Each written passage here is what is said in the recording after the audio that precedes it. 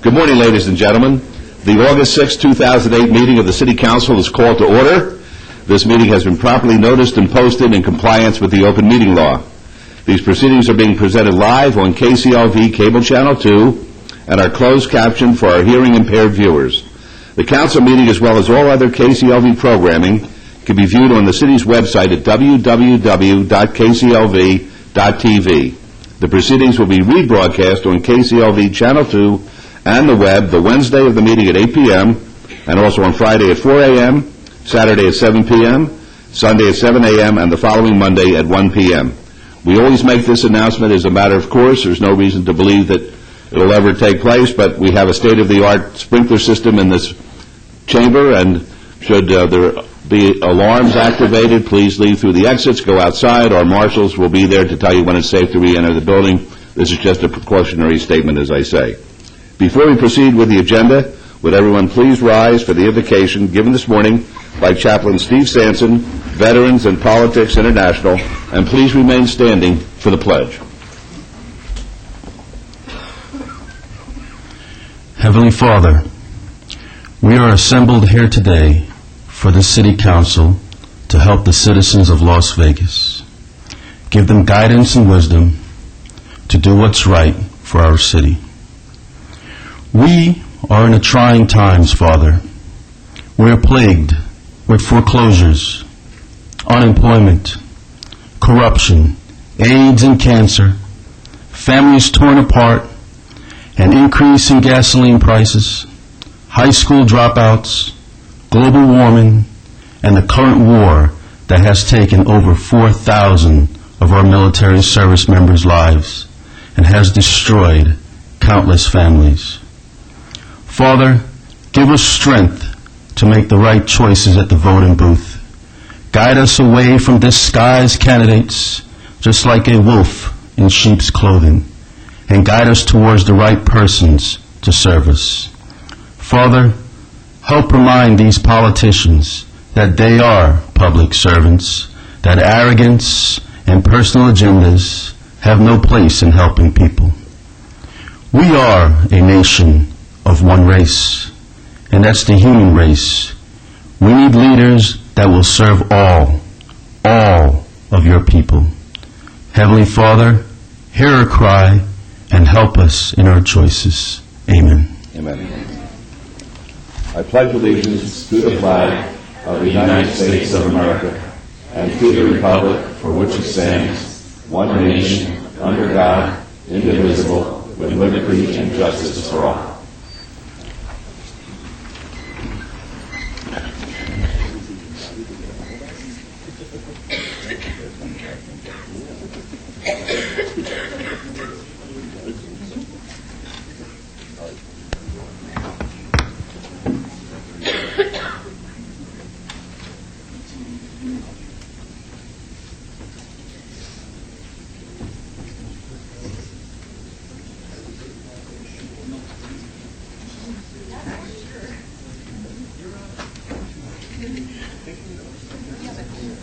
Good morning once again, ladies and gentlemen. This is the ceremonial portion of our agenda, and for our first item, our Mayor Pro Tem, Gary Reese, will honor the August Citizen of the Month.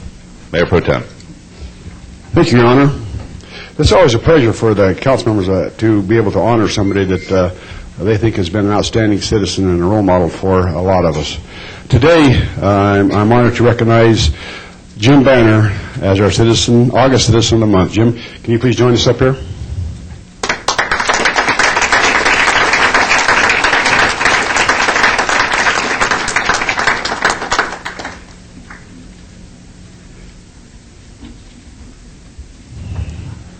I'd like to tell you a little bit about Mr. Banner and the contribution he has made, not only to our community, but to our entire state. A native of California, Jim and his family relocated to Nevada when he was just 11 years old. He attended school in Mesquite and eventually graduated from Las Vegas High School in 1939. I got to tell you a quick story about Mr. Banner. His father was buried in Bunkerville Cemetery. And I asked Mr. Banner one time, he said he was going to go to Bunkerville for memorial. I said, what are you going to go up there for? And he said, well, my dad is the only non-Mormon buried in the cemetery, and I want to make sure he's still there.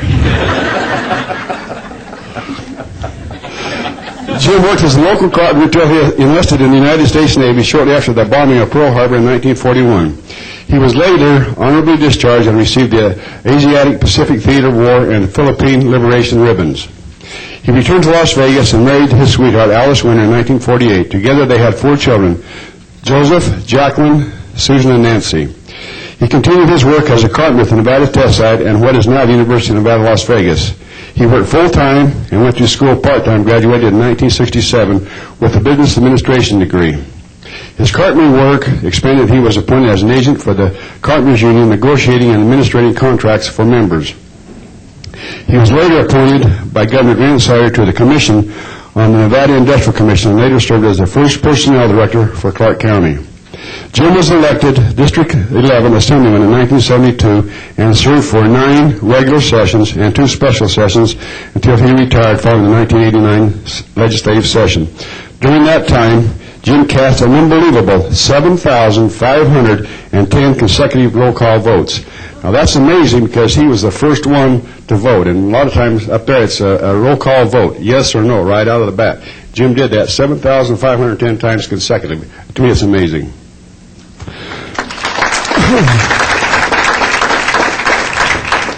And I wasn't going to mention this, but I guess I got to. When I first decided to run for public office back in 1995, Mr. Banner still lived down in the area that I represent. And I went to him and I says, I need to go door to door. Well, Mr. Banner to me is the first person that I know of that went door to door consecutively, not spending anybody else's money. He had a little pot holder like so that he handed out at the door, and that was his trademark. But he never took money from anybody. He financed his whole campaign himself, and to me it was just amazing. Anyhow, he took me door to door and told me what I had to do. So I appreciate that, Jim.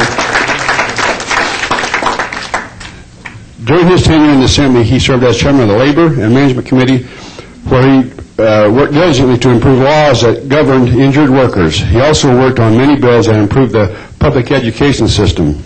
He was one that really crafted all of our workman comp bills at the legislature. He did a fantastic job on that also. But I got one more story I got to tell about Jim. While he was up there, somebody came up with a bill to make it illegal to have an open container of alcohol in the car. And Mr. Banner and his wife had children living in Pocatello, Idaho. And he got right up and he says, well, I don't know whether I can support this or not, because he says, you need to understand, he says, that's a long ways to Pocatello, Idaho. And he says, my sweet wife Alice likes to read, and he says once in a while he likes to reach back and take one of them cold beers out of that ice chest and sip on it. He says, now it would be really a cold trip for me if I had to drive to Pocatello with my sweet Alice and not be able to have her beer. He killed the bill. He killed the bill. Since retiring, Jim has had the opportunity to travel and do projects in his garage shop. He also enjoys an occasional UNLV basketball or football game. And I'm really honored today to recognize you as our Artless Citizen of the Month. We thank you for all your hard work and the service you have provided to your family, to our community, and to our country. Jim, congratulations.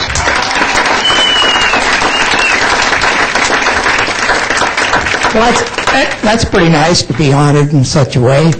You know, of course, I've been here a long time. Owen was driving a car here before traffic lights, and I could tell a lot of other things about Las Vegas. I mean, this is about 20 or 25 years before Oscar Goodman and Morton Delane. I remember him then, and he was just a little young lad. So anyway, thank everybody for what they've done, and it's appreciated, and I have friends out there that think this is real great.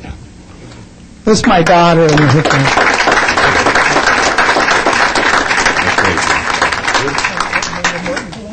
This picture was This picture was Here. Yes. Yep.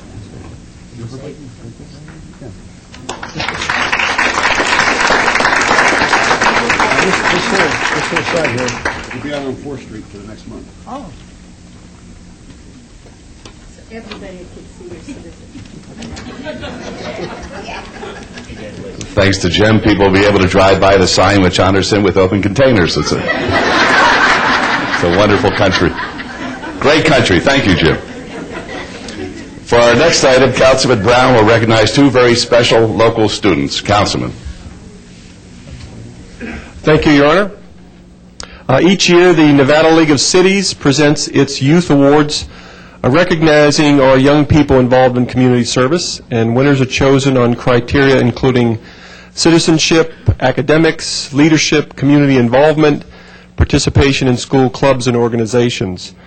And each year, a first-place winner and 3 runner-ups are chosen from the urban areas of the state. Very, very competitive. Over hundreds and hundreds of applications received. And this year, we're very fortunate to have 2 local winners as the runners-up. So I'd ask Callie Hickman and Alexandria Vaughn to join us up here at the podium.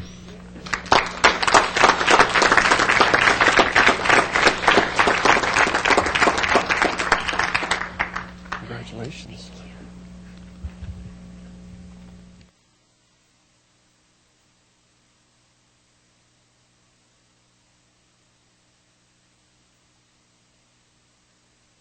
Alex is at college.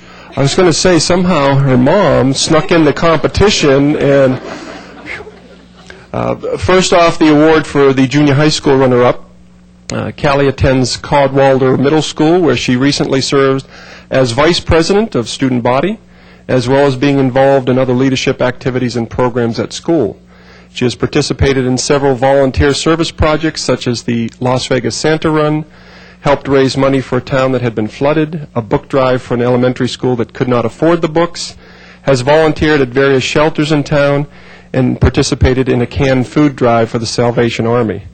Callie also enjoys other activities such as basketball, dance, and piano. And for her outstanding community efforts, Callie will receive a plaque and a check from the City of Las Vegas recognizing her as one of the award winners for the League of Cities. Congratulations.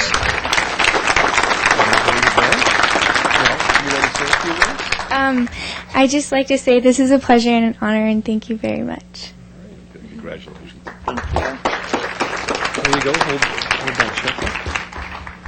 Callie, the check's a little bit lighter than usual, but the mayor has all these budget cutbacks going, so you can blame it on him. Now, he has offered to supplement the normal check with his own personal money. Wait a second. Here you go, congratulations. Alexandria Vaughn, where's she going to college? Is up at BYU. As our high school runner-up, a student at Palo Verde High School was elected the student body president of her senior class and participated in other activities, including sports, music, and clubs. She had shown great dedication to her community by volunteering for events such as the food and blood drives. She participated in 3 PB&J-a-thons, where volunteers make sandwiches to donate to the homeless. Also sold Bands of Hope, made blankets for the needy, prepared hygiene kits, and helped make coloring books for African children. In recognition of her efforts, Alexandria will receive a plaque and a check from the City of Las Vegas. So, her mom, and your name? Cheryl. Cheryl, thank you for coming down, and congratulations to Alex.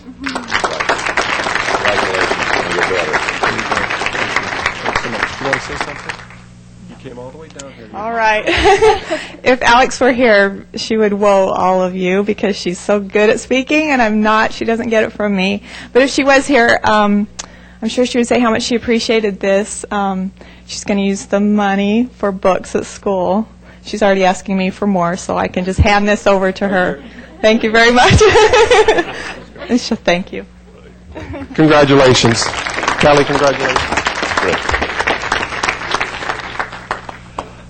Okay, thank you for offering my services. I appreciate it. For our next item, we have a special guest here to help us honor 2 of our employees, Pat Dews and Greg Gammon. Pat and Greg, would you please come up?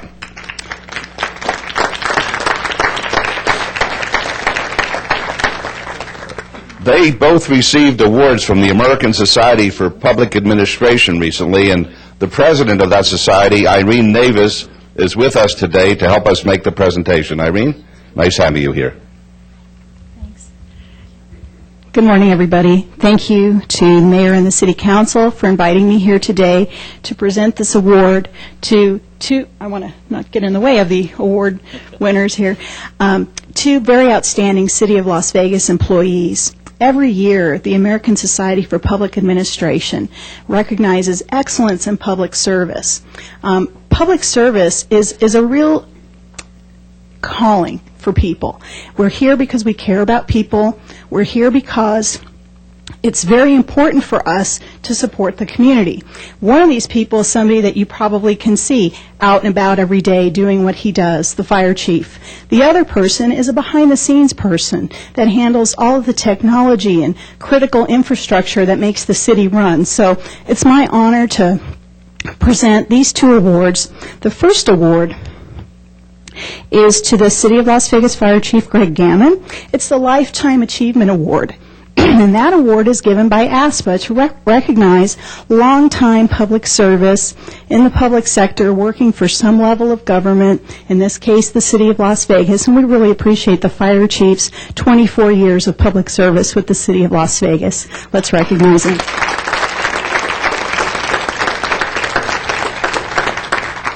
Now, Patricia Dews is with the City of Las Vegas's Enterprise Program. She's the Enterprise Program Manager, and as I said, she handles some very critical technology issues that without her efforts and the efforts of her staff, the city just wouldn't run.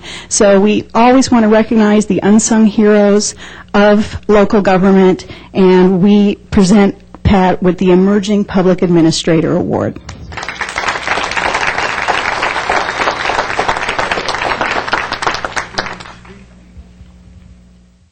Thanks, Greg.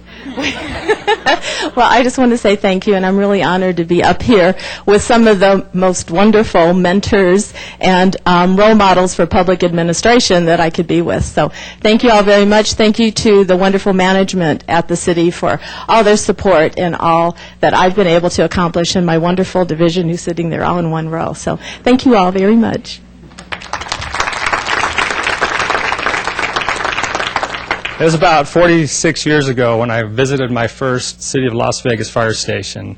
I don't remember that visit, but it was shortly, maybe a few years later, is when I realized what it is that I wanted to do. I wanted to be a firefighter, and I wanted to serve the public. And that desire has never left, and I feel it a privilege for me to be in the position that I'm in, where I can make a difference to the community and to the City of Las Vegas. I thank ASPA for this award. I'm very honored. I know it's a Lifetime Achievement Award, but I hope I have quite a few years left where I can still serve the citizens here. I look forward to being the chief for hopefully a long time and to serve the men and women of the Las Vegas Fire and Rescue. So thank you very much. Thank you. Thank you. Next, Councilman Ross is going to recognize the local element. Whoa. Whoa. I'm not even going here. Oh, boy. This was the best part right here. Oh, Isn't that great? Thank you, Your Honor. And thank you, council members, for indulging me. We can't have a city council meeting without a little fun. Before I begin, I would like to invite down here to join us some wonderful children from Ernest J. May Elementary School. That a big reason why I have pink hair today. Kids, can you come on down here for us, please? And would Mrs. Ducharme, the literacy specialist from E.J. May, come down here? And Miss Martinez, the principal from E.J. May. As they're making their way down here, come on down here and stand in front. As they're making their way down here, every February of every year in the state of Nevada, our schools celebrate Nevada Reading Week. At Ernest J. May Elementary School, Mrs. Martinez had challenged her students to read 5,000 books, and she would dye her hair pink. Well, I happened to be there that day to read some books, read to these students at the school, and I challenged them, if she can do it, I can do it too. If they read 10,000 books, I too would allow the kids to dye my hair pink. David, have we got some video? Are you ready to roll that? Please watch this. I think you'll get a kick out of this. Take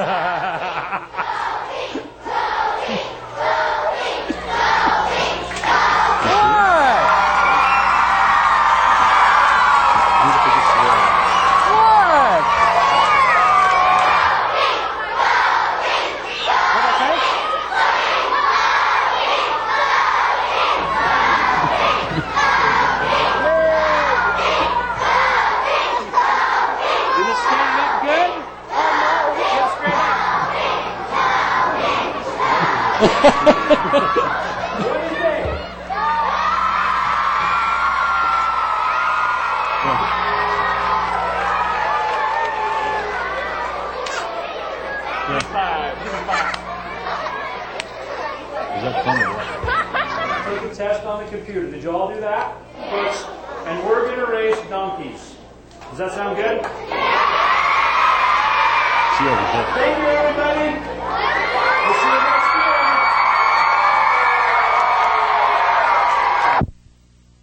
And wasn't that great?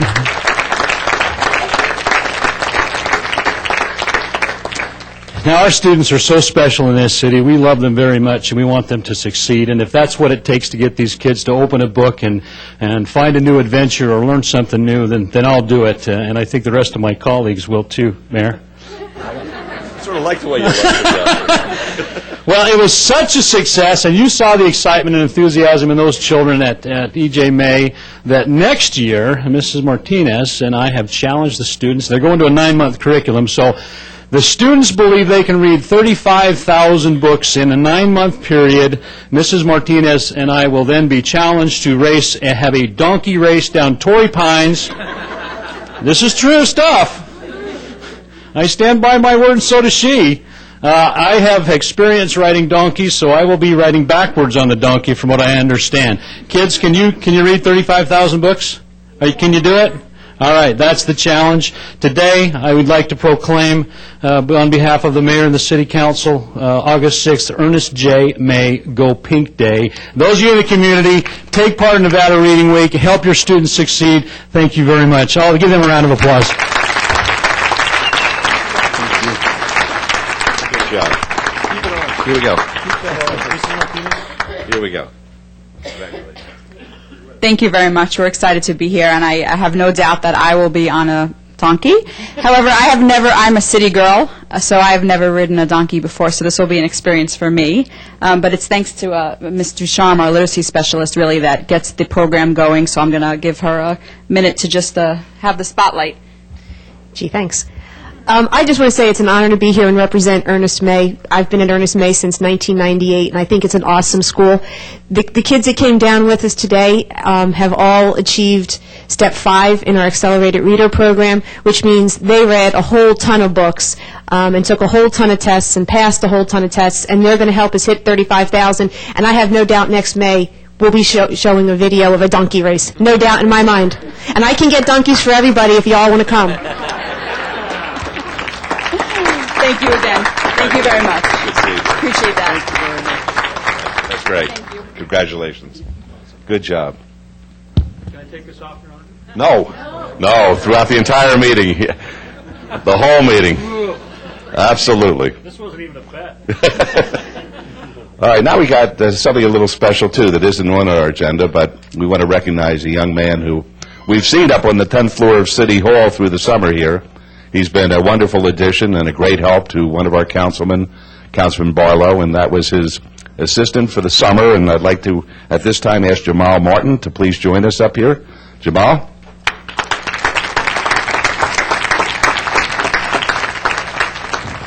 And Jamal, we have a certificate of recognition from the City of Las Vegas and from the office of your councilman, Ricky Barlow, telling you that we congratulate you on the completion of your internship for the City Council, and we hope that you have continued success in all of your endeavors. And why don't you tell us where you're going to school and what your future is going to bring to you, because you're a very nice young man. Thank you.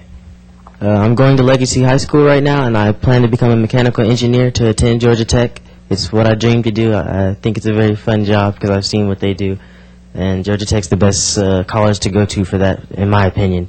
So I'm going to try to get there. Very good. And this is for you, my friend. Congratulations. And they've got great hamburgers at a restaurant called The Varsity down there. I can personally attest to that. And I will buy your first hamburger when you get in there, okay? Okay. Aren't you happy that you got me to spend my money, Councilor Brown? Kelly's still waiting. Oh, boy, I'll tell you, they're a little brutal with me. I might buy your daughter one book, okay? Thank you. All right, and now we have some Boy Scouts here.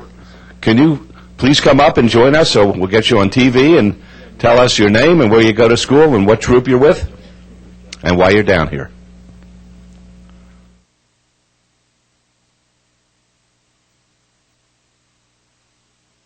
Hi, fellas. Here we go. Tell everybody your name, where you're going to school, and why you're here. My name is Joshua Cruz, and I go to Deli Robeson Junior High School. My name is Taylor Reyna, and I go to Hollingsworth Elementary School. Hi, my name is Cesar Zaragoza. I go to Hallie Hewitton Elementary School. Hi, my name is Bruce, and I go to Michael Callahan Middle School. And why are you fellas here? Like a hot potato. It's because we're taking a class on communications, and that's so we can learn more about communications, how people learn to talk to each other and stuff like that. All right, that's a good lesson. Is that the whole works? That's it, guys? Tell me what you learned this morning. Why do you shake hands left-handed? The Boy Scouts shake left hand because your left hand is closest to your heart. Nice having you fellas here. Thank you very much for being here. Thank you. Okay, and now I'm going to ask, we really love our constituents, and we know that the future of our entire city is basically with the youngsters, and that's why we celebrate their accomplishments. I always have youngsters come up to my office, as do the other council folks, and they like to ask questions about what's happening at City Hall. Sometimes it's connected with a school project, but sometimes they just want to come up and meet us and see what we do. And I had a group of young ladies come up to my office earlier this week, and they were just so charming and so nice that I thought it'd be a good idea to ask them to join us down here today, and we have them with us.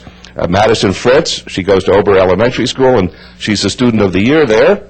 And her friend, Mackenzie Pullen, who is at Bonner Elementary, and I've asked the girls to come down here. They're going to sit up with us for a little bit and find out what we do, and let's give them a nice, warm welcome. Thank you. That's it. Here we go, Ed. Thank you.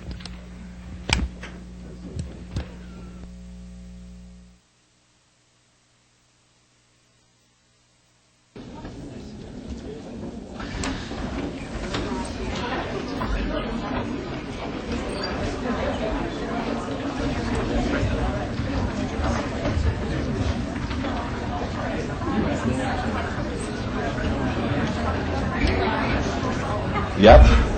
Let's just set up the chairs. And ladies, you'll sit next to me.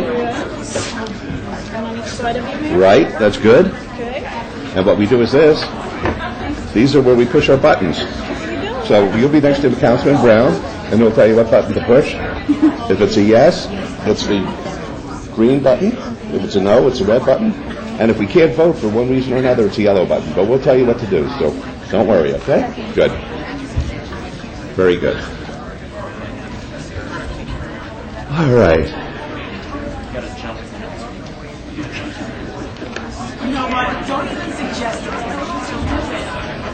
Are you having a good time so far?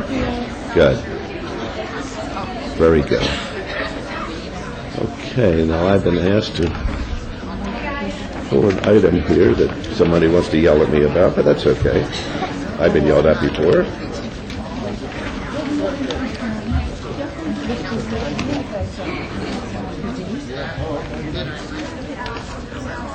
We'll be just fine here.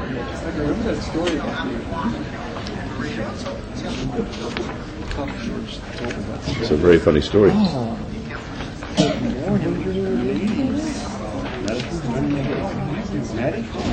She's such a nice girl, too.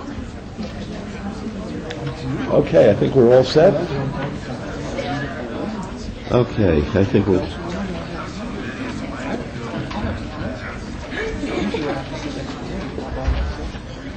Sometimes he's mean to me. I don't know why. He gets mean to me. Yes. Who's that?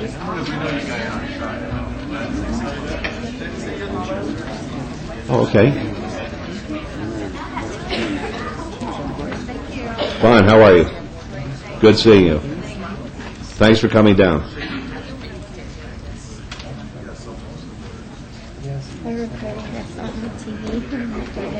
Good. That's great. It'll be one. They play it several times, which is nice. All right, folks.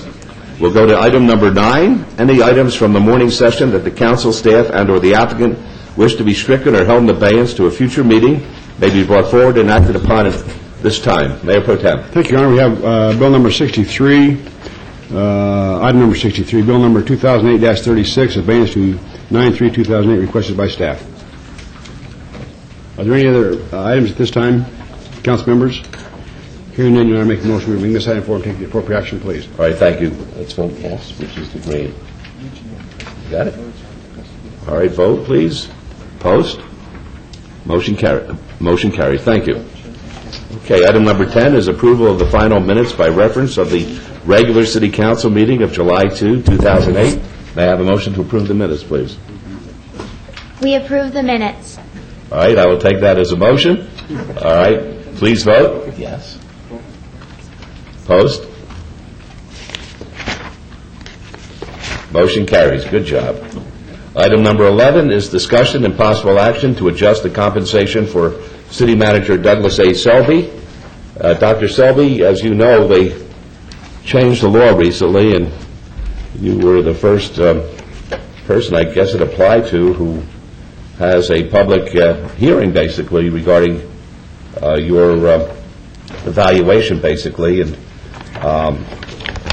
there will be 2 more evaluations today, one for our city attorney and one for our internal auditor. Those will be taking place back in the council chambers, and then we'll come out and we'll take action according to that. But the law requires Dr. Selby to stand before us and to give us a presentation as to his accomplishments and the overview of his office during this past year. And we welcome you, Dr. Selby, and look forward to hearing you. Thank you, Mayor and Council. It's a pleasure to be in front of you. It's hard to believe, but I'm finishing my 6th year as city manager, and like every year in the past, this past year has been one of significant achievements and accomplishments for the city of Las Vegas, and I've been privileged to be able to be part of that. But it doesn't happen alone. There's 3,000 city employees who work diligently to make this a great city. There's an executive team of department directors that works for me, and my deputy city managers who also help to add to the ability of us to perform the mission of the city, and that is to provide our residents, our visitors, and our business community with the highest quality municipal services in an efficient and courteous manner. And we try to do that each and every day. We sometimes maybe don't make everybody happy, but it's our desire and our goal to do that. One of the things that we are proud of is that I think we have some of the best workers in the state of Nevada. You know, we have people who come to work very motivated, who do their best to serve the city of Las Vegas, and we've got people, a lot of different backgrounds and a lot of outstanding experience that we bring to bear at the city each and every day. But as important as our city staff is the guidance that the council gives us. You give us focus, you give us leadership, and you provide individually and collectively a guiding light for the staff to follow. You've defined your priorities for us, and we try to align the operations of the city, those priorities. You allocate our always limited resources in a very public and transparent way. You help us through the budgeting process and guidance on how you want to spend the taxpayers' dollars. And you've set the stage for long-term stability in local government by supporting changes in how we function to allow us to be an efficient and sustainable city government.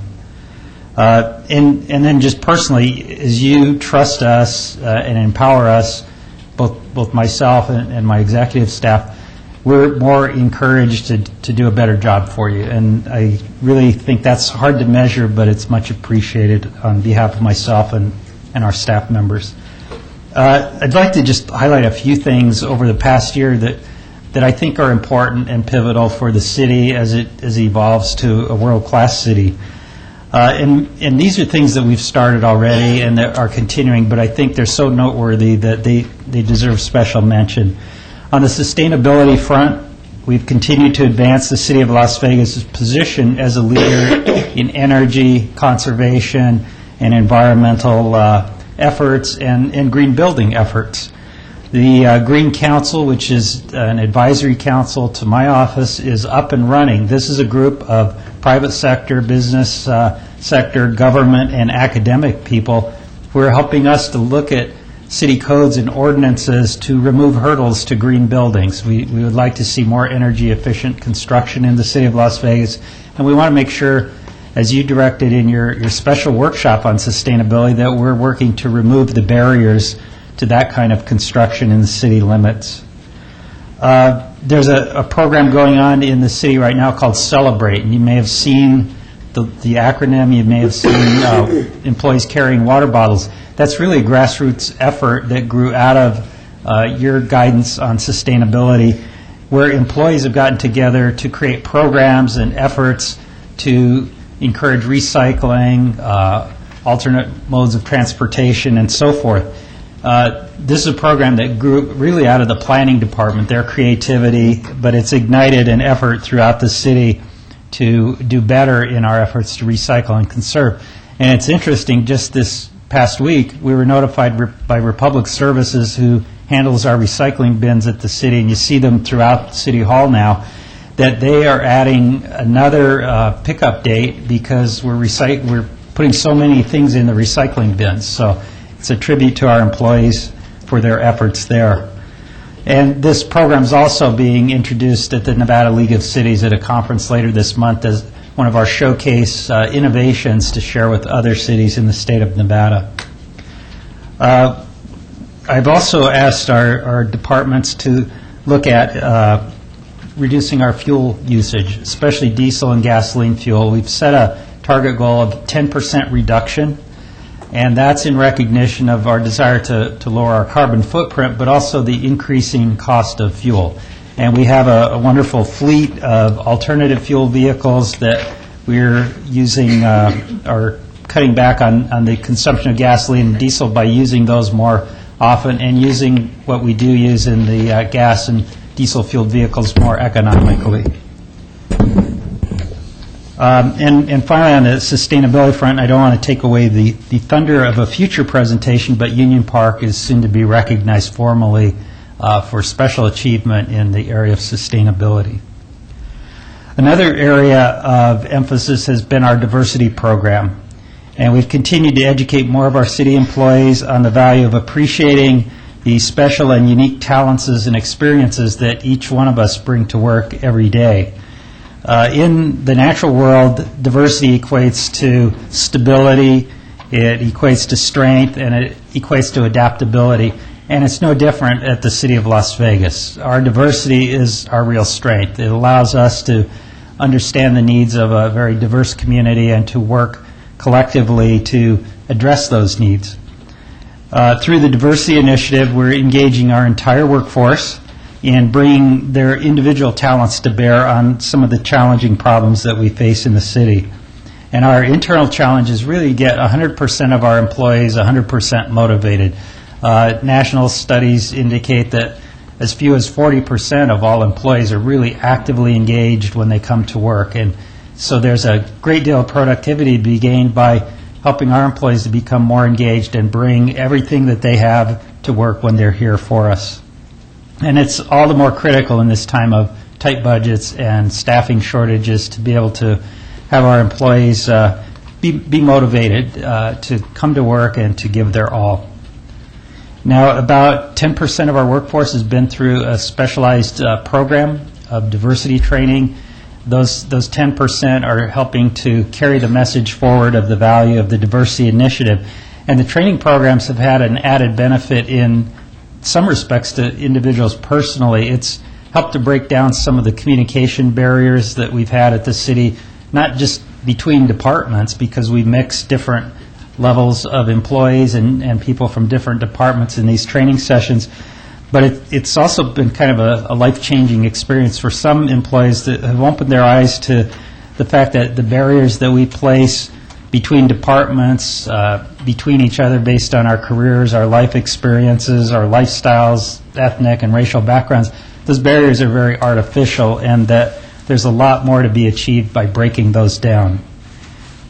Many departments have been motivated to create their own internal diversity committees, and they're up and running. And then we have a citywide committee that oversees our efforts, reviewing what we've achieved and where we're going in the future with this effort.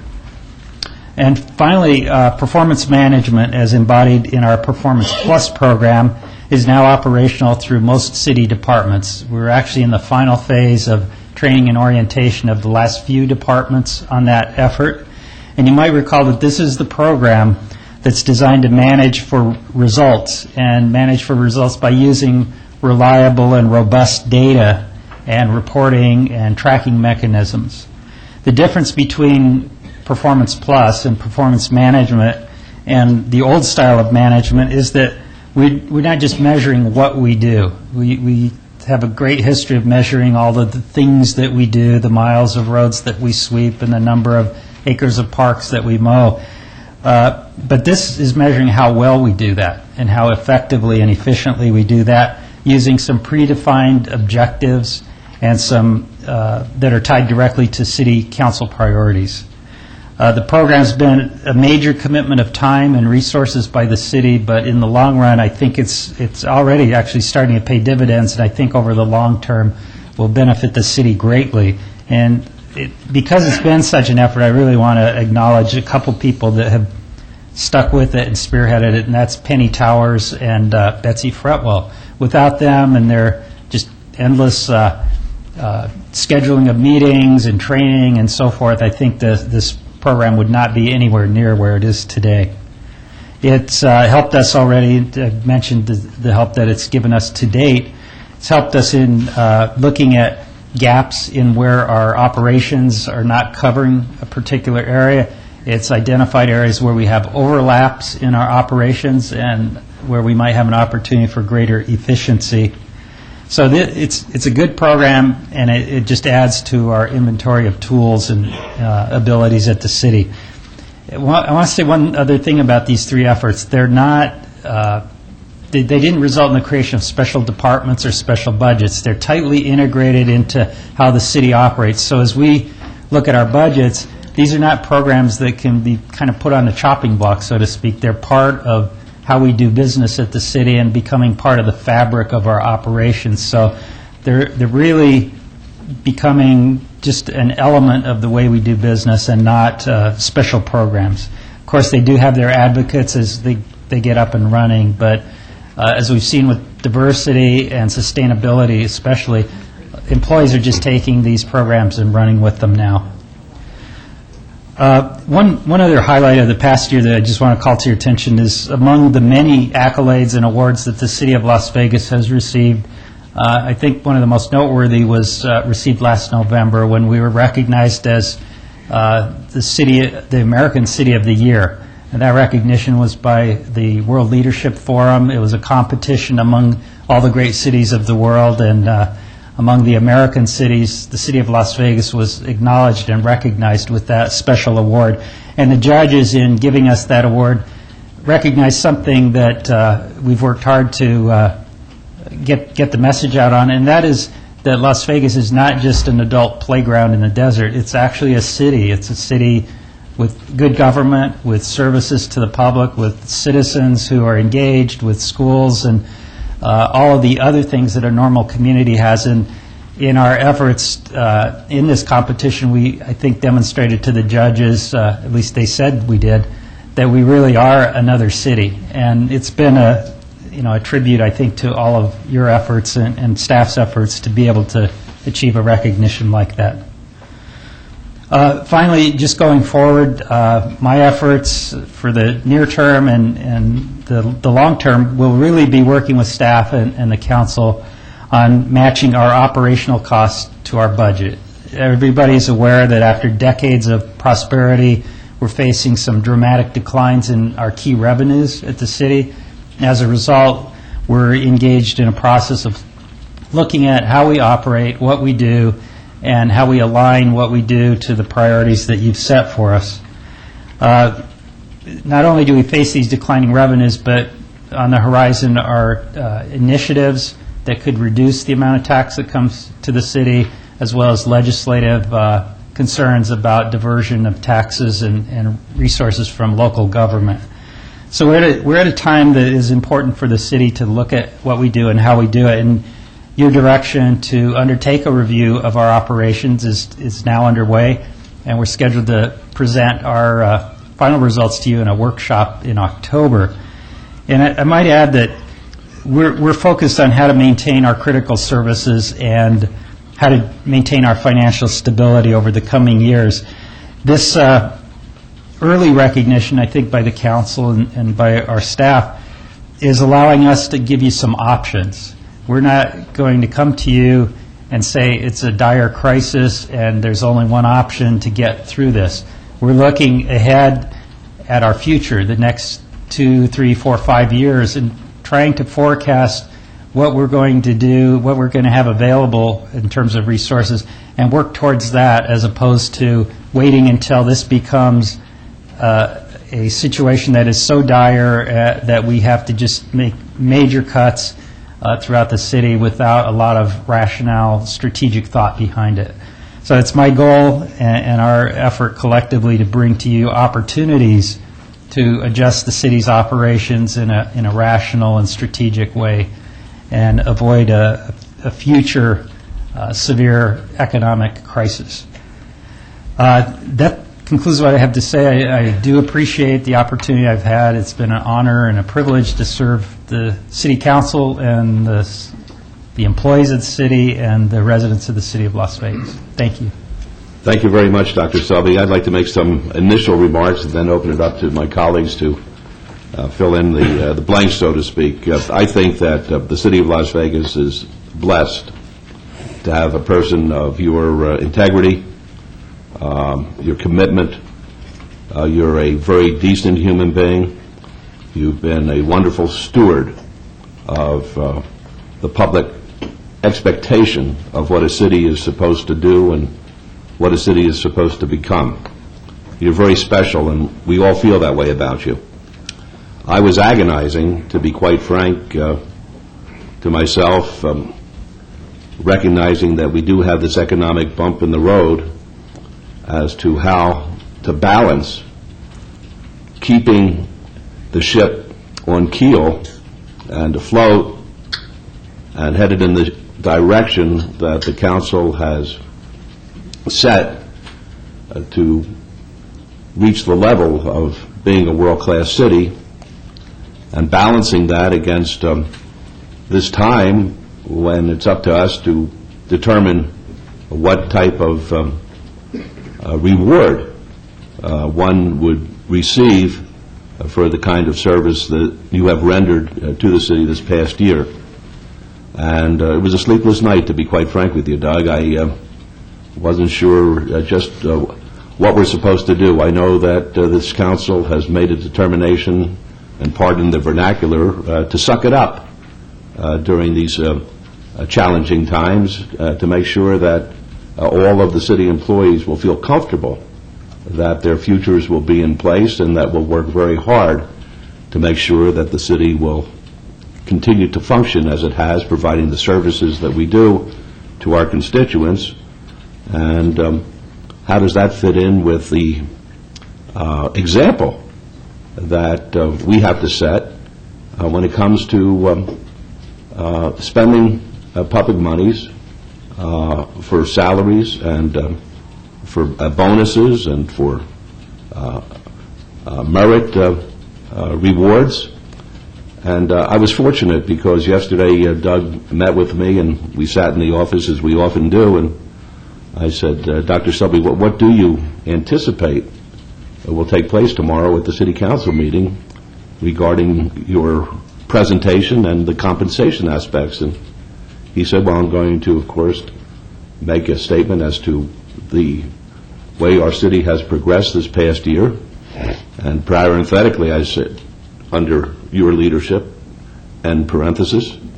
And I don't believe that we could be a role model if I received a raise or a bonus or a merit increase. I think I have to be the example.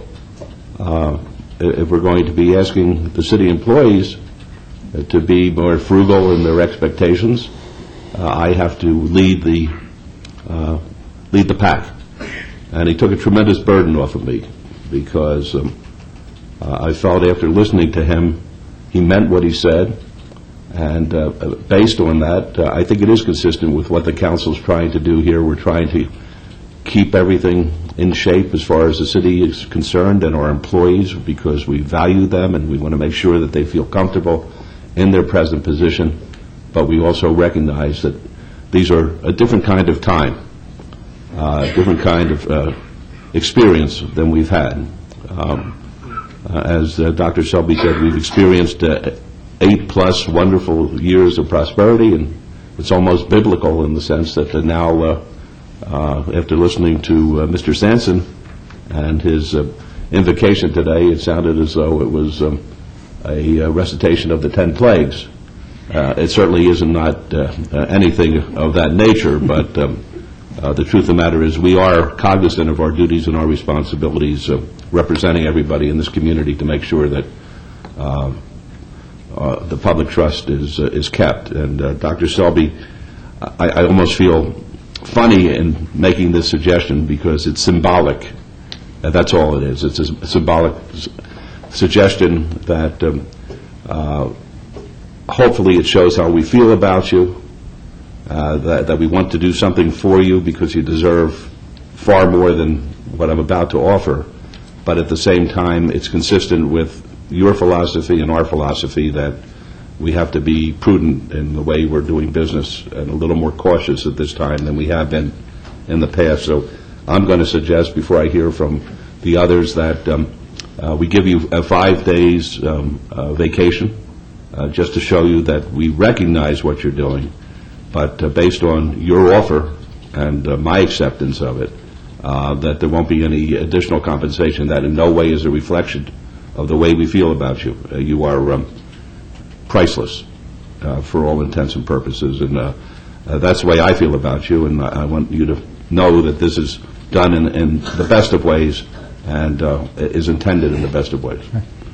Anybody else? Yes, Mayor Pro Tem. Mayor, you pretty well summed it all up, but I do have to say a couple things. First of all, I want to tell Doug thanks, and secondly, I think coming to Los City Hall, Mayor, is a vacation for Doug. Come on, you guys. It has been... We're not going to ask for a refund, Doug. No, sir. Okay. It has been, I think, quite exciting for me to be able to meet with Doug on different occasions and talk over the things that we're trying to do. But it has been, the last 4 or 5 years, it has been, to me, kind of easy. And I see things each and every day, and assuredly weekly, where things are changing, and we need to really buckle up our belt, as has been mentioned. And I really look forward, Doug, to working with you in the future and offering my services to you and your staff. Anything you need that we need to do, because we are going to start going through some trying times. I had a couple conversations with different people, and this gloom and doom, I don't know when it's going to get better. I know it will, but it's just something we're going to have to prepare ourselves for. And again, that's what I want to thank you for, you and your staff, of getting our ship this far through the storm. I think we're in pretty good shape, and I'm kind of like the mayor. It's not gloom and doom. We do have some sunshine coming, and I'm sure that we will be able to achieve that with your help. So I look forward to working with you in the next year, and I appreciate all you've done for us. Thank you. All right, anybody else like to be heard at this time? Councilwoman? I just wanted to say, in agreement with all the things you mentioned, the sustainability, the diversity, the performance management, and what we've achieved. It's not just talk. You don't receive the national honors our city has received unless we are achieving highly. I think that's an outside evaluation of what we're doing that's very important. And I also was very impressed with the timeliness we had in foreseeing our budget problems with the economic downturn. We were preparing early on, which I think is going to help us. So I agree with everything that's said, and I wanted to add that. Thank you. Thank you. Anybody else? Yes, Mayor. Yes, Councilor Barlow. Yes, Dr. Selby, I want to thank you so very much for being the true leader that you are. For me, it's about the employees that work for the city, those that are instructed to go out and get the work done. And bringing on Performance Plus, I believe, will not only assist you, but it will continue to assist the entire city as far as our efficiency and how, in fact, we're able to get the job done at a much higher level. And the employees getting involved in sharing their information, whether it be through your Meet the Manager or you going out to their various departments and sitting down with them and communicating with them, because from the conversations that I've had with staff, they really appreciate the openness that you have provided them. And I believe as a city manager, that's what it's all about, really coming down off the perch, if you will, and really getting involved in finding out what are the true issues that exist, and then going back up with your executive team and trying to figure out how, in fact, to create a much more suitable and happy work environment. As we all know, a happy work environment is a productive work environment, and so I believe that you have made a lot of stride towards that goal, and I believe that you will get there with your continued communication with staff and your executive team, who has, of course, in my opinion, have been a blessing to you because they've been able to be just as effective. So congratulations to you, and I look forward to continuing to work with you as our city manager. Thank you. Thank you. Anybody else? Councilor Wilson? Yes, sir. Thank you, Mayor. Dr. Selby, not to be redundant, but I want to thank you as well. You do a great job as the leader of our city. But I'm going to take a little different twist for just a minute. I know that my colleagues and I recognize that this next 6 to 18 months are vital to this city. We're going to have to make some tough decisions, because the double-digit growth is something of the past. The 10 or 20 or 30 years of prosperity, although I don't mean to sound so doom and gloom, but it's not going to be like it was. Perhaps in the future we will get back to that point, but for the next 3 to 5 years, I'm very concerned. I'm very concerned about the vitality of this city. But I want to put a positive spin on that. I can't think of a better person to lead us through these tough times. You are a true leader. You have a true leadership staff. I expect that you will lead us through this next tough time in making these very challenging decisions. So I want to thank you. You're a pleasure to work with, and I look forward to working with you through these next few months when we have to make some very difficult decisions. Thank you. Councilor Brown? Thank you, Your Honor. Doug, likewise, it's a pleasure to work with you each and every day. I've found your style of leadership to be very refreshing in the public administration field. You're empathetic, you're a great listener, you accept responsibility when we stumble, and you are quick to steer credit to your staff members at the manager's office right down to our entry-level positions. You're very quick to share the credit with others, which is wonderful. You're fair, you're consistent, you're not afraid to make a decision. And what strikes me most when people inside the city and outside in Southern Nevada speak of you, they all speak about your demeanor, your approach, again, your consistency.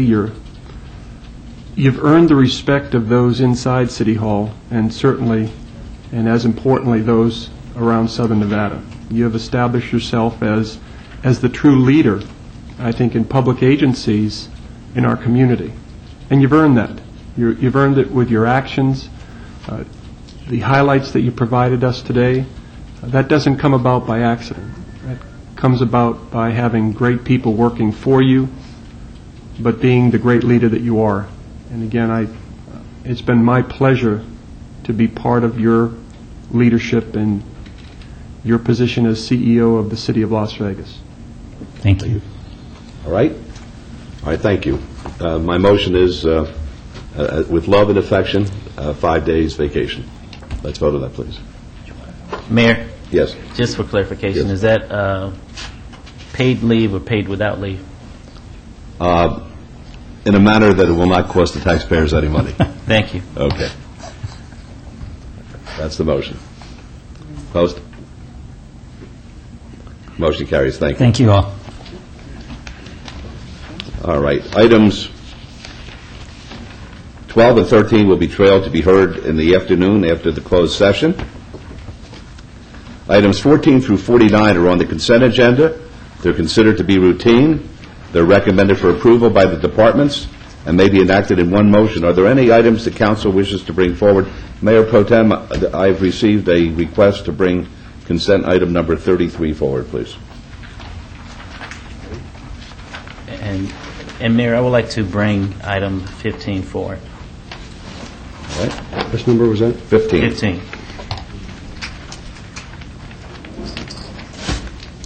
Mayor, you're taking the entire consent agenda, right? That is correct. I'd like to bring forward item 45. Okay. Any other items? All right, Mayor Pro Tem? Yes, Your Honor. I make a motion to approve items 14 through 49 with the exception of 15, 33, and 45 with all conditions, please. Okay, thank you. Let's vote, please. Opposed, please? Motion carries. Thank you. All right, we'll call item 15. Now, this is funny. I don't have an item 15. 15 is approval of a bill of sale from Lutheran Social Services to the City of Las Vegas for 2 modular buildings located at 741 Veterans Memorial Drive. This is in Ward 5. Councilman? Yes, is there anyone here to represent this item from staff? I don't have 15 either.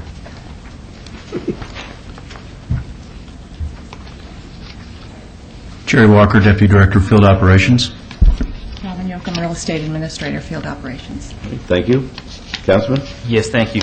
I have 3 questions as it relates to this item. I would like to know which city department will be occupying these trailers. I know a few years back, the social service, the Lutheran Social Service was looking to have someone move in to these trailers for a daycare use, and I recall staff stating that the trailers were not sufficient to do such a use, and now it's on our agenda for city staff to move into these trailers. So I'm just trying to get an understanding of which city department will be moving in these trailers and what type of retrofit, if any, will take place and the cost of it.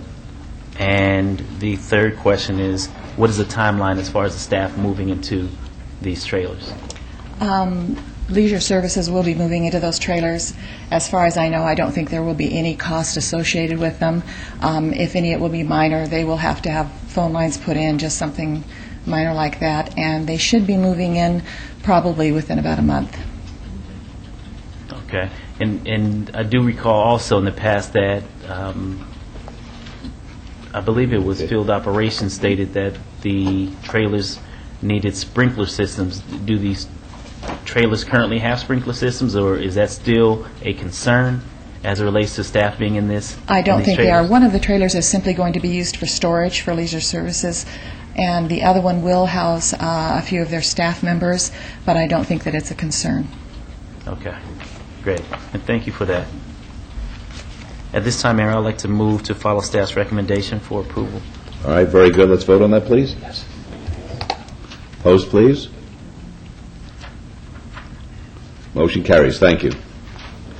All right, we'll go to item number 33, approval of award of modification number 1 to contract number 080281-DK for museum management consulting services in connection with the planned museum in the historic Federal Post Office and Courthouse located at 300 Stewart Avenue, the Office of Cultural Affairs, and the award is recommended to Algonquin Advisors, LLC, in the amount of $88,000 from the general fund, and this is in Ward 5. And I'd like the record to reflect that the request to have this pulled is contained in a fax that was mailed to my office, and I believe the other council members may have also received it. Okay, did anyone want to be heard on this? What happened?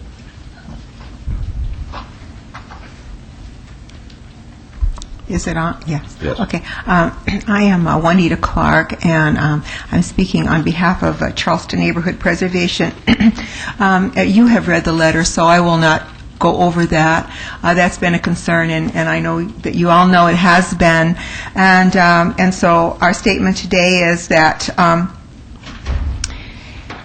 is because our group has concerns about the seemingly planned topic to be housed in the United States Post Office and Courthouse at 3rd Street and Stewart Avenue. Adamantly, we are opposed to the mob being the topic focus of the theme of this neoclassical style since 1933 Business Center. Respectfully, we request that at least one open forum be held to determine the theme of this building other than what we have read about in the paper. Thank you. Anybody else like to be heard at this time?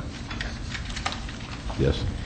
Mr. Mayor? Yes. I would like to state, because this neighborhood association is primarily within Ward 1, that as I met with representatives of the museum yesterday, I did ask if they would come to one of our regional workshops to be held soon and explain why they're doing what they're doing, why they're using that term, and they agreed to do that.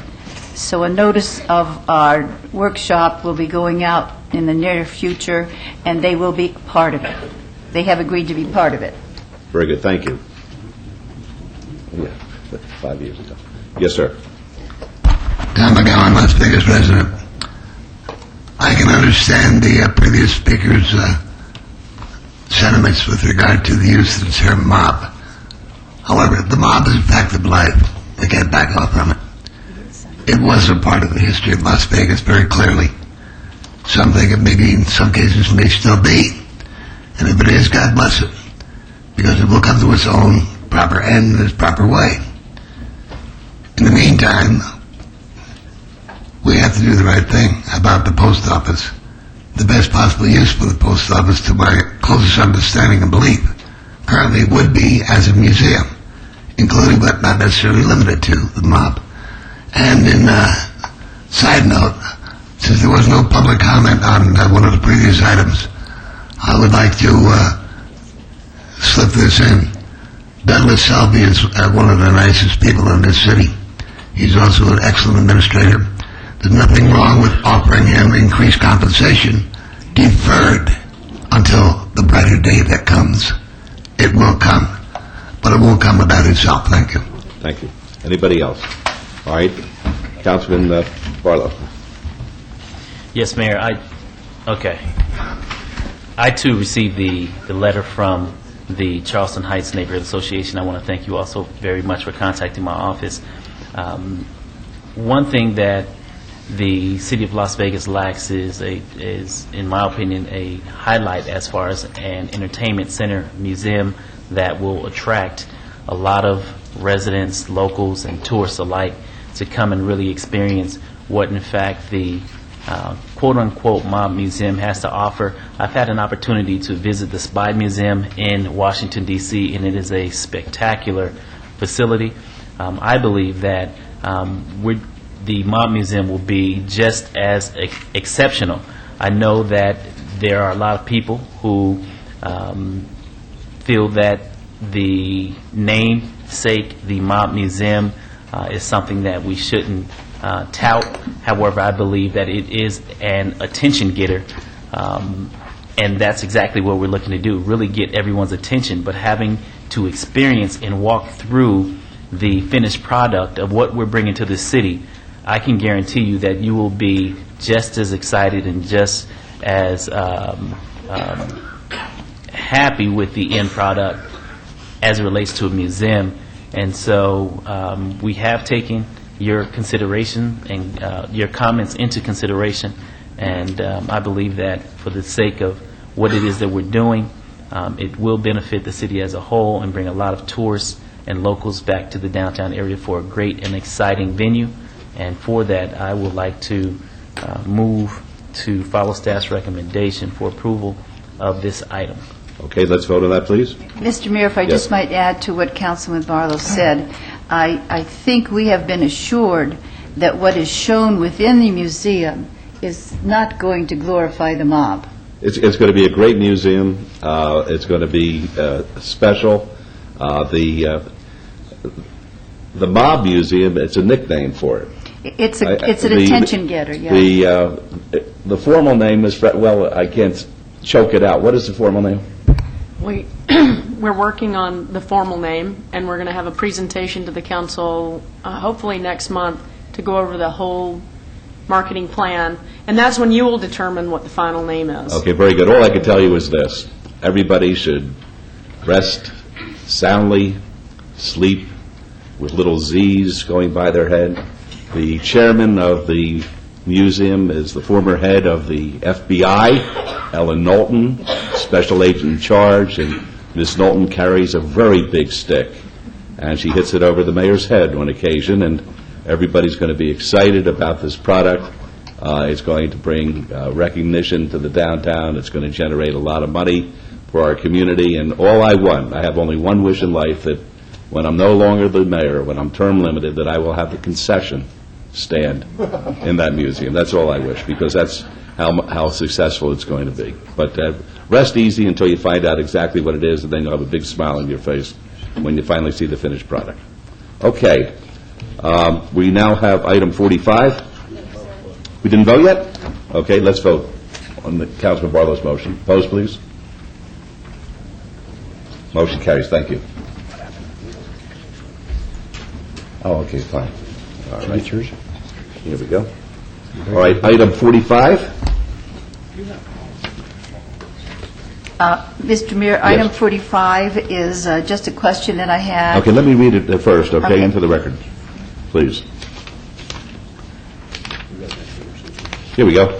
45 is approval of an encroachment request from Paul Levis on behalf of Nicholas Wooldridge, the owner of 312 South Jones Boulevard in Ward 1. Yes, Councilor. My only question was that the landscaping would have final approval by the city, which I'm assuming, but I know they tell you never to assume, so I just wanted to check on that. Are you able to respond to the Councilwoman's concern? Yes, sir. Jorge Cervantes, Department of Public Works. Councilwoman Wood, it would allow the encroachment as partially encroaching on their property, partially into city property, and so it has to comply with all the city requirements as far as the encroachment and our landscape ordinance. And our landscape ordinance. Thank you. I was out there, and I think this would be a great help to that professional building. Thank you. All right, thank you. May I have a motion then? Thank you. Let's vote, please. Opposed, please. Motion carries. Thank you.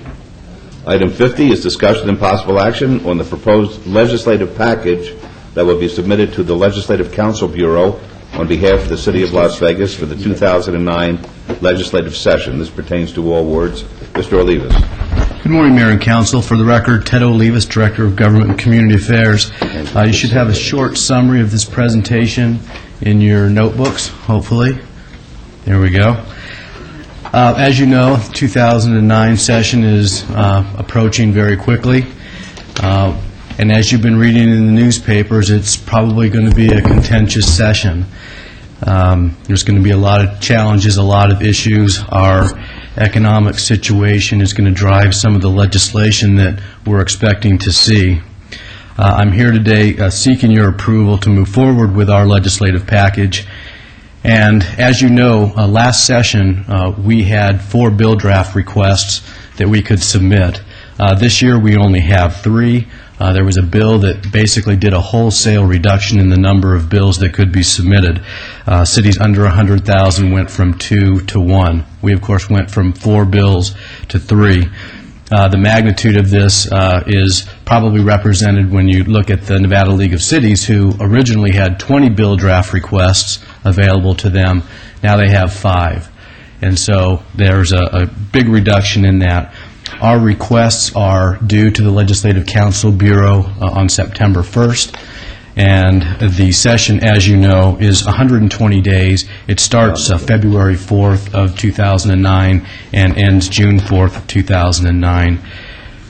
We asked each of the city departments for their input into the possible BDRs that we wanted to submit this session, and I wanted to thank the city manager's office and the directors for being engaged in this process. And in fact, certainly during my tenure here, there's been more involvement and more input as to what we think we should submit this legislative session. We have 3 for your review. The first one is to eliminate the requirement for arbitration of disputes on public works projects. The second is to increase the flexibility of incentives for our redevelopment agencies. And finally, to expand the definition of a stabilization fund to allow additional uses of those funds. I'll go through those in detail. The first one relating to the arbitration of disputes on our public works projects is found in NRS 338-150. Currently, anytime we have a dispute, we have to go through arbitration. The law says that you shall include a clause that says you'll go through arbitration. The only exception to that is NDOT, Nevada Department of Transportation. They are excluded from that requirement. So this proposed change would make it optional for local governments to use either arbitration or another dispute methodology, dispute resolution methodology, including going to court. And we think that the local government needs to make that decision depending on what the severity of the individual dispute is. We currently do not have that. Your Honor? Yes. Mr. Olivas, do we see a savings to the taxpayer by this changing the wording in NRS 338.150? Is there an opportunity there, instead of forcing our government to go to arbitration, is there an opportunity to take it directly to court if we had any issues and save taxpayer dollars? You know, Councilman Ross, I would say that there is. Arbitration is a very tenuous process. It can kind of go on and on and on, and we would save money in certain situations by going directly to before a jury. And this proposed change would give us the opportunity to make that decision, whether we think it's prudent on behalf of the City of Las Vegas and the taxpayers of the city to move in that direction, whether it's arbitration or we want to take another legal method to resolve any issues, correct? That is correct, Councilman. Thank you. Thank you, Your The Honor. second item relates to our redevelopment agencies, and we're proposing 3 changes. One is to allow the agencies to make direct loans. The second is to extend their sunset date, and finally to extend the Tourism Improvement District sunset date. So there's 3 things that we want to change. In terms of the loans, having the explicit authority to make loans would enable our RDA to attract other private capital sources, including private equity investors participating in historic tax credits and new markets tax credits. This, of course, is pretty complex for a guy like me, but that would be another tool that our RDA could use to get investors to come downtown. The extension of the sunset provision would give us the ability to leverage tax increment for a longer term, and that would stimulate additional private investment. So if we have a longer term in which to work with these investors, then that's going to be an advantage to us. Right now, our sunset date for our redevelopment agency is March 5th of 2031, which effectively limits the extent to which the RDA can pledge future tax increment revenue to new capital projects. And the way that I talk about redevelopment in general, particularly with legislators, is you've got to give to get. People aren't just going to come downtown out of the goodness of their heart. if there's other investment opportunities that are before them. So we have to give to get.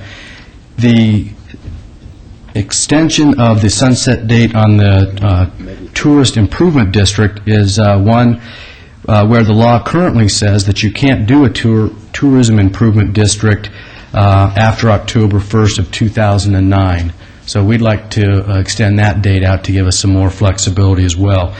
And despite the RDA's success, these proposed changes could have generated even more private investment within the RDA. So we're pretty excited about having these opportunities for Scott Adams and his department.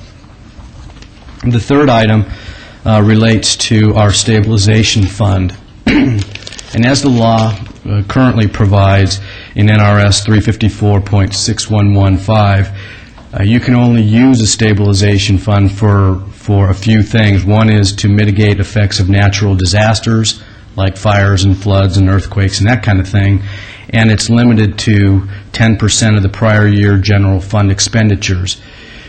So obviously the City of Las Vegas has taken a very conservative approach to budgeting and managing the money. So we do have a stabilization fund of sorts. We just don't call it a stabilization fund. Why? Because we're limited as to how we could use that money. We need flexibility. We should call it what it is. And so we'd like to expand that definition for economic downturns and other significant type emergencies. We're working with Mark Vincent and his department on some specific wording for that as well. In addition, we're working with the Nevada League of Cities on their legislative package that will be discussed and hopefully approved at their conference in Fallon at the end of this month.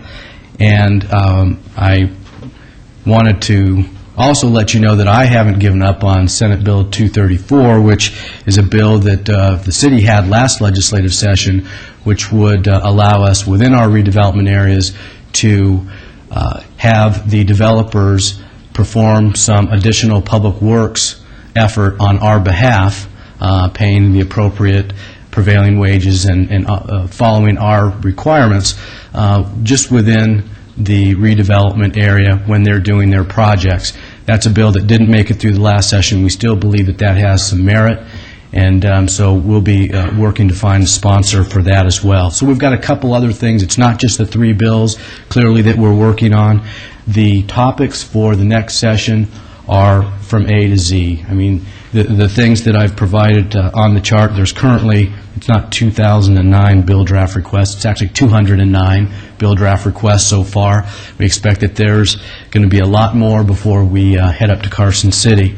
So it covers from taxes to sewer laterals, transportation, elections, public employee benefits.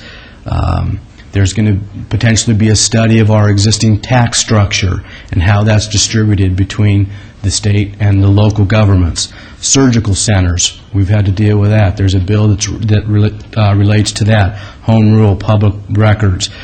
So between now and the legislative session, as we have been doing over the last year or so, we're going to continue to reach out to our legislators, tell our story, and we're hoping that they will understand the situation that the City of Las Vegas is in and what we're doing, particularly in these tough economic times, and take that into consideration with the legislation that's going to be before them.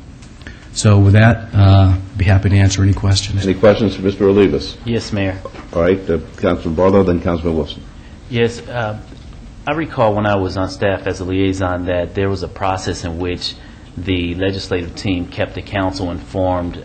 I want to say was it a FEMA or what? It was a term that, and Betsy, you may be able to. SEMER. SEMER? Yes. A SEMER.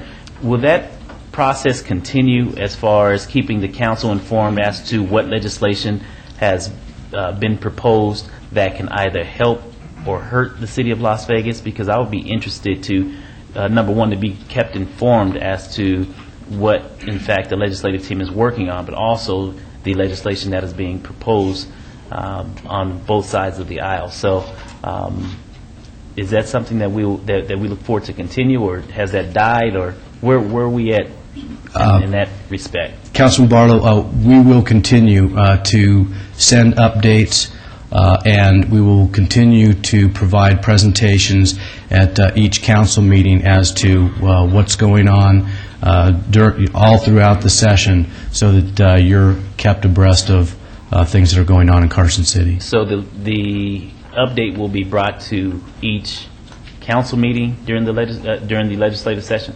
Is that? That is correct. Okay. Councilman, we also brief regularly. It's a standing briefing item in your weekly briefings to keep you updated. So we have the informal briefings, and then we have the formal briefings at the council meetings. So that gives you ample opportunity to evaluate the various bills and then provide staff direction at the council meeting as necessary as it relates to those bills and what position we need to take with those bills. Okay, so the term SEMER is removed, and the new process now will be an update at the city council meeting. We don't typically write, at the end of a session, we do write a full-blown report that we give to you that tells you all the impacts of what happened to us. It's just things happen too fast to write written reports most of the time. Well, I don't believe it, not to cut you off, Betsy, but I don't recall it being a written, an all-out written report, but as far as, I just remember at the time Councilman Weekly was receiving some, almost like a weekly or end-of-the-week report, or I don't want to use the term report, but at least some itemized report, if you will, as far as what took place and what they were looking out for the following week. We have a weekly report, and then that's usually what we use to brief from at your weekly briefings. Okay. So that's probably what you're remembering. Okay.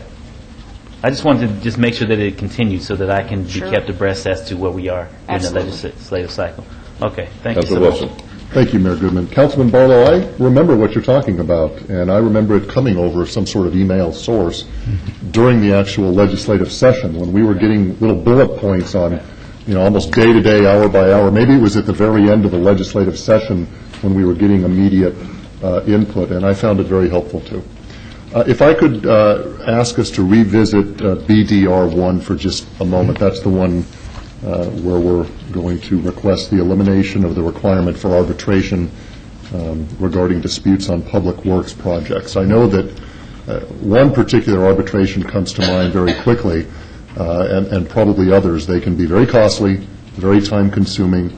My question is, and it's somewhat rhetorical, I'm sure you've been in consultation with our city attorney regarding the merit behind this request. And Brad, do you agree that this is something that we should propose to our legislature? Absolutely. I think that, anytime you take away an option by way of, operation of law, you eliminate, the possibility to save taxpayers money and to get a quick resolution. I think the law, as it's currently written, does that. It limits our options and, unfortunately, takes away our ability to make those choices. My second question is, are other municipalities of the same opinion? And would it not be prudent to find out, and if they are of the same opinion, get them to jump on board with us, because a joint effort would be probably more prudent? Absolutely. On all of these, we need to have discussions with the other jurisdictions, and we have. Okay. And in this case, this is something that I think will be viewed as very positively. I'm working with the other legislators who have to go to their public works folks and their legal advisors, but we will absolutely be doing that, Councilman Wolfson. Okay.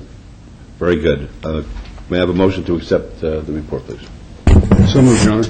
Let's vote on that, please. Host? Motion carries. Thank you. Item 51 is a discussion and possible action regarding a memorandum of understanding between the City of Las Vegas, a municipal corporation in the state of Nevada, and the Las Vegas Convention and Visitors Authority, a political subdivision of the state of Nevada, pertaining to the re-entry of the property commonly known as Cashman Field, which is located at 850 North Las Vegas Boulevard.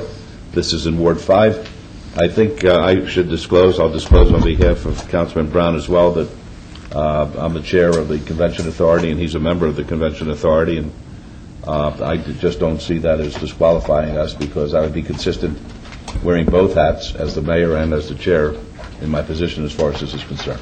Yeah, let me put on the record, Your Honor, that I agree with that you are a member, and so is Councilman Brown. As operation of law, you have to be there as members of this council.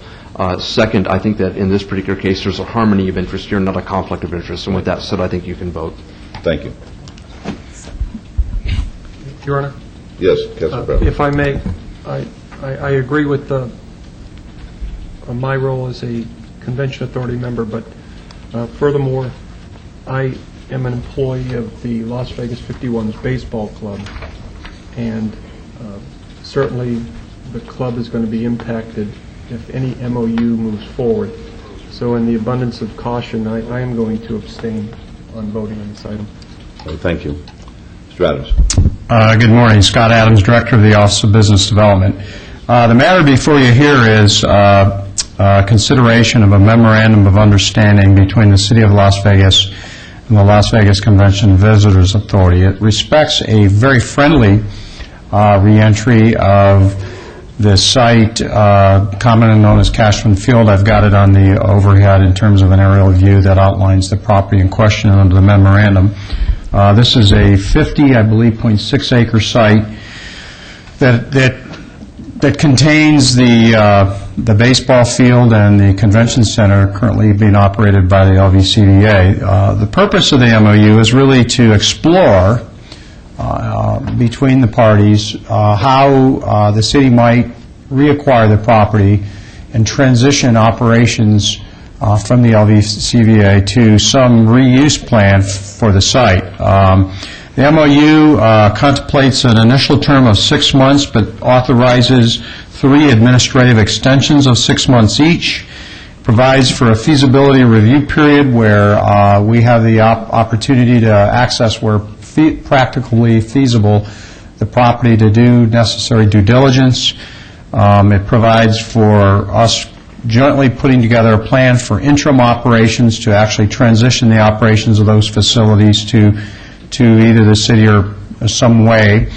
It provides for development of a development plan. I think ultimately what we see in this as coming out of the process is a final transfer agreement where the property is acquired by the city and we move forward with some plan for redevelopment of the property.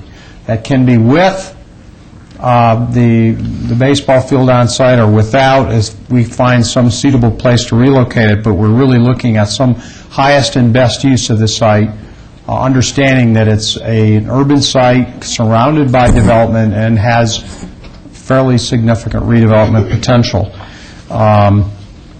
And it contemplates that the memorandum of understanding will ultimately be replaced by a final transfer agreement between the parties that will contain great detail about how the property will be transferred to the city and how interim operations would be transferred from the LVCVA to the city or other parties. So those are all the terms that are contained in this MOU. It's non-binding, as many of our MOUs are. It's really just a period of time for us to work together on exploring how we can look at redeveloping the site and transfer the site back to the city. By historical note, when we deeded the property over years ago to the LVCVA, we held in that deed a reverter clause that said should the LVCVA cease to continue using the property in the manner that is currently being used, title could revert back to the city. And that's really the deed, that clause that we're hanging our hat here in terms of looking at a friendly transfer of the site. There's a representative from the LVCVA here to answer any questions, and we do recommend approval of this project. Thank you, Mr. Adams. Mr. Pushnik. Good morning, Mayor and Council. My name is Luke Pushnik. I'm legal counsel for the Las Vegas Convention and Visitors Authority. I'm here to just answer any questions that you might have from the LVCVA's context. It will be on the LVCVA Board of Directors meeting, and it's currently on the agenda for August 12th. Thank you. Are there any questions of Mr. Adams or Mr. Pushnik? All right, seeing none, Councilman Barlow. Thank you, Mayor. I believe that once again we're moving in the right direction as it relates to the Cashman Field Center, and I look forward to further opportunity to sit down and work out the details as to how, in fact, we possibly move back into the site. So with that being said, I would like to move to follow staff's recommendation for approval. Thank you. Let's vote on that, please. Post? Motion carries. Thank you. Item 52 is discussion and possible action on appeal of work card suspension for Ibrahim Z. Alzmati. Is Mr. Alzmati here?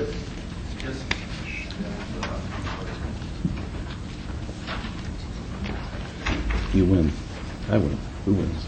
I do. You win. Representing the city?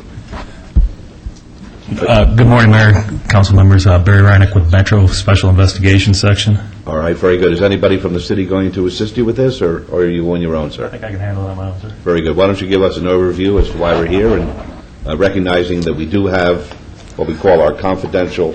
Correct. You have a brief report detailing the justifications why LVMPD felt it necessary to Excuse suspend... me one moment. Yes, sir. Would these two gentlemen identify who they are, please? Who are you? I am Muhammad Ismaili, brother of Ibrahim Ismaili. All right, and Mr. Ismaili, you understand why you're here? Yes, sir. Okay, very good. All right, I'm sorry I interrupted. That's right, sir. You have the brief report detailing the justifications why LVMPD felt it was necessary to suspend Alzmati's work card as an ice cream truck driver and owner after learning of his pending criminal charges. I don't really want to get into the criminal charges as far as... No, we have this that. form. And, I think all the council members have read their reports. We know what the allegations are. Okay. Tomorrow, Alzmati is due in district court for arraignment, and really the only thing I'd like to add is, again, the victim on this crime has a diminished mental capacity as a 16-year-old victim. Will she be able to testify? Yes. If he wants to get into what his plans are tomorrow, he has... Well, I'm going to tell him first, with all due respect, there's no Fifth Amendment privilege as far as these administrative hearings are concerned. However, there is a Fifth Amendment privilege that you can take as it relates to the criminal charges. And if you're going to go into the areas that have been brought to our attention, you open yourself up, of course, to questioning by us. And your answers to those questions, as well as your statement to us, is being recorded and could very well be used against you in another proceeding. So I wanted to advise you of that before you make up your mind as to how to respond to the officer's statement. بقول لك بدك تحكي فيها وبن كل شيء بصيروا يحكوا عن شو اللي صار وما صار كل شيء ريكورد عندهم بقول لك هذا بكون ريكورد يعني بكون كاستيو في المستقبل شو اللي بدك اياه. I did not know that. I did not know that. قول له إنه بترجم احنا ها. Yes, sir. On behalf of my brother, Your Honor, we actually we have an interpreter and he doesn't show up. Well, that's the reason that I guess I had a sense that perhaps there may be an issue as far as interpretation. That's why I wanted to have you identify yourselves in the beginning. And I asked him whether or not he understands why we're here, and he said yes. So what is your request? It's just if you help him out with to get him his work card back, temporarily until when the case is over with. No, I don't think that's going to happen. I'm not going to speak for the rest of the council, but based on my reading of the report, I don't see his getting his work card back unless you can make a compelling argument to us today as to why he should be entitled to it. المحكمة بكرة بيبين بكرة وشو اللي بده يصير بعد ما يبين المحكمة بعدين بيحكوا بالموضوع يعطوك إياه ولا I'll certainly call upon you. Okay. We will wait until when the case is over. Can we appeal again in the future? Is Mr. Jerbick here?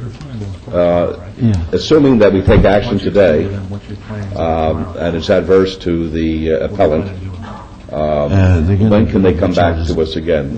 Hypothetically, let's assume when he goes to court, he's successful in court, and he doesn't have issues as far as the Fifth Amendment are concerned. When could he come back, if at all, to address this issue? He would not be back on the work card issue if you were to sustain Metro's finding that the work card should be revoked. His only remedy would take this matter to court. I should also note that today's matter is merely an appeal from Metro's decision to revoke the work card. As a matter of record, I want to state that the City Attorney's Office received reports in this matter yesterday from the Police Department, and we are currently preparing a disciplinary complaint to suspend the business license as well. I would also note on top of that that Mr. DiFiore, the Director of Business Licensing, issued an order of temporary suspension of the business license as well, and we're also working on that. So there are 3 matters right now, but this matter that's before you today, an appeal from Metro's decision to suspend the work card, can only, if you sustain that decision, it will have to go to court in order for the appellant to prevail. If he doesn't prevail, you won't see it again. If he does prevail, then the court will order us to reinstate it. All right, I appreciate that. Councilman Wilson and then Mayor Pro Tem. And just a question for clarification, Officer. You said that he's got an appearance scheduled, I think, tomorrow in district court. Correct. Did you mean justice court? No, district court. It's a felony arraignment. Okay, district court means that obviously one of 2 ways for it to go from justice court to district court. There could have been a preliminary hearing where the alleged victim testified already, or there could have been a grand jury indictment. Do you know which one it was? Right now, I think he was trying to encourage him to explain to you guys what his plans are tomorrow at the arraignment hearing, without me giving away what he has stated to the district attorney's office. I think it's appropriate for him to say what his intentions are tomorrow. Yeah, but see, what I'm concerned about, Officer, I don't want him to put himself in jeopardy. Correct, I understand. Because we have a vehicle where we can have the business license and temporary suspension. We could put this over for 2 weeks, depending what happens in court tomorrow, and then take the appropriate action. I think that the Mayor Pro Tem, feeling very comfortable that this gentleman won't be engaging in that business until we come back here, would probably want to have a motion to that effect. Your Honor, I would feel more comfortable if we just hold off on this decision until after we see what the court does. And then he can come back. We can trail this item or obey this item for 30 days or whatever. There's no sense just going through it today. Pardon? Nothing's going to change. It's probably going to enter a not-guilty and then to trial. Well, then he can't do business until he goes to trial then. It's going to be different in 30 days if he appears in district court. Well, then we just hold it over until there's some kind of foreclosure on it in court. Your Honor, may I make a suggestion? Yes. Since this is the appellant's hearing, and he has asked for a hearing today, I think that he should probably be asked, would he feel comfortable with this council making a decision today to either uphold or not uphold Metro's decision, or would he feel comfortable having this held in abeyance for 2 weeks? That would give an opportunity for this council to learn the outcome of what happens in court and for him to get an interpreter. Whichever his decision, I think that is. Yeah, I'm a little concerned, though, that he doesn't understand what's happened. I understand, and I agree. So it doesn't really matter what he says to us at this point. Are you able to fill us in on any details without breaching some kind of a commitment that you have? As far as what his plans are tomorrow, Your Honor?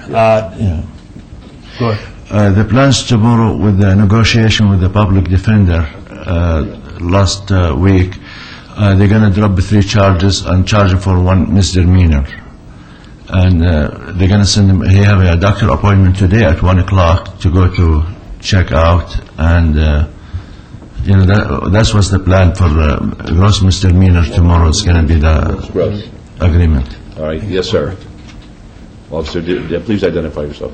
Good morning, Mr. Mayor and Council.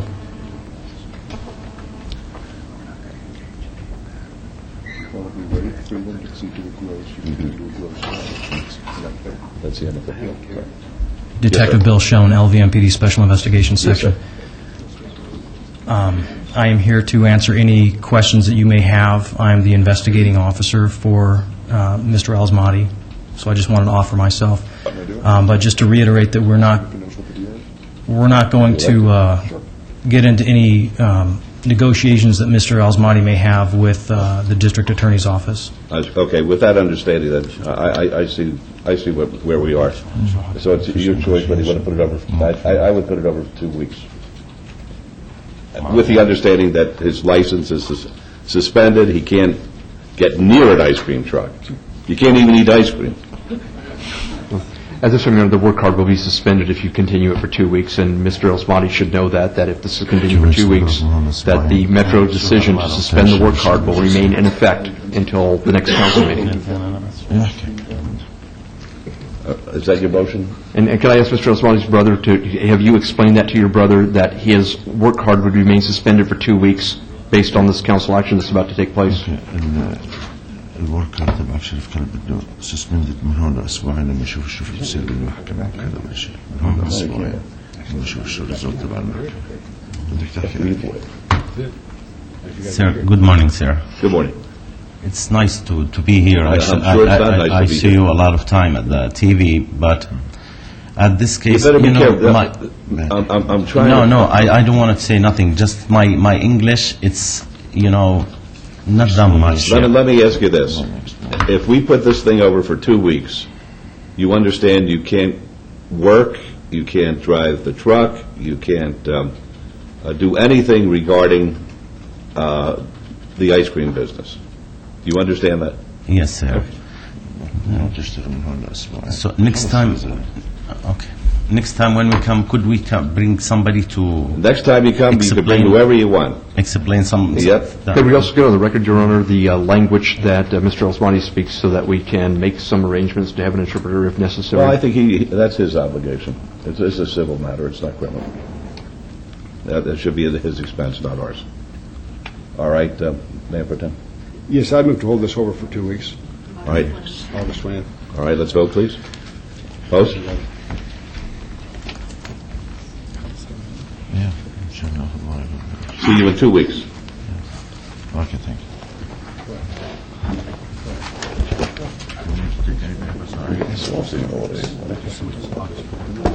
I'm with you. You did the right thing, for sure.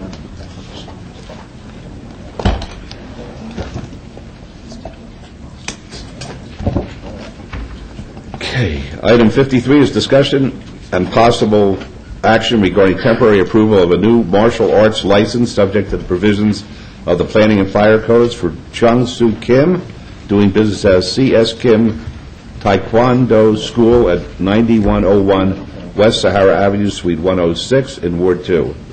Mayor, members of council, Carol Meyer, Finance and Business Services.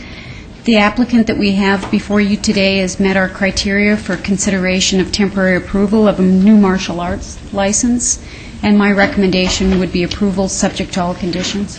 Thank you. Please identify yourself. Yeah, my name is Chung Soo Kim. My locate is 9101 West Sahara Avenue, Suite number 106, Las Vegas, Nevada, 89117, sir. All right, well, Ms. Meyer says she recommends that you get your license. Would you like to add anything to that, sir? Yes, sir. Do you want to tell them about your new establishment? Yes. We opened martial arts studio. There's a lot of help for the children and teenagers, for drug-free, alcohol-free, and then learning spirit of taekwondo, and then obedience, many things to learn. Let's contribute for all of the children and then community. Very good. I think you'll make our community a better place. Thank you. All right, and I have a motion, please. This is Councilman Wolfson. Yes, thank you, Mayor. I couldn't think of a better thing to do when you talk about teaching this kind of art, the Taekwondo, to kids to keep them drug and alcohol free. Yes. Have you been in business before, sir? Yes, I teach in United States around 25 years for the taekwondo. You don't look old enough to have been doing this 25 years. Are I'm you old one enough. are you one of the instructors? Yes. Fantastic. Okay, good luck to you, sir. Thanks, My sir. motion is for approval. All right, let's vote, please. Opposed? Motion carries. Thank you. Good luck. Thank you, sir. You're welcome. Item 54 will be trailed to be heard in conjunction with item 109 in the afternoon session. Item 55 is discussion and possible action regarding a 90-day review of a beer wine cooler on-off sale license and a restricted gaming license for Amar Ramo and Ahmad Bina, doing business as Corner Store at 2558 South Valley View, and this is in Ward 1. Steve Uri. Mayor, members of the council, 90 days ago, the council had placed conditions on the licenses for the corner store at 2558 South Valley View, and made a motion at that time that in 90 days, being today, that we would hear just a review on the security portion of the recommendation that were made. Recent inspections have found that the security is a uniform security. They have two on premises covering the entire shift. for the operating hours of the business. The calls for service that were generated in the last 90 days only amounted to 3. So we believe that on the review of the security portion, that it is in compliance and that we are satisfied at this point with the direction that the owners are going with regard to cleaning up the area and in regards to the store. There will be no vote needed, I believe, today because we are going to hear a full 6-month review here in 90 days. So today is just a report on the fact that they are proceeding with security and we're satisfied at this point. Very good. Gentlemen, would you like to be heard? Hi, my name is Imad Binna, owner of Corner Store and Deli. Good morning, Mr. Mayor. Good morning, Council. I'm Amir Ramo from 2558 South Bellevue. All right, thank you. All right, Mr. DiFiore tells us this is not on for any vote today. It's just a report. We've heard the report. If you'd like to add anything, that's fine. Otherwise, we'll just wait until the 6 months are up and get a full report at that time. Yeah. For security, it stays same thing, or it'll be detected a little bit, because really when the halt and in the morning time is really no business period. So if we can eliminate the time for security, that'd be help us a little bit. Well, I think you should have a conversation with Mr. DiFiore about that, so when he reports back to us, he's going to tell us whether he's satisfied that the business is operating in an appropriate manner. Okay? All right, thank you for coming down, gentlemen. Thank you. So there's no need for a motion today? That's correct. All right, thank you. Item 56 is discussion and possible action regarding a 6-month review of a beer wine cooler on-sale license for Maria D. Madrid, doing business as San Salvador Restaurant at 6651 Smoke Ranch Road in Ward 5. Is the applicant present? Anyone here on behalf of Salvador Restaurant or Ms. Madrid? Yes, sir. Good. Come on up, please. And please identify yourselves for the record before Mr. DiFiore makes his presentation. Good morning, Your Honor. Carlos Calvo, court interpreter. Su nombre y apellido, señor. Maria Madrid? Maria Madrid. Thank you, sir. Gracias.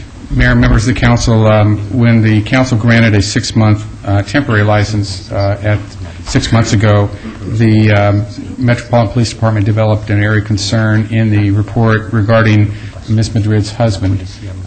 Ms. Madrid's husband was residing in Las Vegas in Nevada in the United States unlawfully and found that he was actually part of the business operation as well, even though he was not on the application for a suitability investigation.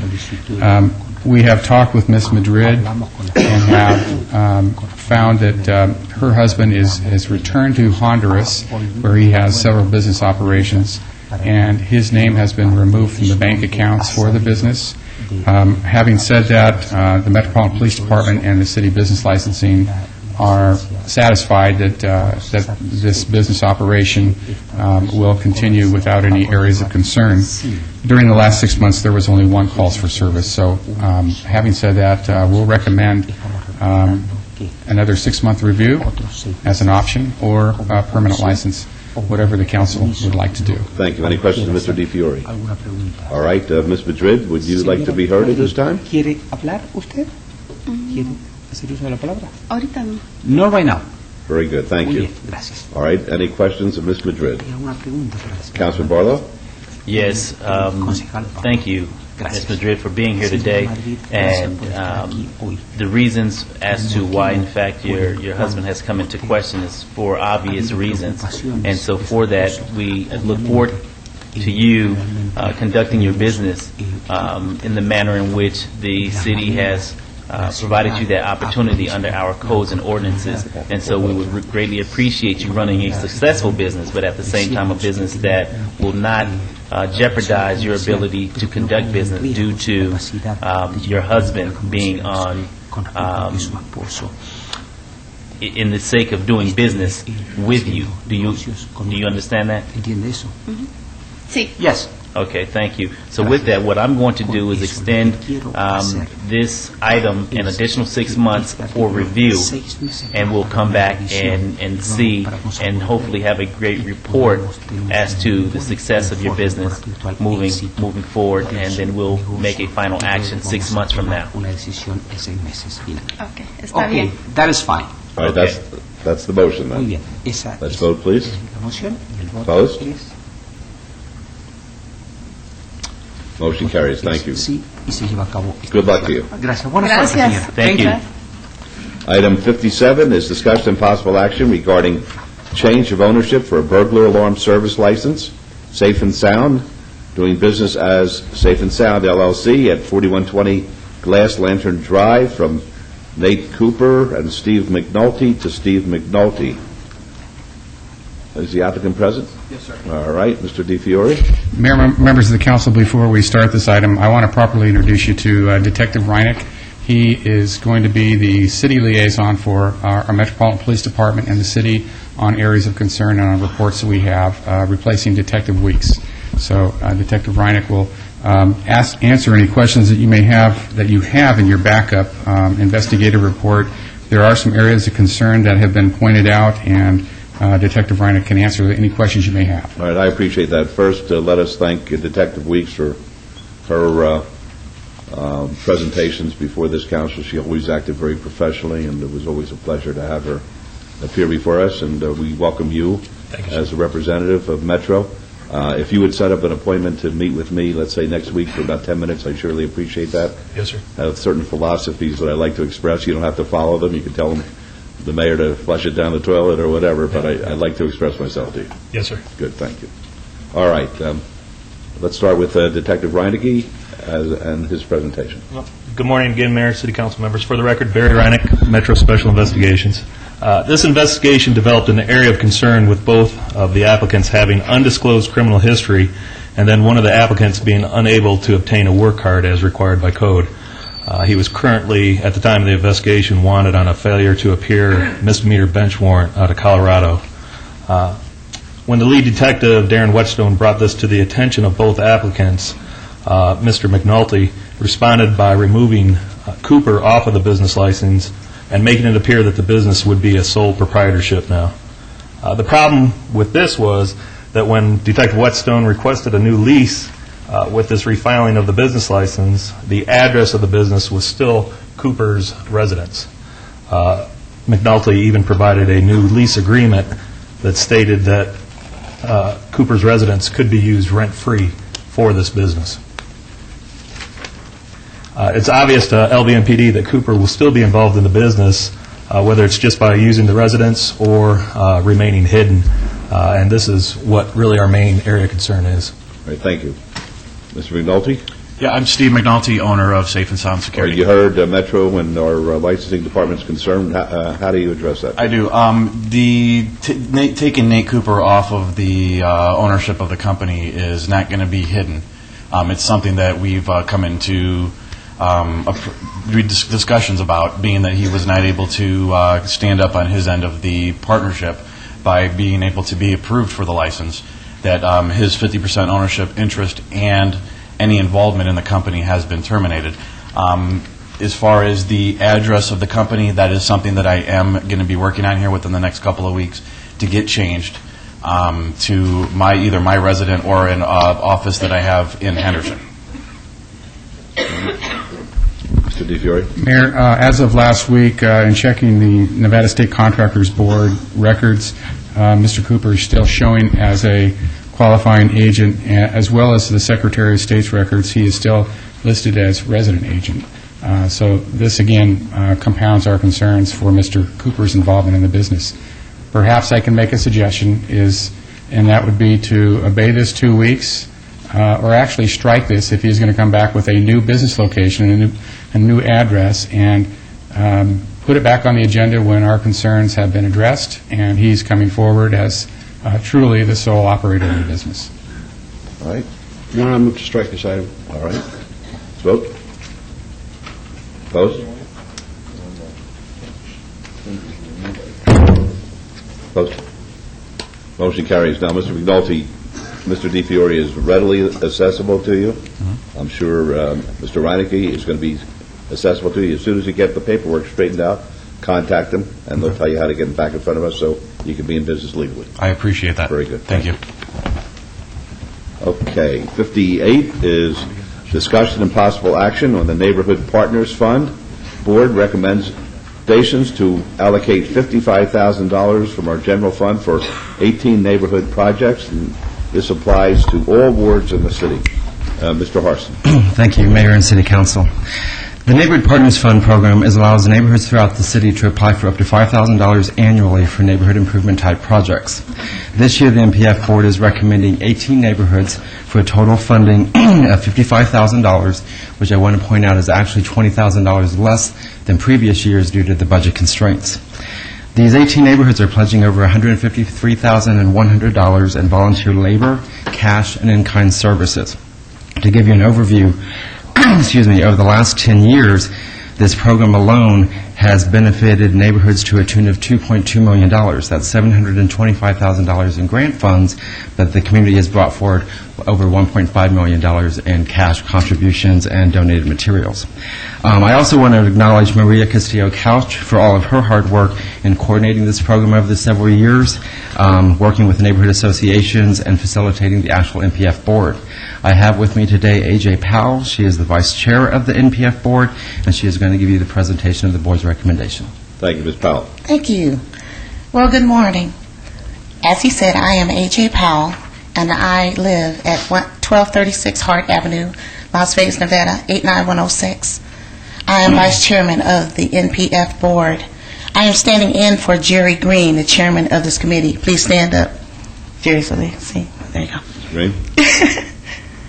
It has been a pleasure to serve on the board and learn about the exciting projects being planned for city neighborhoods. The NPF board is comprised of 7 city staff members and 6 neighborhood volunteers appointed by the council offices. We thank these members for their hard work in reviewing and evaluating projects and for proposing the final funding recommendations. Now, some people couldn't be here today because they're at work. And I guess this would be a really great time to say hello to my bosses who are watching me on TV to make sure that I'm actually here. The board members are Elena Owens, Mayor Staff Designee, Adriana Martinez, Ward 1 Staff Designee, Renee Rampton, Ward 1 Neighborhood Representative, Crystal Klinger, Ward 2 Staff Designee, Charlie Desiderio, Ward 2 Neighborhood Representative, Loretta Arrington, Ward 3 Staff Designee, Mike Brown Sestero, Ward 3 Neighborhood Representative, Darcy Hayes, Ward 4 Staff Designee, Brian Knutson, Ward 4 Neighborhood Representative, Stephen Brooks, Ward 5 Staff Designee, Michelle Thaxton, Ward 6 Staff Designee, and Jerry Green, as I stated before, the chair of Ward 6 Neighborhood Representative.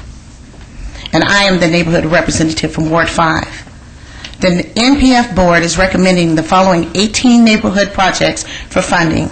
Will the neighborhood leaders please stand as I call your association's names?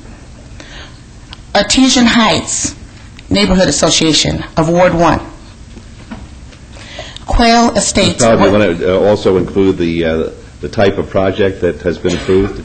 Okay. Good. I think that's important. The public knows that because they're so diverse and varied, but so good for the community. It's a nice thing to talk about. Okay. Artesian Heights Neighborhood Association of Ward 1.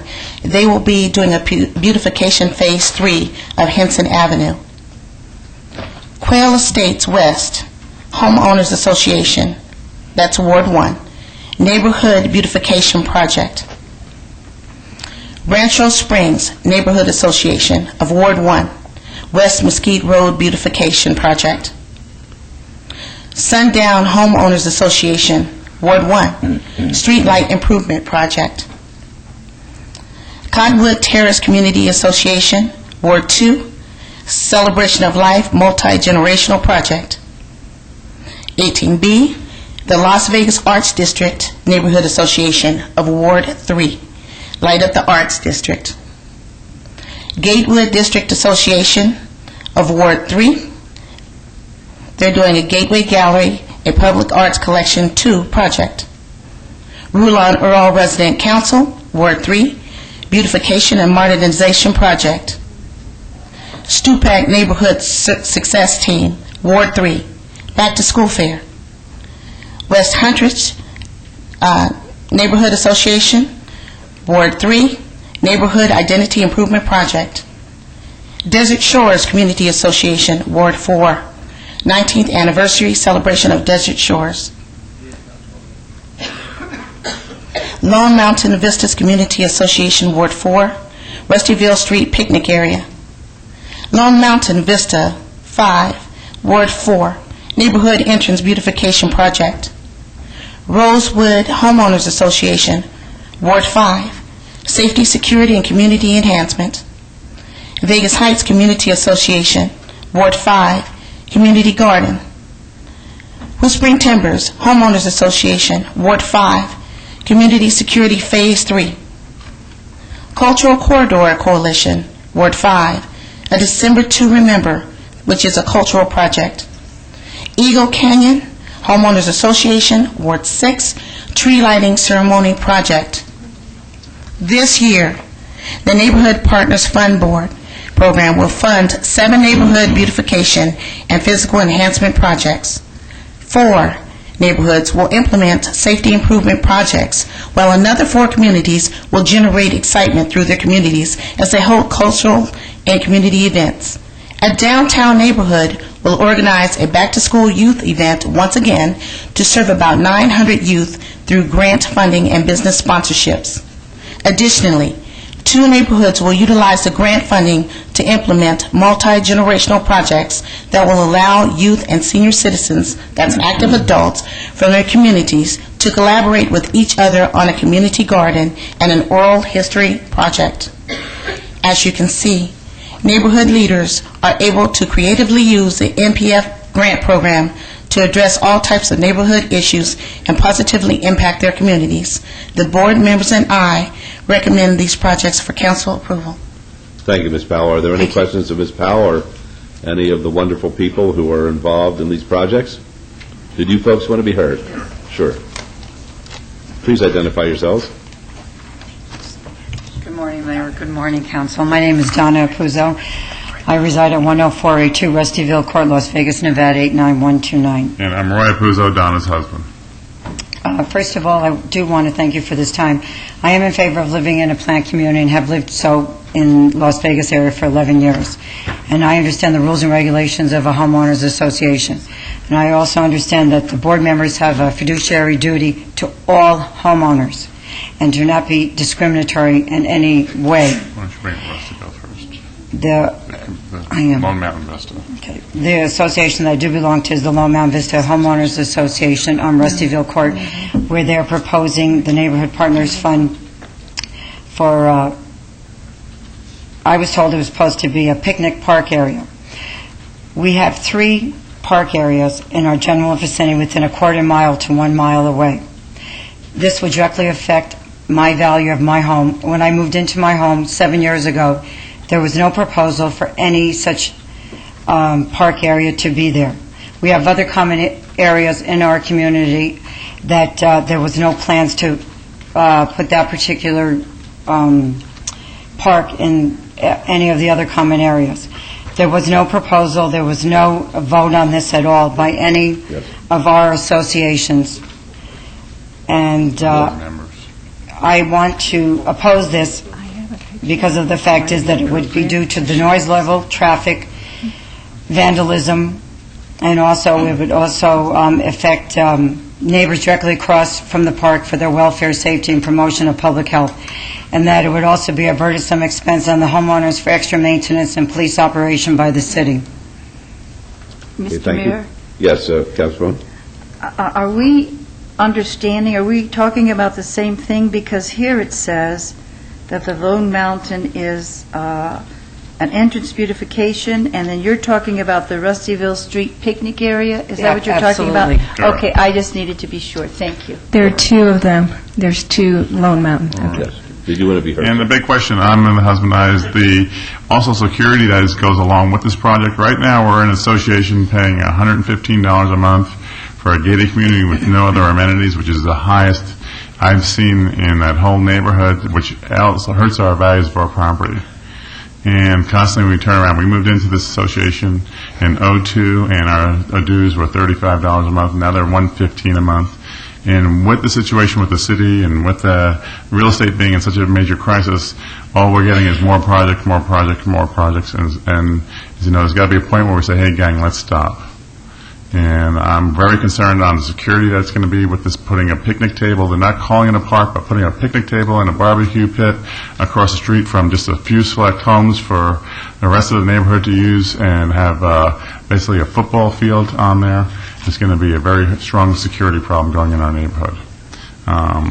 It's something where I know myself doing real estate, it's going to affect the value of my house, and anything affecting the value of my house is I want to be able to talk about. And we're always happy to hear from you. Okay, did you want to address that, Ms. Couch, or not? Go ahead.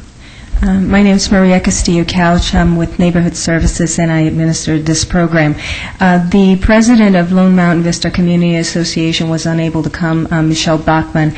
The project is a grill, bench, trash bin, and a picnic table.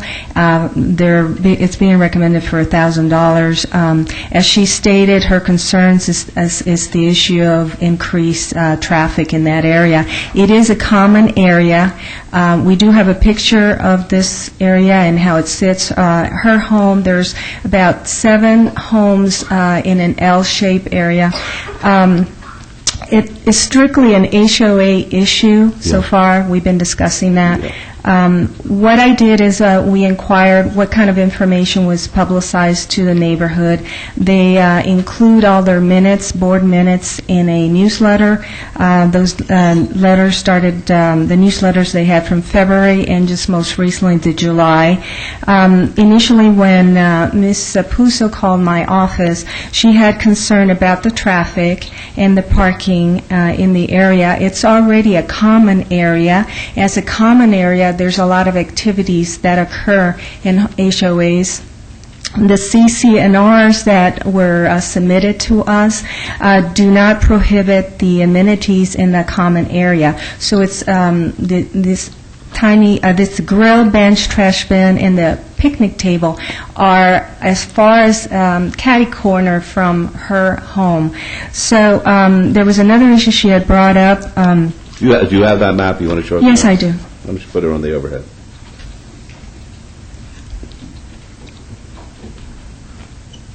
Okay. Yeah, the overhead, please. Okay. Her home is right. Can you see it, or? It's not as clear as I'd like, but we get It's the general not very idea. clear. Why don't you point out certain things? Her house is right here, Okay? and the amenities are right here, I see. according to what was submitted to us. Okay. So you have all these homes all around, and so it's right here. Like I said, it's an area that has been identified as a common area, so most times what I've been told is that they have activities there with residents. Well, it seems to me, already. I understand people have interest in their property, but it seems to me, unless the city attorney tells me otherwise, this is really a homeowners association problem, and it's not our problem, to be quite frank with you. We're here to approve or disapprove the action of a committee that has spent its time trying to do the right thing for the city of Las Vegas. If they take their work very seriously, they approve this. If these folks feel that they have a beef with their homeowners association, I suggest that they take it up with them, not with us. Thank you very much. And, Your Mayor, I'm sorry, excuse me. We did take that up with the Office on the Ombudsman. I am a taxpayer in the state of Nevada, and I do have the right to voice an opinion. Of course you do. The street that she's referring to, that is a no parking zone. That whole street is a no parking fire lane zone. I actually have the fire hydrant in front of my house. And this proposal was never sent to anyone. I went down to the Homeowners Association, to our Masters Association, which is called the Masters, on June 23rd to ask for a copy of the application and the presentation, and was not given it. That Homeowners Association had failed to fulfill their fiduciary duties. They never gave me a copy of it. And still to this day, I still not have a copy of it. I did file a formal complaint. Okay. All right, thank you. Thank you. Thank you. All right, folks, I want to thank the members of the committee for devoting their time and their attention to these various matters. I also want to thank the applicants who are out there, who have come down here today to share with us their projects, and wish you well with those projects.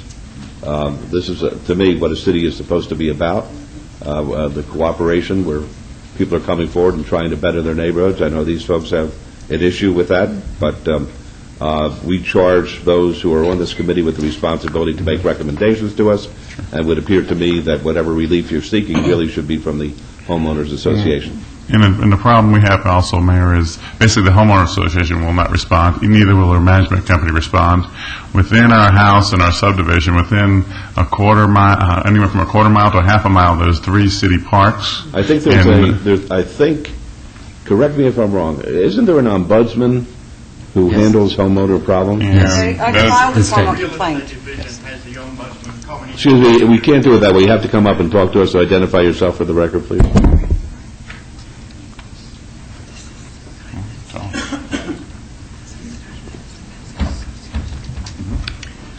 Good morning, Mr. Mayor. Anthony Booker, 1724 Wendell Williams Avenue, 89106. I'm currently president of Whispering Timbers Homeowners Association. And common interest communities in the state, contentious issues are initially handled prior to litigation by the real estate division. There is an ombudsman's office who investigates and takes administrative action, essentially. And that is the avenue. If I guess while I'm here, I'll throw in a couple of cents worth that mostly people that serve on these boards have a horrible time. Nobody can ever be totally pleased. And if these people are so unhappy, they should run for the board, they should lobby. There are avenues rather than involving the city, which doesn't need to be involved with this. Well, if I thought it was appropriate for us to start overriding a department, a voluntary group of citizens who are trying to make a decision in the best interest of the city, then I would say yes, we should get involved. But that would be a very bad precedent if we start trying to overrule the decision of citizens that we've appointed to make these very important, meaningful decisions. There has to be other ways to approach this within the homeowners association itself, or with the ombudsman, or in court.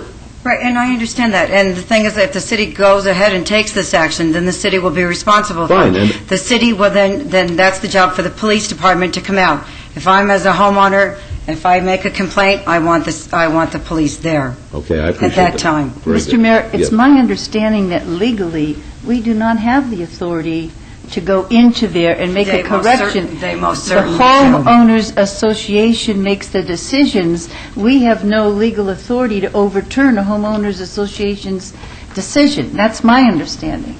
Well, That's Mr. correct. Am I correct or not? That's correct. Homeowners associations are contractual relationships between private parties, and this council's prohibited from interfering with those contractual relationships. Because I've had this come up before, and we've gone into this very thoroughly, and that's exactly what we were told. We don't have the authority to intervene in what your homeowner association does. Now, we're giving money, but we're giving it because they requested it. So the request is the problem, and that's the homeowners association. And right, and I understand that, and I did make a formal complaint again to the Ombudsman office. I'm waiting for the outcome of it. Unfortunately, it takes a long time. I understand, yeah. I know. And we did also, excuse me, we did also ask to be on the board of directors for our association. I'm going to go. Okay, let me just ask as a matter of course, is this a gated community? Yes, it is. If I'm invited to the first picnic, can I get in? Do you have handicapped accessibility there also? Do I have a handicap? No. I got a lot of handicaps. If you make this a park, it has to be handicapped accessibility. I don't fit under the ADA, but I got plenty of handicaps, believe me. But if I were invited to the first picnic, could I get in? Seriously. As an entity, I would imagine. Yeah, but what I'm saying is I don't see the traffic problems in the to the general public, it's not open. Yeah, see, that's why your neighbors are the only ones who would bother you, I would think. I hope that doesn't happen. Yes. And if I may also, we looked into the ADA accessibility issue, and because it is a private, gated community, and it's not a commerce. I don't even want to go to ADA. Right. Well, she just mentioned it. No, so I just want to know whether I could go to a picnic if I'm invited. That's all. Yes. Okay, apparently I can't from the audience. It's like a quiz show. It's great. People are going like this, people are going like that. It's great. I need a lifeline. Okay. All right, thank you, everybody. I appreciate it. All right, thank you. Okay, Mayor Pro Tem? Your Honor, since it is Ward 4, Maria, this is the first time in my recollection that someone's protested, so I want to make sure that at least their concerns are put in the proper perspective. But the fact that at least during my briefing, this is a common area currently used by this association in a private gated community. This property is owned by the association. Yes. So it's not a city park per se. Correct. The association, through our grant program, wants a picnic table, a trash can, and a bench. barbecue pit. Right. So whether that increases the use of this privately owned park or not, that's the association's decision. Correct. Correct. Right. Did you want to be heard again? I'll give you your opportunity. Question, the area that you're talking about... Please, into the mic, please. The area that we're talking about is a common area. At one time, and I tried with the association to say, folks, we're in a water crisis in the state of Nevada, and with our dues constantly going up, I said we have a landscaper charging us $2,000 a month, another $1,000 a month to water that grass. I said, folks, why can't we go desert landscaping and clean up all the problems that save us a ton of money? All I got was objections. This neighbor over here wants the grass for their kids to go play. This one wants it for their dog to go to the bathroom. Well, there may be, you would have to check the records, but there may have been, by city code, the approval of this gated community probably had a percentage of open space that was required for approval. And this common area is designated as that open space. How the association chooses to put grass or a picnic table or desert landscaping, that's the association's prerogative. So basically, what's saying is if you're on the board, you make the decision and no one else has that answer. That's for the neighborhood and the association to decide. But I understand your concerns, but I hope you appreciate the program and what our intent is here. Well, it's to beautify from what you're saying, but realistically, how is it beautifying? I see no appreciation in the value of my house. I see nothing more than going down in value because of the traffic congestion that's going to go on. What traffic? You're a gated community. I'm a gated community. How would it increase traffic? Well, people are going to want to go there if there's a park. Per se, you're calling it a park, Aren't which they means it'd going be now? rezoning. No, that means people are going to be parking somewhere. Where are they going to park? So no parking area. They're going to walk to the place and bring their, per se, hot dogs, hamburgers, whatever it is. I know it. All right, well, I appreciate you coming down. All right, thank you. Your Honor, if I may. You really want to go there? You know what, I'm just a little confused. Here we are, this committee works their tails off to go throughout this city and look for great projects to do in communities to make them better places. And I don't mean to be disrespectful or rude to you folks, but you're up here complaining about a barbecue and a bench that the city wants to put in your neighborhood to make it better? I don't get it. Excuse me, if you understand the world right now is in an economic crisis, and you're willing to give even $1,000 of it, I'm sorry, I disagree with you. When you have beautiful parks here in the city of Las Vegas and nobody even uses them, how many times do you drive by most parks and they're not even in use? So the city of Las Vegas, no. Every park in this city is used to its utmost, and that's a great thing and a great amenity we provide to our citizens. I want to commend this committee for their efforts and all the work that they've done to present these projects to us. Good job, and I can't wait to see next year's. All right, now I have a motion, please. Yes, Your Honor. I'll move to follow staff's recommendation for approval of this item. Your Honor, Anthony Booker, on a happier note, my parking meter is now well expired, but I'd like to thank the council, the staff, Maria particularly, for encouraging these projects. They get people together in neighborhoods, for good or bad apparently, but essentially we are in hard times, and the fact that funding is still available is wonderful, and please, if it's possible, continue it, even if the amounts are diminished, because just the community spirit, any amount is significant and helpful. It allows communities to come up with projects that they perhaps wouldn't even consider otherwise because they have no money or no motivation due to a lack of people getting together to come up with the things. It's a wonderful project. Thank the council, thank the staff. Okay, there's the motion. Mr. Mayor, can I just add something? Just quickly. Yes. I just want to say that Ward 1 has been the recipient of these in their different neighborhoods, and we have been so, I just want to mention our gratitude to you today, because exactly what you said about developing community spirit, the beautification that has occurred, the community monuments that have been able to be done, something that could never be afforded unless they had this help from your group and your recommendations. And I just want to thank you for what I know is the feeling within my ward. Thank you. Thank you. Did you want to wind this up before we vote? Real short. All right, tell us who you are.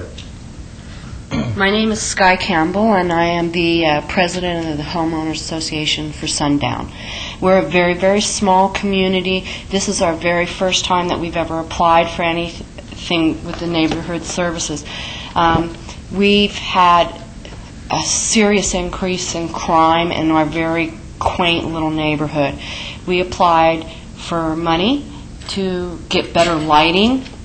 Hopefully, maybe if there's lights, the criminals will want to go somewhere a little darker, is what we're hoping on. And we were granted some money for this, and I just wanted to thank you all very, very much, because, you know, this was getting to be a matter of people's lives being at stake, because the crime has gotten more severe.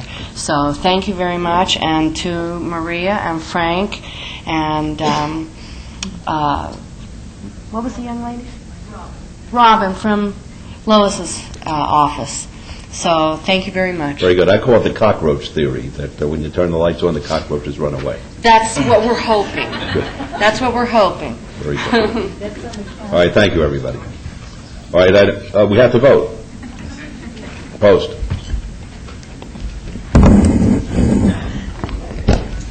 Motion carries. Thank you. Thank you. Yes. Okay, item 59 is R 46-2008, discussion and possible action regarding a resolution consenting to the undertakings of the City of Las Vegas Redevelopment Agency in connection with the Commercial Visual Improvement Program agreement between the agency and Expert Inc., located at 201 North 7th Street, to be in compliance with and in furtherance of the goals and objectives of the agency. This is in Ward 5, and it's related to the Redevelopment Agency, item number 4 from this morning. Mr. Adams. Scott Adams, also Business Development. This is the companion item, the consent resolution that finds the actions taken by the RDA this morning consistent with the redevelopment plan. By you approving this, you will be making the actions taken by the RDA effective. Okay, any questions of Mr. Adams? May I have a motion, please, from Councilman Barlow? Yes, Mayor, thank you. I would like to move to follow staff's recommendation for approval of item number 59. Let's vote on that, please. Opposed? Motion carries. Thank you. Item number 60 is Bill number 2008-31, updates the notification procedures for hearings on zoning applications. Councilwoman, do you wish to have it read? Yes, Mr. Mayor. Thank you. Thank you, Your Honor. Thank you, Councilwoman. Bill number 28-31, orders to update this notification procedures for hearings on zoning applications and provide for other related matters. Councilwoman, do you have a motion, please? Move to approve. Let's vote on that. Opposed? Motion carries. Thank you. Item 61 is Bill number 2008-32, adopts the school facilities element of the Las Vegas 2020 Master Plan. Councilwoman, do you wish to have it read? Yes, Mr. Mayor. Thank you. Thank you, Councilwoman. Bill number 28-32, in order to adopt the school facilities element of the Las Vegas 2020 Master Plan and provide for other related matters. And your motion, please. Move to approve. Thank you. Let's vote. Opposed? Motion carries. Thank you. Item 62 is Bill number 2008-33, adopts the community design element of the Las Vegas 2020 Master Plan. Councilwoman, do you want to have it read, please? Yes. Thank you, Councilwoman. Bill number 28-33, in order to adopt the community design element of the Las Vegas 2020 Master Plan and provide for other related matters. All right, let's vote on that, please. Opposed? Move to approve. Oh, thank you. Okay. I knew you'd say that. I stuck it in there. That's good. Thank you. All right, let's vote. Opposed? Motion carries. Thank you. Item 63 is Bill number 2008-36, granting a franchise agreement to AGL Networks, LLC, and setting the purpose, character, term, time, and conditions. Okay. Thank you for calling that to my attention. I wrote it down and didn't listen to myself.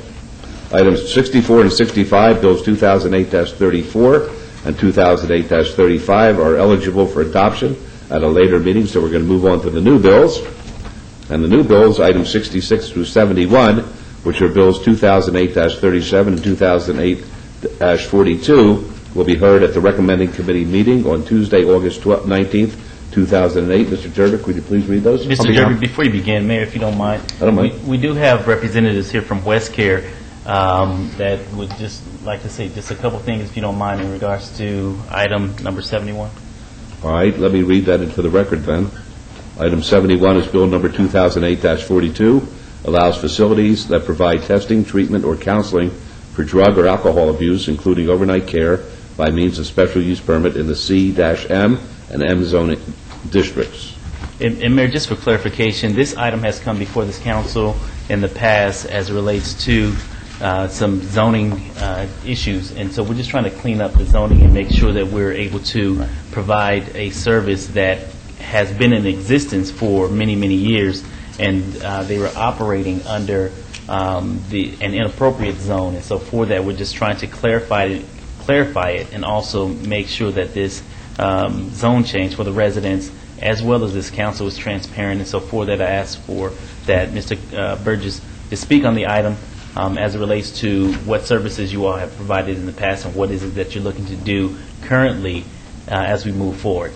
Okay, we're going to accede to the councilman's request, but basically, I think I'll do it this way, that your comments will be incorporated by reference to the recommending committee meeting, which is going to consider this on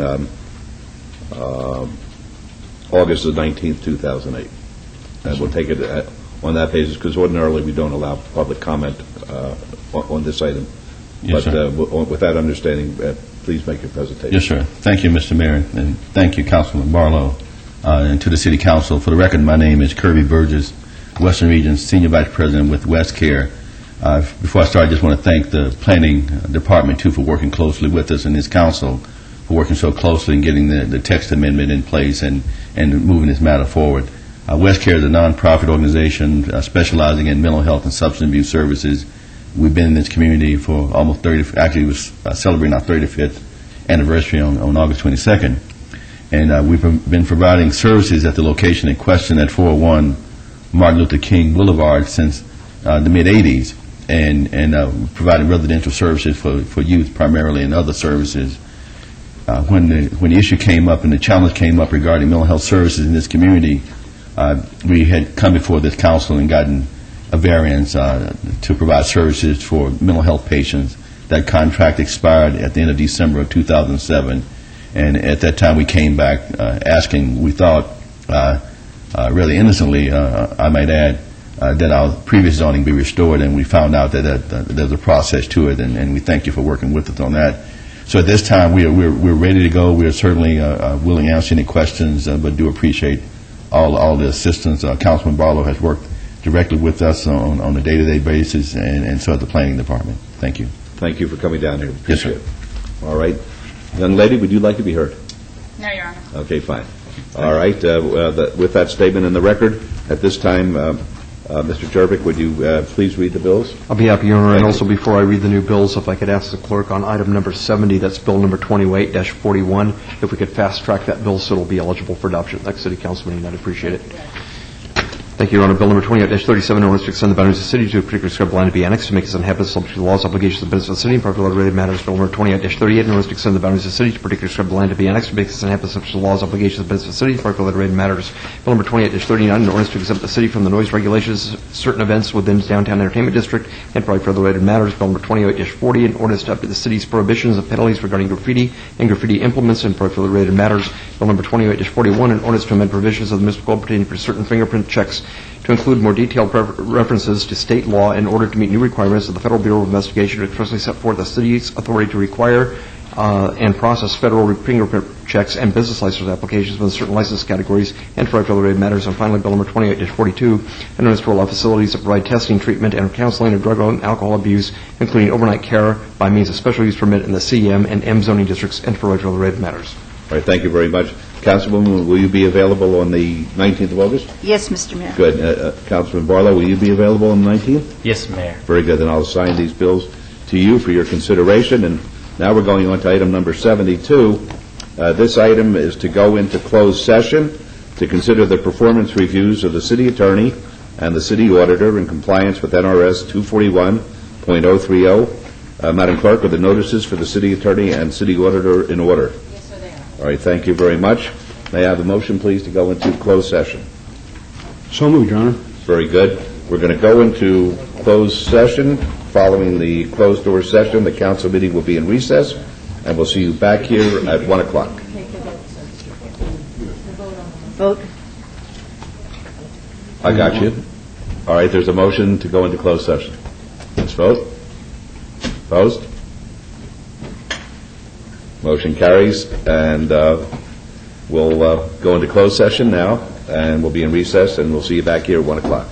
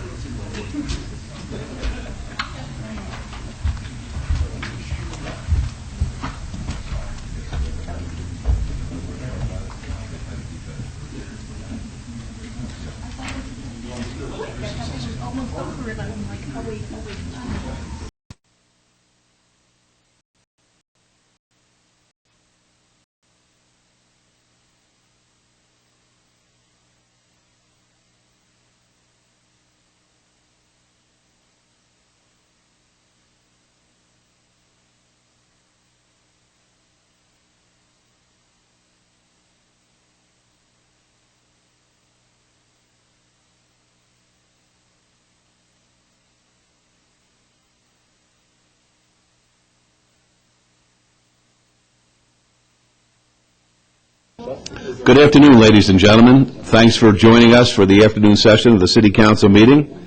I'm going to call item number 12, which is discussion and possible action to adjust the compensation for City Attorney Bradford R. Jervik. We went into a special session earlier this afternoon, and we discussed with Mr. Jervik the wonderful things that his office is doing, the very positive presentation on his part as to the progress that his office is making with a reduced staff and losing many of his trusted city attorneys. And Brad, if you'd like to say anything at this time, you're more than welcome to. I have a motion regarding your compensation, but if you'd like to comment before hearing that motion, we'd be happy to hear from you. Thank you, Your Honor, members of council. I just wanted to repeat what I said in closed setting, which is, the staff is pretty much makes or breaks you, and I'm very fortunate to have a great staff. One of the things I mentioned in closed session, I do want to mention on the record, is that we lost 5 people this year. Tom Green and Steve Jones left earlier. Bill Henry, as you know, left at the end of the last meeting. Dan Still is in Afghanistan, and as of Friday of this week, we're losing a really remarkable person. Larry Bettis has been a member of the city attorney's staff for the last 18 years. Larry has been a public servant in the state of Nevada since he got out of law school. He worked under Governor O'Callaghan, has worked with Senator Reed, who was then Lieutenant Governor Reed. He then became the elected district attorney of Mineral County for 3 terms, much to the benefit of northern Nevada, and the city was lucky enough to get Larry 18 years ago. So I just wanted to take a moment on the public record and on live TV to tell Larry and his family how much I have appreciated his public service, how much of a difference he's made to the city of Las Vegas, and how much we're going to miss him. Thank you very much, Mr. Jervik. I know that the City Council, as we expressed in chambers earlier today, are very grateful for your job performance, for the work that your office has done, for your attitude as far as assisting each and every one of us at a moment's notice, the remarkable success that your office had receiving a phone call on a Wednesday night from our Mayor Pro Tem, Gary Reese, who's on our Health District Board, advising you of the issue concerning the endoscopy clinic meeting on Thursday, and working all night for all intents and purposes and then being able to close down when it really wasn't our job to do it. We were the only ones who stepped up due to your prompt action, due to your research, and we averted further embarrassment and further difficulties in our medical community as a result of your activity. So that was something very, very special. You've been there whenever any of us need you. We pick up the phone. You're there on a Saturday, a Sunday. I think each one of us could talk about an experience where you've come to the fore when asked. This morning, as you know, Dr. Selby came before us, and we had nothing but effusive praise for his contribution to the city. But at the same time, we indicated that because of the economics, sometimes we have to use examples which will make it easier when we address the problems of salaries and collective bargaining in the city in future days. And one of the things that we want to do is we want to do our very, very best to assure all the city employees that their jobs are going to be secure and that we're ready to make adjustments, even at the sacrifice on the part of individuals. And Dr. Selby came to my office yesterday and he said that he would not want a raise, he wouldn't want any benefits because of he wants to be a role model concerning these budget issues. You, in effect, did the same thing when we met over the noon hour. We want to show our appreciation, but to do it in a way that's prudent, where we're setting an example that we'll be able to follow for everybody. And because of that, I would move at this time, not that you don't deserve a lot more, not that you don't deserve a big old fat merit increase and a salary increase and all the things that we'd love to give you, but to show us our affection for you and the fact that we do appreciate the good job. I'm going to move that we give you 5 days vacation without having any impact on the taxpayer. And I understand that you made a request for a couple of tickets to some foreign land. It was Bermuda, Your Honor, for the Bermuda, record. well, you dream about that, okay, Mr. Jervis? You ain't getting the tickets to Bermuda, so the motion is a 5 days vacation, and take it or leave it. Thank you, Your Honor. Okay, let's vote on that, please. May I, please? Certainly. Thank you. I just want to make a couple of comments, if you don't mind. Brad, I've known you since you were a young deputy district attorney. Then you went on to be a federal prosecutor. You're now a former federal prosecutor, and you've been with the city a long time. And I went to the small trouble to look at your employment history just the last 5 years and your salary history, and you make a good living. But you could make triple this in private practice. I know because I have a private practice out there, and I'm very familiar with what lawyers make in the private sector. And you could easily make triple or quadruple what you make. But you choose not to. You choose to stay here with the City of Las Vegas and serve the City of Las Vegas, and you do it very well. I agree with what the mayor said about setting an example.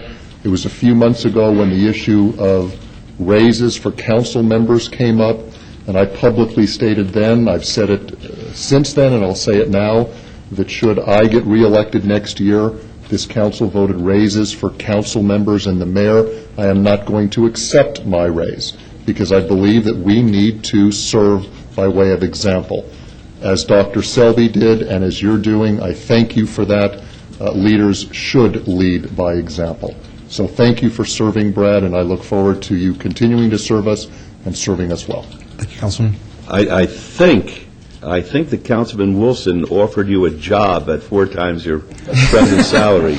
Did I misunderstand that? I think we heard the same thing, Your Honor. Okay.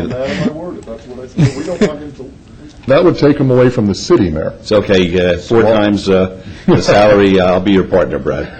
Okay, let's vote, please. Post. Motion carries. Thank you very much. Item number 13 is discussion and possible action to adjust the compensation for our city auditor, Radford K. Snelding. Mr. Snelding, are you here? Why don't you come up, please? Basically, the same thing happened with Mr. Snelding. He told us about the progress that he's making as our internal auditor. You know, we're the only city in the state where our auditor reports directly to the elected officials, and does not go through the manager's office, which the other entities do, and that's probably a good thing because basically our auditor's office has unfettered opportunity to look at everybody in the city and to be critical and make sure that they're all doing their job right. And I've never heard any bad information, of course, about our manager's office, so that's a very, very good thing. But you and your staff are doing a great job. You're staying on top of the situation. You come in with constant reports. You work very closely with the committee, the audit committee, which is composed of 3 private individuals, and Councilman Brown, Councilman Wilson sit on there as elected officials, and they report back to me, and they're always delighted with what you're doing, and I get your reports virtually every other week. You're on top of things. You follow up. We think you're doing a great job, and basically, even with that, the fact that he should be rewarded, he should get a bonus, he should get a merit increase, he should get all the things that he deserves because of the same reasons that I expressed for Dr. Selby and for Mr. Jervik. We felt that at least we should ask you how you looked at the situation, and you too, on your own, volunteered that you believe that it would be inappropriate in setting an example to take a raise or get a monetary bonus at this point in time, but just out of our affection or appreciation for what you're doing, we feel that we have to do something, and we'll treat everybody on a level playing field here and equally. My motion is to give you 5 days at no taxpayer expense for vacation purposes, and want to thank you very, very much. I wish we could do much more than that. We will when we get a little more traction under us. We've no fault of our own, no fault of the city's practices. We've had a bump in the economics, and we have to adjust to that. We want to be ahead of the curve. We want to make sure that everybody in the city feels as though we're going to be working together, pulling the oar in the same direction to make sure that we'll be able to provide the services that we do to our constituents, and this is, I guess, a symbolic way of expressing it. So we want to thank you, and that's my motion. Would you like to say anything before we vote? No. No. All right, thank you. Let's vote, please. Post. Motion carries, and we thank you very much for everything. Thank you, Mr. Mayor and Council. We appreciate We appreciate everything that Dr. Selby and Mr. Jervik and Mr. Snelding do for us and do for the citizens of Las Vegas. Item 73, any items from the afternoon session that the council, staff, and or the applicant wish to be stricken or held in abeyance to a future meeting may be brought forward and acted upon at this time. Mayor Pro Tem. Thank you, Your Honor. We have 88, 89, and 90. Waiver 26-389, special use permit 26-823, and vacation 26-418. Applicant owner, Wolf Creek Homeowners Association, Amber Station Avenue, and Delany Skies Avenue. Councilman Ross has asked that to be held in advance until our August 20, 2008 meeting. Items 1, 10, 11, and 12 is GPA 27-296 and rezoning 27-297 and site development review 27-298. Applicant Primac Family Companies, LLC, southwest corner of Lake Mead Boulevard and Michael Way. The applicant wants that to be withdrawn without prejudice, or those items to be withdrawn without prejudice. Item 129 is special use permit 28-293, applicant owner Mayhill LLC, 4221 West Charleston Boulevard. The applicant would like that to be held in advance until our August 20, 2008 meeting. Council members, are there any other items we need to move forward at this time? Yes, Mayor Pro Tem. Thank you. Item 100. Item 100 is vacation 28278, public hearing, applicant owner Patrick Jacobs et al. Petition to vacate a portion of Comstock Drive between Vegas Drive and Gold Hill Avenue. This is in Ward 5. And what would be your request, Councilman? I would ask that we hold this for 2 weeks. To our August 20th meeting. Are there any questions on that? Any others? Hearing none, Your Honor, make a motion we bring these items forward, take the appropriate action, please. All right, thank you. Let's vote on that, please. Opposed? Motion carries. Thank you. All right, items 74 through 86 are on the consent agenda. They're considered to be routine. They're recommended for approval by the Department of Planning and Development. Does anybody want any of the items from the consent agenda moved off of it for discussion? I'd like to have items 85 and 86, please. 85 and 86. All right, then may I have a motion to approve the consent agenda items 74 through 84. I make a motion to approve those items, Your Honor, with all conditions, please. All right, let's vote on that, please. Opposed? Motion carries. Thank you. We'll call 85 and 86 now. 85 is EOT 28662, extension of time on a variance. The applicant owner is Azra Commercial Center LLC. Request for an extension of time of an approved variance to allow 60 parking spaces where 210 are required on 2.37 acres at 4440 East Washington Avenue in Ward 3. The staff recommends approval. And 86 is EOT 28663, extension of time, special use permit. Same applicant owner, the Azra Commercial Center LLC, request for an extension of time of an approved special use permit for a proposed tavern and a waiver of the 1,500-foot separation requirement from a similar use at 4440 East Washington Avenue, Suite 116, in Ward 3. The staff recommends approval. Mayor Pro Tem? Yes, is there anyone here representing these items today? Seeing none, Your Honor, these items, we've held them for about 2 years. I feel like that's enough time. Nothing's going on down there. I've seen a new for lease sign up at this location, so my motion for 85 and 86 is to deny these applications. All right, there's a motion to deny. Let's vote, please. Opposed? Motion carries. Thank you. Go on to the next book, please.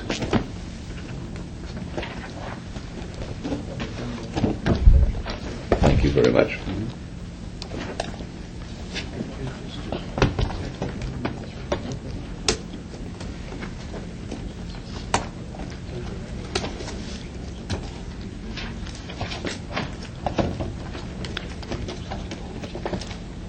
Items 87 through 103 may be considered in one motion, one vote. They're considered routine, non-public hearing, and public hearing items with no condition changes. All public hearing items will be opened at one time, and any person representing an application, or a member of the public, or a member of the council not in agreement with the conditions and all standard conditions for the application recommended by staff should request to have that item removed from this portion of the agenda. Is there anybody who'd like any of the items 87 through 103 to be removed for discussion? Yes, Your Honor, I'd like item 94, please. 94? And yes, Your Honor, 95, please. 95? Okay, we'll have those as discussion items, and in the meantime, I'm going to read all the others into the record, and as I say, if anybody wishes to speak to any of them, they have the opportunity to do so. These are all public hearings, which I now declare open. Item 87 is SDR 27850, Site Development Plan Review. The applicant owner is Jim Takata. Request for a site development plan review for a two-bedroom unit addition to an existing duplex with a waiver to allow a 0-foot landscape buffer on the north property line where 5 feet is required on .16 acres at 628 North 9th Street in Ward 5. 88, 89, and 90. 88 is WVR 26389, a waiver. The applicant owner is Wolf Creek Home Owners Association. Request for a waiver of Title 18.12.130 to allow Canyon Ranch Street to end in a dead-end street where a cul-de-sac is required. Yes. I'm sorry. 88, 89, and 90 have been held until the August 20th meeting. I didn't have it in the book. You're right. That's out. Thank you.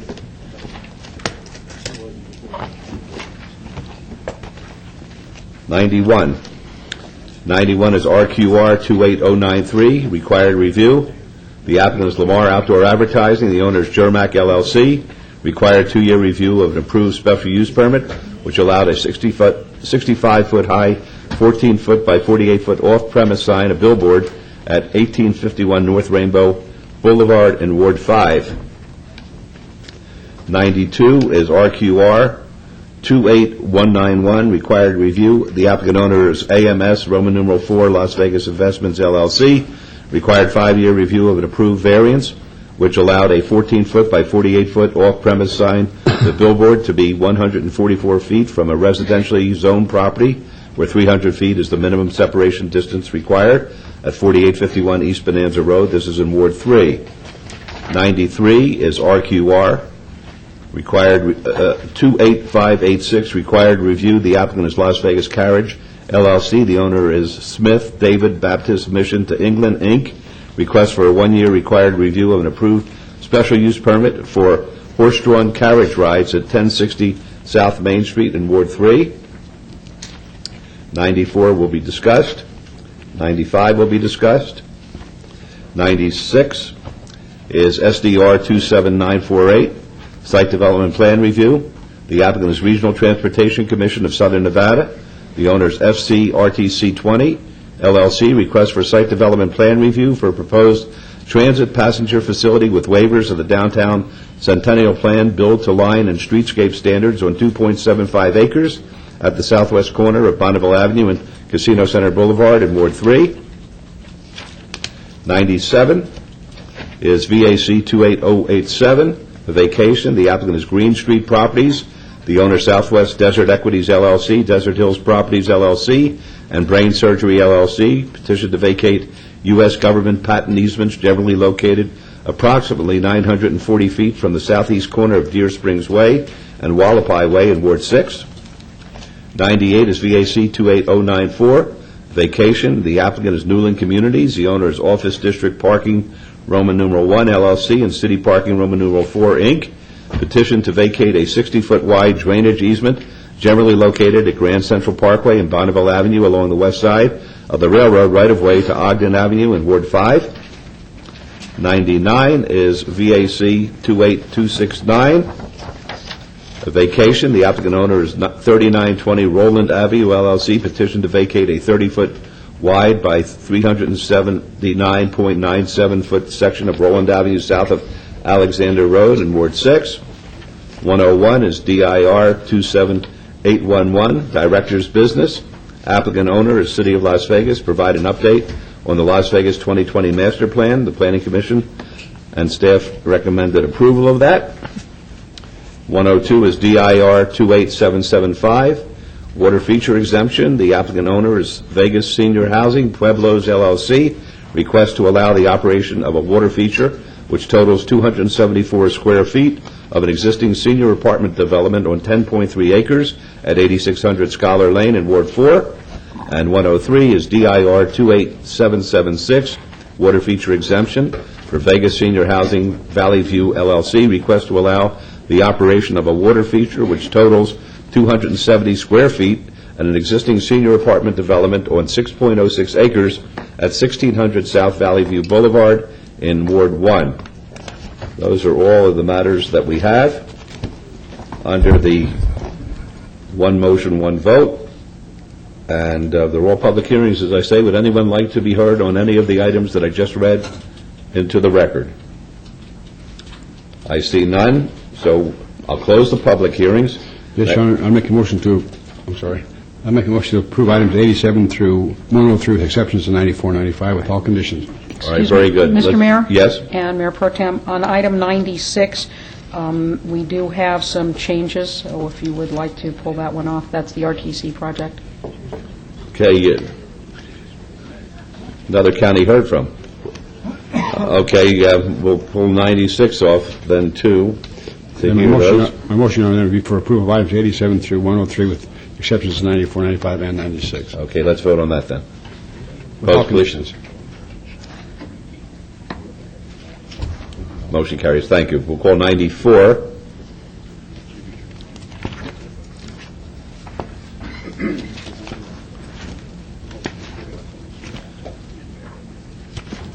'94 is SUP 27424, special use permit. The applicant is Cricket Communications. The owner is Nevada Power Company.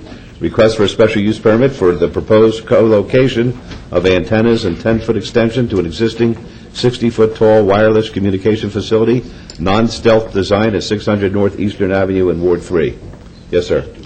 Good afternoon. Jason Freyer on behalf of the applicant, 1181 Greer.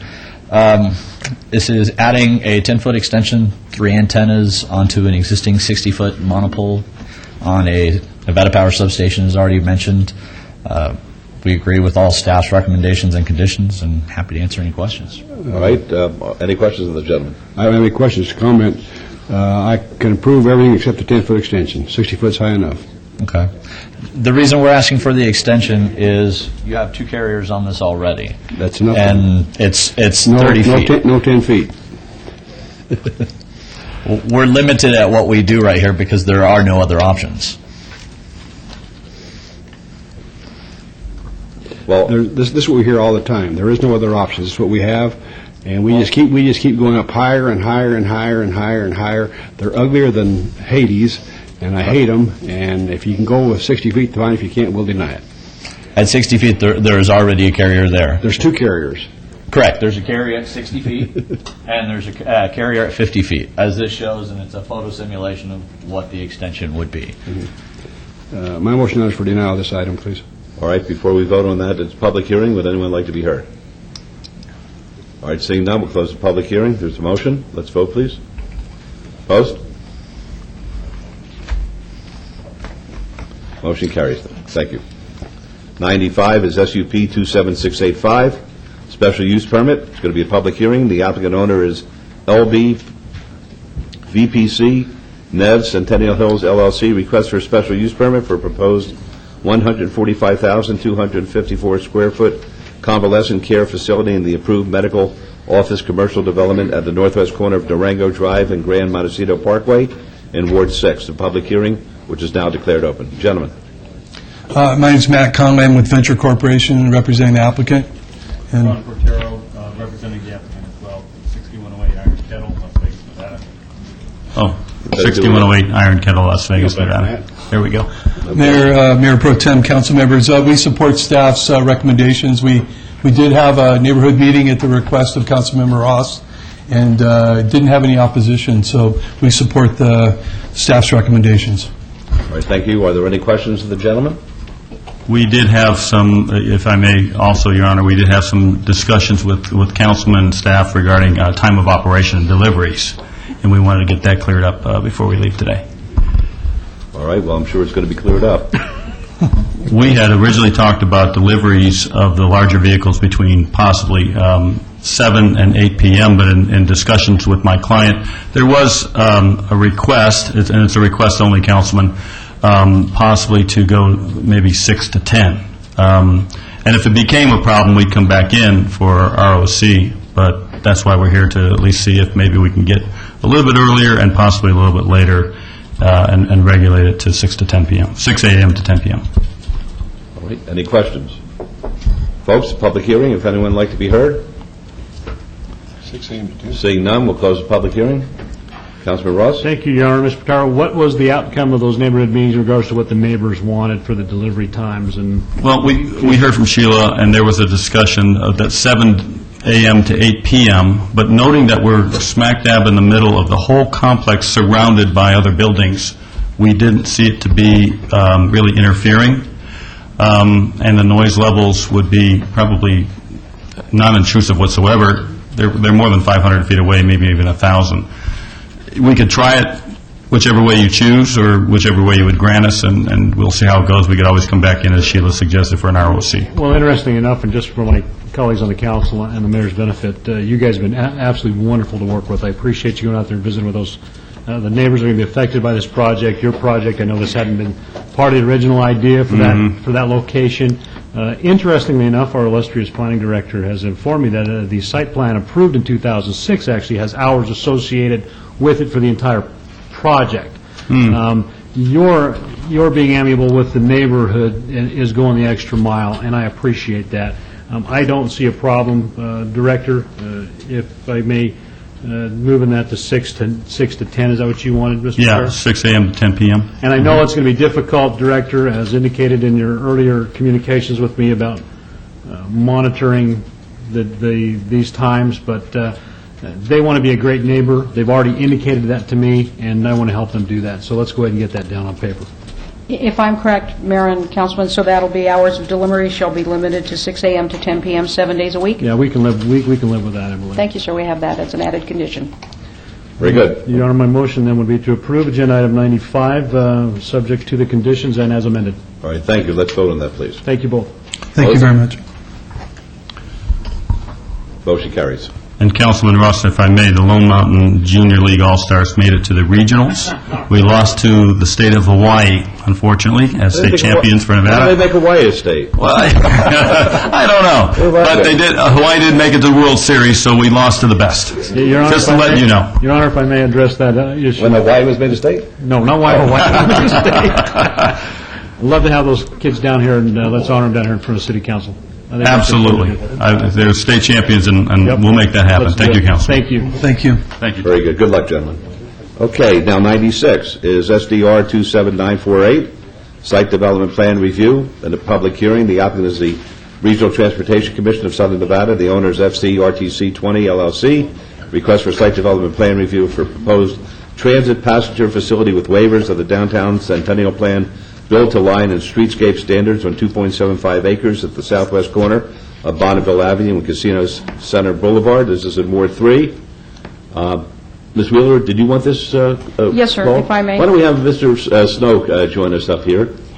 I see him in the audience. I can just read in the change of conditions. and then I you know, can- but I'd like everybody to see Mr. Snow. I'm saying in addition, certainly. Mr. Snow is the director of the Regional Transportation Commission. Good afternoon. For the record, Mr. Mayor, Your Honor, Mayor Pro Tem, members of the City Council, I'm here to accept 5 days of vacation. If you'd like to pass those out, that'd be great. With you, we're going to give you 2 tickets to Bermuda. One way. Okay. Why don't you do this? This is a wonderful opportunity, actually, to tell the folks who live here just what you plan. I don't know whether we've had a presentation that's been part of a city council meeting concerning the downtown regional transportation center, and that's what we're talking about today, I imagine. And We are. if you'd be kind enough to fill us in, I'd appreciate that. With me today is Mr. John Sodden from S&H Architecture, and we have been working with the City Council with Dr. Selby for quite some time on relocating the downtown transportation facility, which is just to the west here, and we have fortunately secured land bounded by First Street, Bonneville, Garces, and Casino Center. In conjunction with the Downtown Connector Rapid Transit investment, we are proposing to build a new transit intermodal facility on this area, as I described, and you can see a picture of the rendering of that facility right here. It's going to be in conjunction with the leadership of the City of Las Vegas and the mayor with your LEED initiative for the entire community. We're working for LEED Gold on this facility. Terrific. You know, yesterday, was it yesterday? Yesterday, we got the notification that, and this is so very special, we're one of 9 cities, I believe, in the United States that has gone to the next level as far as LEED certification, gold standard for a neighborhood. And we're very proud of that. That's our Union Park development, and it's a big deal. It really is a big deal if people are concerned about our ecology and what's happening with the community and sustainability. That was a giant step for Las Vegas, and this too will be part of that, which is great. It's something we really are excited to be part of. Everything we're doing at the Regional Transportation Commission now, whether it's building a road, a transit system, or traffic signal synchronization, has to do with decreasing greenhouse gases and improving urban sustainability. This project will be a great example of that. It is a multimodal facility. Within the facility itself will be what we refer to as a bike station. There'll be room for up to 120 bicycles to be parked. Additional amenities include locker rooms and showers for those who would like to take advantage of this. There's also going to be a bicycle mechanic on site. It will be secured 24 hours a day. This is something we think that the community in Ward 3 can be very, very proud of. That's terrific. That's great. Are there any questions of the gentleman before we hear from Ms. Wheeler and the conditions? All right, we're very excited about it. When do you think it's going to be completed? The design will be finished up, I believe, by the end of this year, John? Correct. And then we're looking at a construction time frame of about, what do we got, 14 months, 15 months? Roughly. Do we have the financing in place for it? We do. That's terrific. It's very... I'd like to make 2 comments, and I think these are important comments. The city has adopted a philosophy, and you heard me discuss earlier this afternoon and to a much greater extent this morning because of our budget constraints and because of the current economic status. We've made a policy decision to go forward with building the city of Las Vegas and to go forward with our capital improvement projects, and we do it with the expectation that the financial issues that are confronting us today will be resolved. We're optimistic about the future of Las Vegas. We're trying to be prudent on our day-to-day activities and the expenditure of the monies that we have for these different projects, but it should be noted that we believe that we will be the first to come out of this and to have projects like this not delayed. When we have the money for it, it's terrific. We see some of these great projects in the Strip, in particular, being delayed, and probably prudently so because of the financial market that's out there. But to go forward with this at this time, I think is it's telling, and I think that it's important that we do that. In addition, this particular project, it should be noted, as part of the jigsaw puzzle that has been the subject of some interest regarding the city's efforts to develop our downtown. We've had a discussion about a City Hall building, this intermodal station, office buildings at this particular location, which is a little bit east of Main Street, right in the downtown, and interlocking, in effect, with the 61-acre project that we have over in Union Park, which interfaces with the World Market Center and with the Discount Mall and the Mulaski Building, the IRS Building, interweaving into the Fremont Street experience. This is all part of a fabric that we're trying to weave here, and the fact that we're going forward with this, I think, is very, very important to the community, that they know that notwithstanding the difficulties that may be out there, we're going to face them, we're going to face them correctly, and at the end of the day, we're going to be right where we should be as a great American city. So I just wanted the record to reflect that, because sometimes people don't understand how everything sort of meets together. These are not just individual projects that are coming out of nowhere where we throw something against the wall and hope that it sticks. It's part of a plan, and there are a lot of different participants, public, private, and the like, and I'm happy that you're going forward with it. All right, Ms. Wheeler. Thank you, sir. The changes are to delete the second listed condition number 3, as it is unnecessary, to delete the condition number 6, and to add 2 new conditions: that a waiver from subsection V.E and the graphic 5 of the Downtown Centennial Plan to allow no chokers at the intersections of First and Garces and First and Bonneville is hereby granted, and B, that the existing chain-link construction fence must be brought into conformance with the construction standards outlined in subsection 7A8 of the Downtown Centennial Plan. Thank you. Is that agreeable, gentlemen? Yes, it is. Very good. Thank you. Any public comment at this point?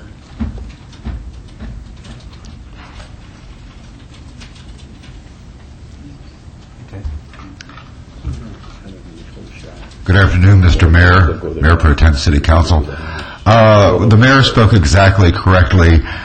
This is not something that has been easy for anybody as far as juggling around parts of a puzzle.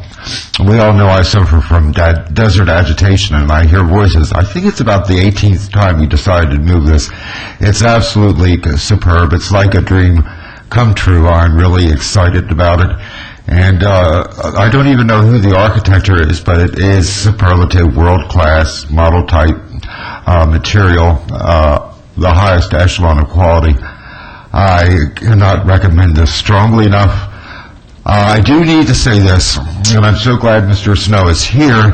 Every year, and I'm not trying to be disrespectful or anything else, at Walgreens we are sending probably 2,000 or 3,000 people to Jillian's to get to the Deuce to go south. And I constantly say you do not want to go to the bus station at night. You do not want to go to the bus station at night. Could we have just a regular sign put up to alert them of that? Do you understand the problem? Yes, but that's not the time for it, but thank you. Okay. I do need to see you privately on a matter of grave importance very, very rapidly, and it'll take about 5 minutes. All right, thank you. Public safety. Thank you very much for your time. Thank you very much. Anybody else like to be heard at this time? All right, seeing none, we'll close the public hearing. Mayor Pro Tem, do you have a motion, please? Thank you, Mr. Snow. Thank you, Mr. Snow. I move to follow Planning Commission staff's recommendation for approval of this item with those corrections on the conditions, please. All right, let's vote, please. Opposed? Motion carries. Good luck, gentlemen. Thank you very much. Thank you. Moving along.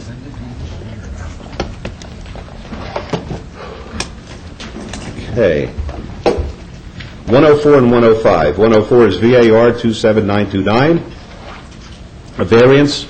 It's going to be a public hearing. The applicant owner is Apostolic Assembly of the Faith in Christ Jesus. Request for a variance to allow 29 parking spaces where 32 are required and to allow 13 compact parking spaces where 8 spaces are the maximum allowed for proposed church, 1.58 acres at 218 North 15th Street. In Ward 3, the staff recommends denial. The Planning Commission recommends approval. It's going to be a public hearing. 105 is SDR 26818, site development plan review related to VAR 27929. The applicant owner is Apostolic Assembly of the Faith in Jesus Christ, Inc. Request for a site development plan review for a proposed 1,056 square foot addition to an existing 4,161 square foot commercial building with a waiver to allow a 5-foot wide landscape buffer on the east perimeter and a 0-foot landscape buffer on the south perimeter, where 8 feet is required for proposed church, 1.58 acres at 218 North 15th Street in Ward 3. Staff recommends denial. The Planning Commission recommends approval, subject to conditions. This, too, is a public hearing. They're both declared open. Gentlemen. Good afternoon. My name is Sergio Roman. I'm a member of the Apostolic Assembly, and I'm just here to answer any questions that might be Thank you, raised. sir. How about yourself? Would you identify yourself for the record, please? Efren Soto from Moreno Valley, California. I'm participating in the project too. Very good. Thank you. All right. Are there any questions of the gentleman? Folks, a public hearing on both of these items, if you'd like to be heard. All right. Seeing no one, I'll close the public hearing then, and this is Councilman Reese's ward. Yes, Your Honor. The reason staff recommends denial, of course, is the parking variance. I did meet with the applicants after our last meeting. They are going to build a nice church there. I really think that this is a good location for a church. I had them check to see if they couldn't find some parking, kitty corner. They was unable to do that. So I'm going to make a motion for approval of item 104 with all conditions, please. All right, let's vote on that. Opposed, please. Motion carries. And on 105, I want to thank you for coming and seeing me. I appreciate that very much. I want to make a motion for approval of this item also, Your Honor, but I'm going to put a 6-month review on there for the parking, see if we have any problems. Very good. Let's vote, please. Opposed? Motion carried. Good luck, gentlemen. Thank you. Be well. 106 and 107. 106 is SUP 27870, special use permit. It's going to be a public hearing. The applicant owner is MRA LLC. Request for special use permit for a proposed 4,344 square foot supper club in conjunction with the proposed nightclub with a waiver to allow a 60-foot distance separation from a child care facility where 400 feet is required at 8991 West Sahara Avenue. This is in Ward 2. The Planning Commission and staff both recommend approval, subject to conditions. 107 is SUP 28192, a special use permit related to SUP 27830, public hearing. The applicant owner, MRA LLC, requests for a special use permit for a proposed nightclub in conjunction with the proposed supper club at 8991 West Sahara Avenue in Ward 2. The Planning Commission and staff recommend approval, subject to conditions. Both of those public hearings are now declared open. Yes, ma'am. Mina Alfafera, I'm the owner at 8991 West Sahara. Very good. I'm here to ask for approval of special, for the use of special permit. All right. I know that you were here 2 weeks ago, and the matter was obeyed over to today. Would anyone like to be heard on this? This is a public hearing on both of these items.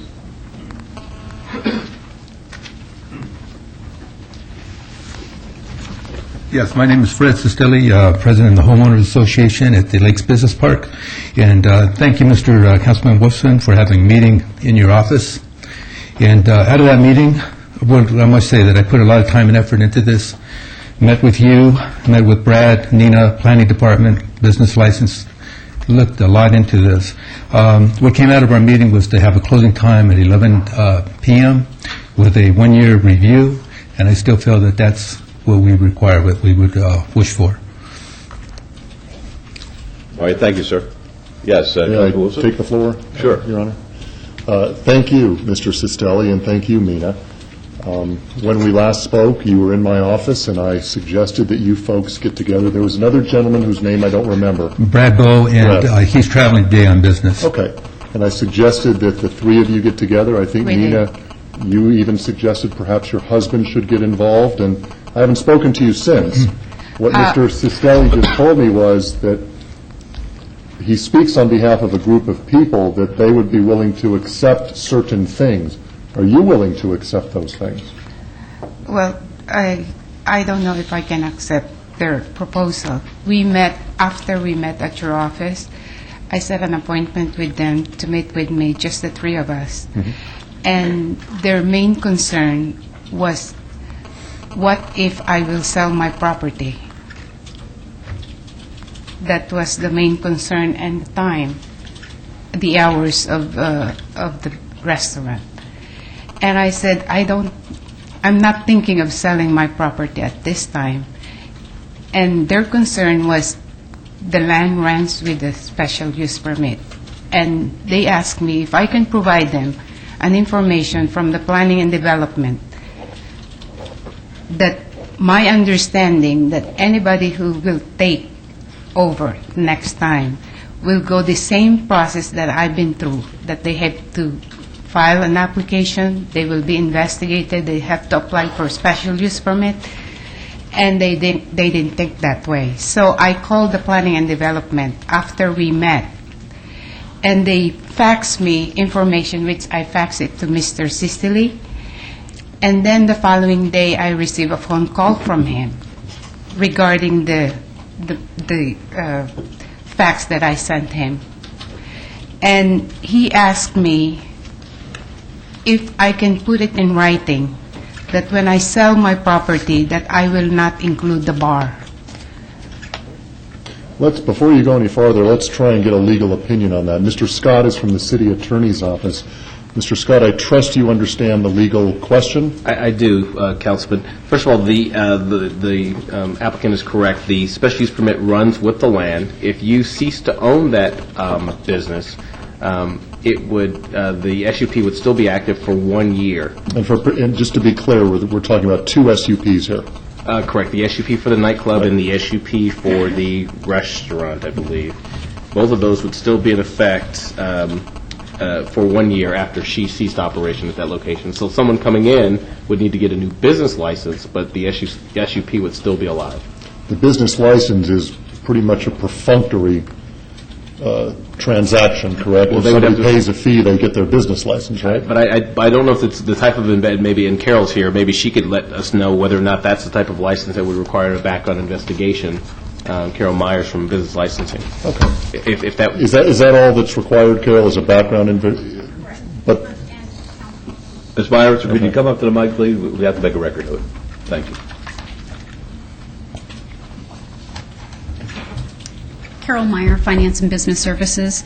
My understanding is they would apply for a supper club license. That is a license that requires a suitability investigation and council approval. No, but I thought you said that the license or the SUP runs with the land, so they wouldn't have to apply for it. The SUP runs with the land, but the business license is transferable. That's something that would require, that's a separate license she has to get. But the SUP runs with the land, the license runs with the individual. Correct. But when the person applied for a business license, they wouldn't have to come back before us for the SUP, though. Correct. Because the SUP would still be alive. Yeah, and they wouldn't come before us for a business license either. Yes, they would. It's a privilege license. It requires council approval. Okay. So here's the question that we're all trying to get answered. Mina, I hope, should this council grant your request, you stay in business for 20 years, but who knows? Hopefully. What if a year and a half from now things go sour, or whatever, you decide to sell the business, somebody comes in and wants to purchase the business, they'd have to go down to the city, apply for a business license, and then they'd come before us for approval for the supper club? No, they wouldn't. The supper club, the SUP would still be alive if it's less than a year from when she ceases operation. The SUP remains alive, and someone would just have to come in. Okay, so if it's more than a year, they'd have to come back and apply for their own SUP. Correct. If it's less than a year, they wouldn't. Correct. And who knows whether it would be less than a year or more than a year.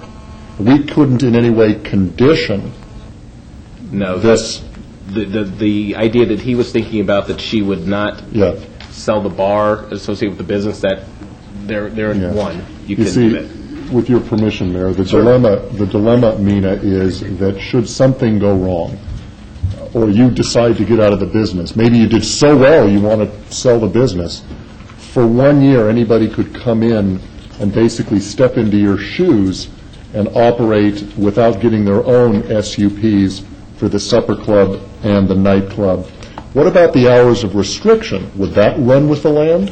Whatever restrictions you put on her SUP would run with the land. So the new property owner and business owner would Okay. have to live with those conditions. Would that be acceptable to you?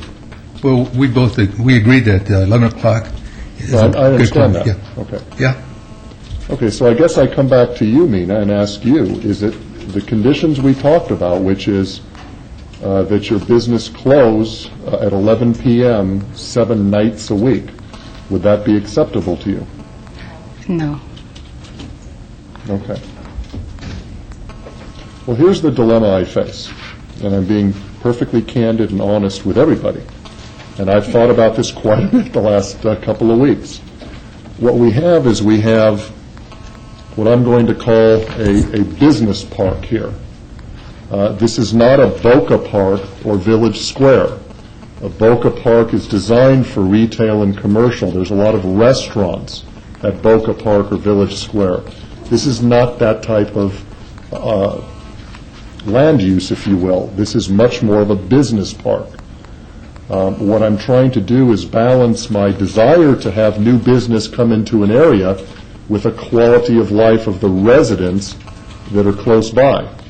And Brad, who came in, lives perhaps 100 feet. Correct. As a crow flies from where your business is. And I believe very sincerely in protecting the quality of life of, which is really a residential area. I mean, within just 100 feet, there's hundreds of people that have single-family homes. Brad, I think, said he'd lived there for 11, 13 years, whatever it was. Something of that. Yeah. I live in the neighborhood too for 14 years. And I know you do. You live right across in Canyon Gate, do you not? Yes, I live there. Well, what I'm trying to do is I'm trying to balance your desire to bring a new business into an area where we've had some businesses close. Correct. Although I recognize the fact that you've been candid with me, and you said you've never been in the restaurant business. Isn't that right? Yes. And But the I have restaurant- people that... Hold on, please. Let me express my views. The restaurant business is, from what I understand, one of the most difficult businesses to operate and maintain. In this area, there's mostly offices, very little retail and commercial. It's difficult for me to grant your request under these circumstances. I think that Mr. Sistili, who represents how many business owners in the area? Approximately. In the business park? Yeah. I should have that answer. I don't know what that answer is. I would say probably, 75. Okay. And that's just the business park owners, if you will. And then I've got a whole constituency of residential folks right across the street.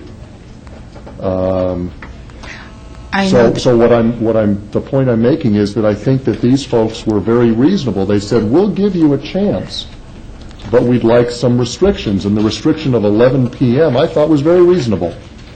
You could open up shop at 12 noon and serve lunch if that was your desire. You could serve dinner.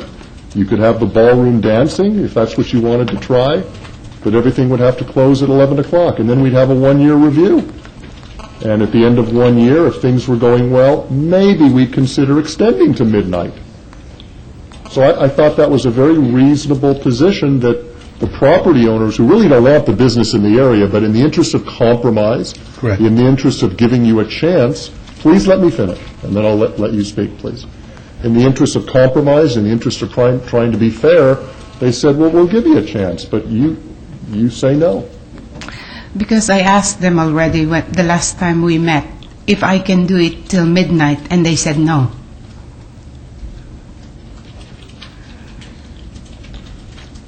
Well, we're an hour apart, and my philosophy is when you're an hour apart, you should be able to come to some sort of reasonable compromise. I want to open it till 2 a.m. Well, I know And you they do. said 11. So I said, how about midnight? He said no.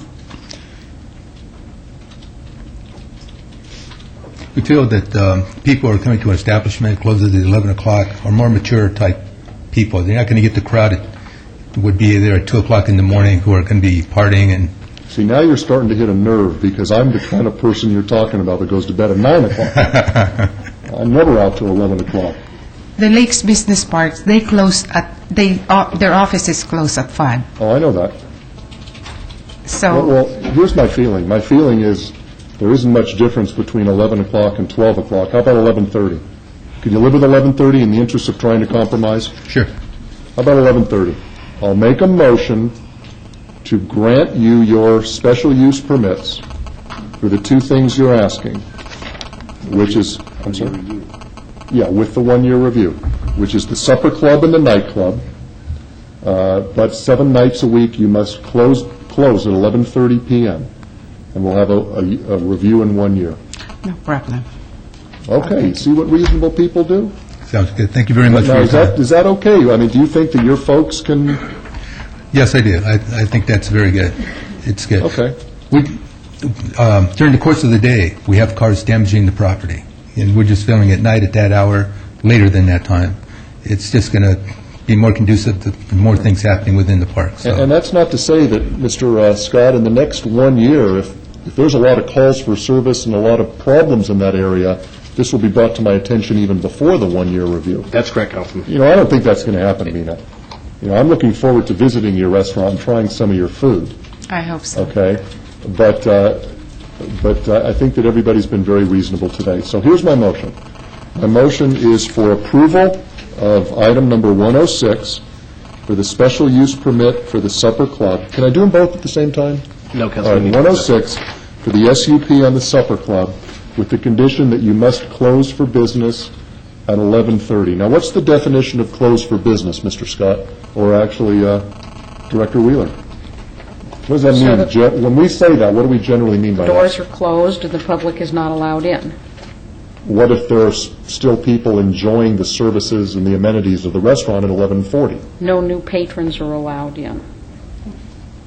It would probably it would probably be that no new patrons are allowed after 11:30, because those that are there still could maybe Well, finish does their meals. that mean that we can serve food and alcohol If you want, after? Mayor Pro Tem, Mayor and Councilman, if you want to say that there shall be no persons on the premises, the public, after 11:30, then we can certainly word the condition that way. If your intention is to have no persons of the public on the premises after 11:30 p.m. So if somebody wants to eat at 10 o'clock or 10:30, we cannot. You can, they have to gobble it. My motion is for no persons on the premises after 11:30 p.m., 7 nights a week. So you have to make a business decision when your last call for food and beverages is. If it's 10:30, then that's your business decision. But at 11:30, everybody must be asked to leave. You're closing down the business with the review in 1 year. That's my motion. All right, let's vote on that, please. May I just check, please, you want the review at a public hearing of the City Council? Yes. And 1 year after the issuance of the business license? Yes. Thank you. All right, please vote. Opposed? Motion carries. As to 107, same motion, same conditions. Let's vote. Opposed? Motion carries. Good luck. And thank you. Mr. Cicelli, thank you so much. And Mina, thank you. This is what I think good government is getting reasonable people together. Let's give you a great try, and I hope you're successful. And let me know, okay? Thank you very much. Thanks. Thank you. 108 is DIR 28767, Director's Business. This is a non-public hearing. The applicant owner is Kyle Acquisition Group, LLC. Required review of a development report as required by subsection 9.01 of the development agreement between the City of Las Vegas and Kyle Acquisition Group, LLC, on approximately 1,712 acres generally located at the southwest corner of Fort Apache Road and Moccasin Road in Ward 6. The staff recommends approval. Yes, sir. Oh, good afternoon, Your Honor, members of the council. I'm Mark Fiorentino. I represent the Kyle Acquisition Group. I don't really have much to say. The staff did a wonderful job in the report. It's self-explanatory. We're here in case you need us. Thank you. Any questions, Mr. Fiorentino? All right, folks, it's not a public hearing, so we'll go to Councilman Ross for his motion. Thank you, Your Honor. I would move to follow staff's recommendation to accept the report with a follow-up review, Mr. Fiorentino, in October of 2008. Is that okay? Which date in October? I believe it will be the first council meeting in October. October 1st? Or the October 15th. Ms. Fretwell, comment? First? October 1st? We have no objection to that. Is that okay with that? Thank you. That's my... Okay, that's a motion. Let's vote. Opposed? Motion carries. Good luck. Thank you very much. You're welcome. 109 is SUP 28131, special use permit. The applicant is Yonatan Maybat. The owner is a junior corp. Request for a special use permit for a proposed secondhand dealer at 806 South Las Vegas Boulevard in Ward 3. Planning Commission staff recommend approval. And from this morning, item 54, discussion and possible action regarding a new Class 2 secondhand dealer license subject to provisions of the Planning Code for Yonatan Maybat, doing business as Trip on the Strip, 806 South Las Vegas Boulevard. This is in Ward 3. Is the applicant present? He is. All right, why don't you come up here, sir? Uh-oh. If I could just make a comment, Your Honor. Yes, certainly. Ms. Myers, could you explain why we're here for a secondhand dealer's license when this young man is proposing to have eBay sales? Because he wants to have the ability to buy secondhand goods and resell them. And in the city of Las Vegas, in our code, that requires a secondhand dealer's license. But he's going to be selling them over the eBay, though. He does have items available for sale in his store, and he's buying items from the public. So anytime he's allowing people to come in and sell items, he has to have a secondhand dealer's license. Thank you. All right. Do you want to go ahead and take action on the SUP first and then hear the business license That's portion? fine. Okay. Be happy to hear from the Okay. city and Metro. Basically, the applicant that you have today for consideration of a secondhand dealer's license did receive an area of concern on his investigative report. Therefore, wanted to have a discussion on that. We've got Detective Rod, who prepared the report, and Detective Reineck here to answer any questions you may have. And we also have Mr. Mabat here to answer any questions you may have. Okay, the only problem that we have is, and we all read the confidential book, but it's been taken from us, I guess, over the noon hour, so we don't have it in front of us. If you could refresh our recollection, please, as to what the issue was, I think that would be helpful. Mayor, if you'd like, I have a copy of the report here, and we certainly could, I guess, get copies to you if you would need that to follow along. Just give us an overview, because I'm sure it will come back to us. Sure. There are several items that appear under the area concern report. Some of them include financial. I guess the primary one is the financial aspect of this case. Did you need my name for the record? I'm sorry. Yes, Mr. Okay, Detective Stacy Rod, Las Vegas Metro Special Investigation Section. Mayor and Council, the primary, or the most concerning, I would say, aspect of this report under the area concern section is the $500,000 investment capital that is yet to be accounted for during the course of the investigation, the subsequent review of the documents submitted by the applicant, re-questioning about it, some discussion about a loan that was supposedly going to come forward that we were able to confirm did in fact exist after it was represented that that was going to be the source of capital. You did confirm it does exist? We confirmed that the loan did not exist. It did not exist. Yes. We're talking about $500,000 here, and certainly any kind of a investment of that size and scale would require validation, verification from whatever the source. Another part of the financial aspect of this was that I asked the applicant specifically for the financial records regarding his tax returns and other business documents from the business itself to ascertain if, in fact, the business is generating enough revenue, meaning previous businesses were generating enough revenue to support the kind of investment. I was looking for that income anywhere it was coming from.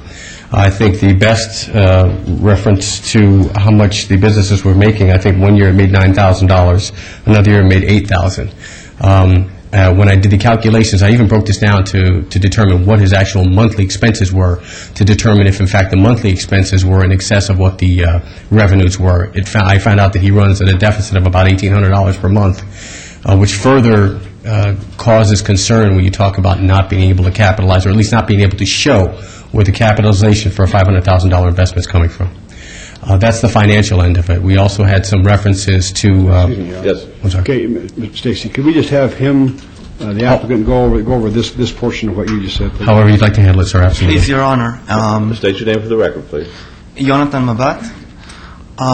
Like I explained to Detective Rod while we were doing the interview, I understand that the question was about the capital of the business is forecast into the future, the investment right now and what I'm going to invest into the couple of years into the business. That's why I put that $500,000 figure, because I plan to put a neon sign outside. It's going to cover the outside of the building. It's going to cost a lot of money. Hopefully we get support from somebody to help us do all part of that stuff.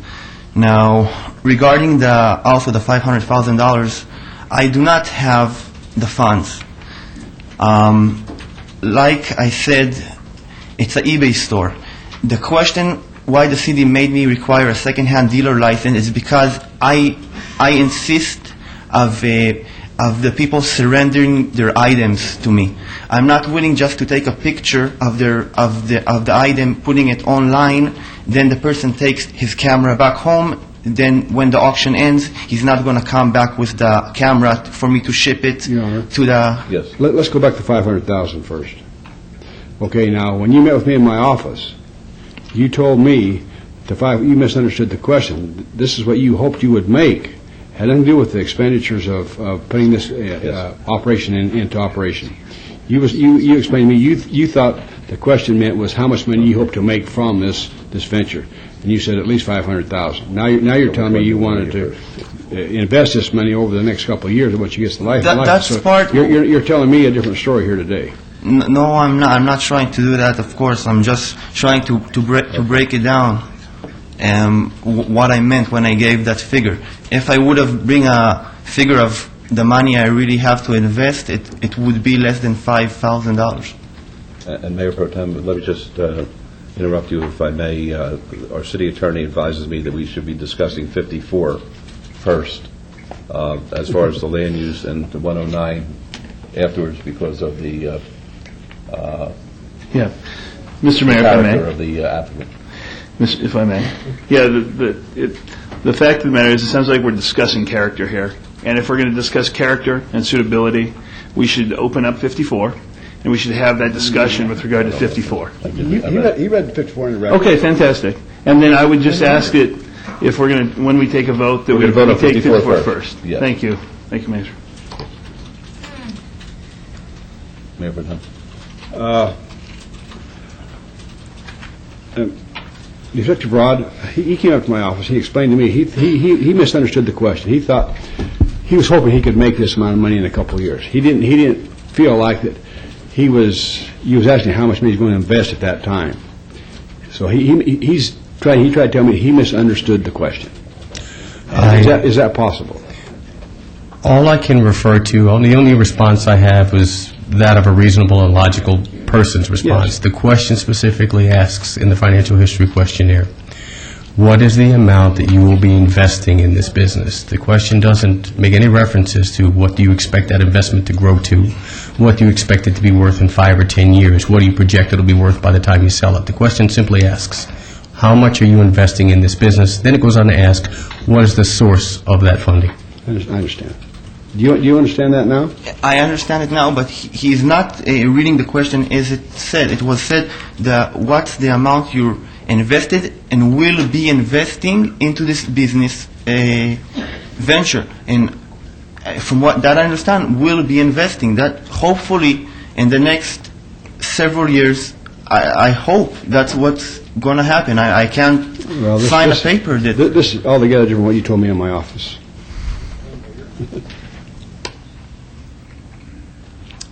Okay. Let's go on to the next issue. All right. What is the next area of concern?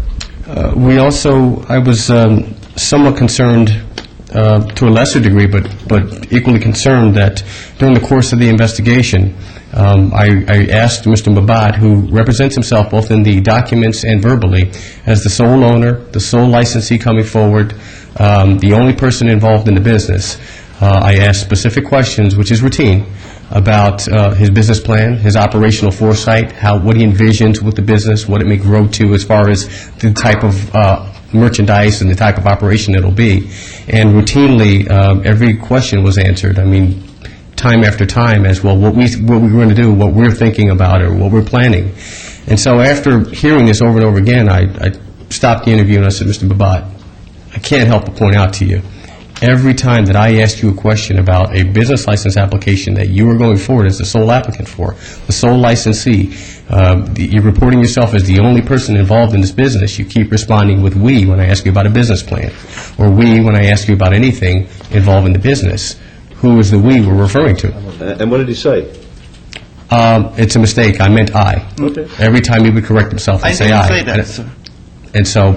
You'll have your chance. So I said, okay, well, let's just concentrate on representing this accurately. And in the very next sentence, I'd say, okay, well, what is your plan with regard to growth in the next year? Well, we're going to see if we can bring in more. And I said, well, there you go again. He said, oh, I'm sorry, I meant "I." And I said, well, if there's a "we," if there's a second person, if there are other persons, who might that be? Well, I get the moral support from my parents. I went on to find out later on from some communication I received from the city that they got a communication in the form of an email or a letter indicating that his parents are in fact involved in the business. A little further research into what the role that his parents may play based on what their history is, I determined that, or found that, his father previously owned a gold distribution business, which is in line with how Mr. Mabat initially tried to get licensed as a jewelry sales secondhand dealer. So when that application, when it came before you the first time to be a secondhand dealer for jewelry, when that was denied, then a second application was submitted for the secondhand dealer license that is before you, which would allow, I believe, jewelry as a accessory sale, but not as a primary sale. That teamed with the fact that his references to "we" and the fact that his father was previously in the gold business, it isn't proof positive that that's what's going on, but it certainly tends to get one thinking in that direction when we have these references to "we." And I guess this year, I don't know what this means, but his mother did call and talk to Loretta in my office, and she just basically told Loretta that she wants her son to succeed, and she's looking forward to us helping him become a businessman in the city of Las Vegas, and that she does support him. And that was basically what she said. I had, and I'm not contradicting you, Councilman, I just want to let you know that some of the discussion that I had, or some of the information I was privy to, indicated that the mother said that we have a lot invested in this business, or we have an investment in the business, and we don't want we don't want the trouble. He's just trying to go forward, be an honest kid. And so the inference that I got from the communication I got, and I don't have it in writing, it was a discussion, was that it seemed to, in my opinion, and this is just one person's opinion, based on the other information, seemed to go along with the fact that there was probably more than one person, the applicant, involved in the business. If I can, please. Yes, sir. My father, with all due respect, is a starving artist, and he never in his life deal with jewelry. I do not know where that information got to Detective Rod, but it's 100% untrue. Regarding "we," yeah, I reference the business as "we." It's just something I got used to. It's some kind of even safety procedure that I'm just using. I prefer people don't think of me sitting all the time by myself working there. I prefer they think there's two more people also usually there. Let me ask you something, Mr. Mabat, if I may. Do you have any criminal record? I was arrested once. When? 2+ years ago. And that's actually also in the background in the report, and that's the issue I thought it's going to be this whole conversation of. What happened as a result of that arrest? I paid $400 fine. Was it a misdemeanor? Yes, it was. I don't want to embarrass him. What type? Characterize the misdemeanor if you know what it is. Just characterize it. Property crime. The specific one? The one that he $400 fine. No, it wasn't a property crime. It was basically having a law enforcement contact that went less than favorably between the two. What was that? And obstructing, something like that. Favorably between the two. The cop used it. I see. A beef with the cop. You know, I like your brevity. I like your brevity, Mayor. I was trying to be diplomatic, and I like your brevity. I appreciate that. You got it right. But he paid a $400 fine, and that was it? He did. Misdemeanor? Yes, sir. Yes, sir. Mayor, if I could, there's just one more thing I want to bring to your attention, and then certainly I will answer any questions that you have, but I don't want to skip over because I think it's important. The applicant previously owned and operated a business within your jurisdiction. There were instances on 2 occasions when your city officials, your enforcement team, or someone from licensing went out to investigate the operation. It was found to be in possession of narcotics paraphernalia to the amount of 80% of the store's inventory. He was advised to remove that from the city enforcement officers, remove that immediately, and not have it present. It was again disclosed to him that its narcotics paraphernalia is prohibited by your code and by NRS. 6 days later, they went out, and the merchandise, part of the merchandise was removed where it was publicly viewable. The balance was not removed, and again, it was addressed. Subsequently, on a 3rd visit, that was removed. But again, at this current location where he's seeking licensure now, Mr. Ricketts went out, took some photographs, visited the business, and again, prohibited narcotics paraphernalia was present in the form of bongs or smoking devices. Mr. Ricketts brought that to my attention. It's a part of your report, but again, it's something of a pattern with this applicant. If you want to look at the previous business as well as this one here, that these are the things that are found in a business that's under his care, custody, and control. And in one case, the business was open and operating, and twice it was found on the premises. In this case, this business was not at the point that we visited licensed. But again, you have this narcotics paraphernalia present and apparently for sale, or at least being stored in this business in an eBay drop shop for sale. So was he charged? He was not licensed. Was he charged as in given a citation? In possession of... He refused to respond to the business. I called him up and asked him to come. He refused to respond down there. Was the business charged with possession of narcotics paraphernalia? Well, the individual would be the one responsible for it. No, was he ever charged? I don't know if your city people did or not. Mr. Ricketts was investigating it, but he would have been cited the day that we called him up to bring him down to the business, but he wouldn't respond. The business was closer. If I can respond for the paraphernalia charges. First of all, it stated in the report that my previous store was closed by police or city. It's not true. The store wasn't closed. I just found a better location on Vegas Boulevard, and I moved the store from the art district. It was like a gift shop and art store in the art district, and we moved it to Vegas Boulevard. There was certain items in question. When Jim Brickett asked me to remove the items, no, excuse me, it wasn't Jim Brickett. It was city. I forgot her last name. Her name is Paula. She asked me to take certain items out of the store. What was 100% done. The next Monday, she came to inspect the store. There were no item whatsoever in the store. And maybe they came, I think, on Wednesday, and they told me they're going to come back on Friday to reinspect the store. Why I stated to them that if I can get more than 2 days to reorganize, and Paula said no problem, and she gave me until Monday. And when she came back Monday, there was no questionable items in the store whatsoever. Okay. Any other questions? I guess not. All right, the public hearing posted. Anybody want to be heard? Close the public hearing then.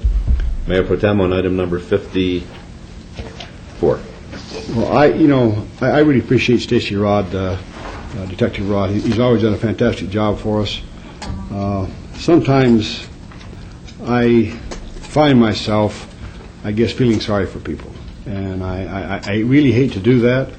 When this young man came in, he made an appointment, come in to see me, and he explained to me exactly what had happened, and he tried to explain to me just like he is today, and what happened, and I want him to be a successful businessman. I think he's an entrepreneur. He explained to me he didn't really understand this stuff that was drug paraphernalia. I don't know whether he does or not, but I believed him. And I would like to give the young man a chance with maybe a 3-month review or even a 6-month review once he gets the store open. And I understand the eBay. I understand him having this different stuff in there, but we do have staff that can go out there and make sure that he doesn't have any drug paraphernalia in there. When he explained to me about the $500,000, I don't know where anybody could get $500,000 to invest in a business today, especially downtown. I mean, like that, a second-hand dealer store. They don't need $500,000. So I kind of believed him when he said he thought he was going to make this money. Now, today he did give me a little bit different type of an explanation, and I hesitate a little bit for that reason. I got to tell you, Yanni, I don't know here. I'm in a quandary. I promise I'm not going to prove you otherwise. And I know the codes. I'm. Well, you know, you're going to be looked at under a microscope. And Yes, sir. So, if we see anything at all wrong in there, we're going to have you back in here for a disciplinary disciplinary hearing, and I won't hesitate for a second to take your license. So, I want you to understand that. I understand that. Okay.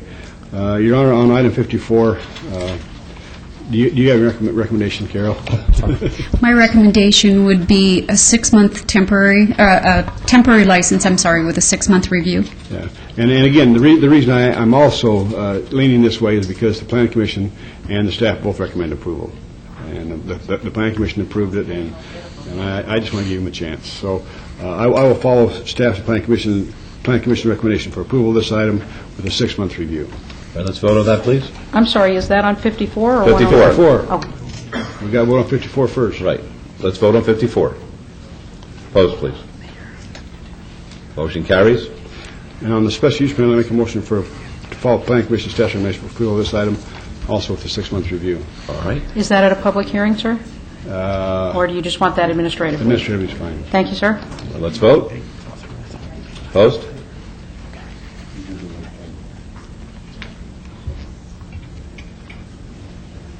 Yanni, you're under the gun, buddy. Thank you very much. Yeah, Yanni? Thank you to the city of Las Vegas. I Yeah. really thank I the hope you city of think Las it's in Vegas. 6 months. I will. Thank you very Because much. it's going to be like white on rice, as they say.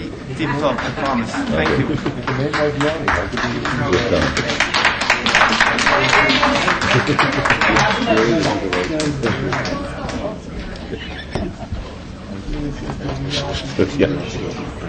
You made nothing into a cult hero.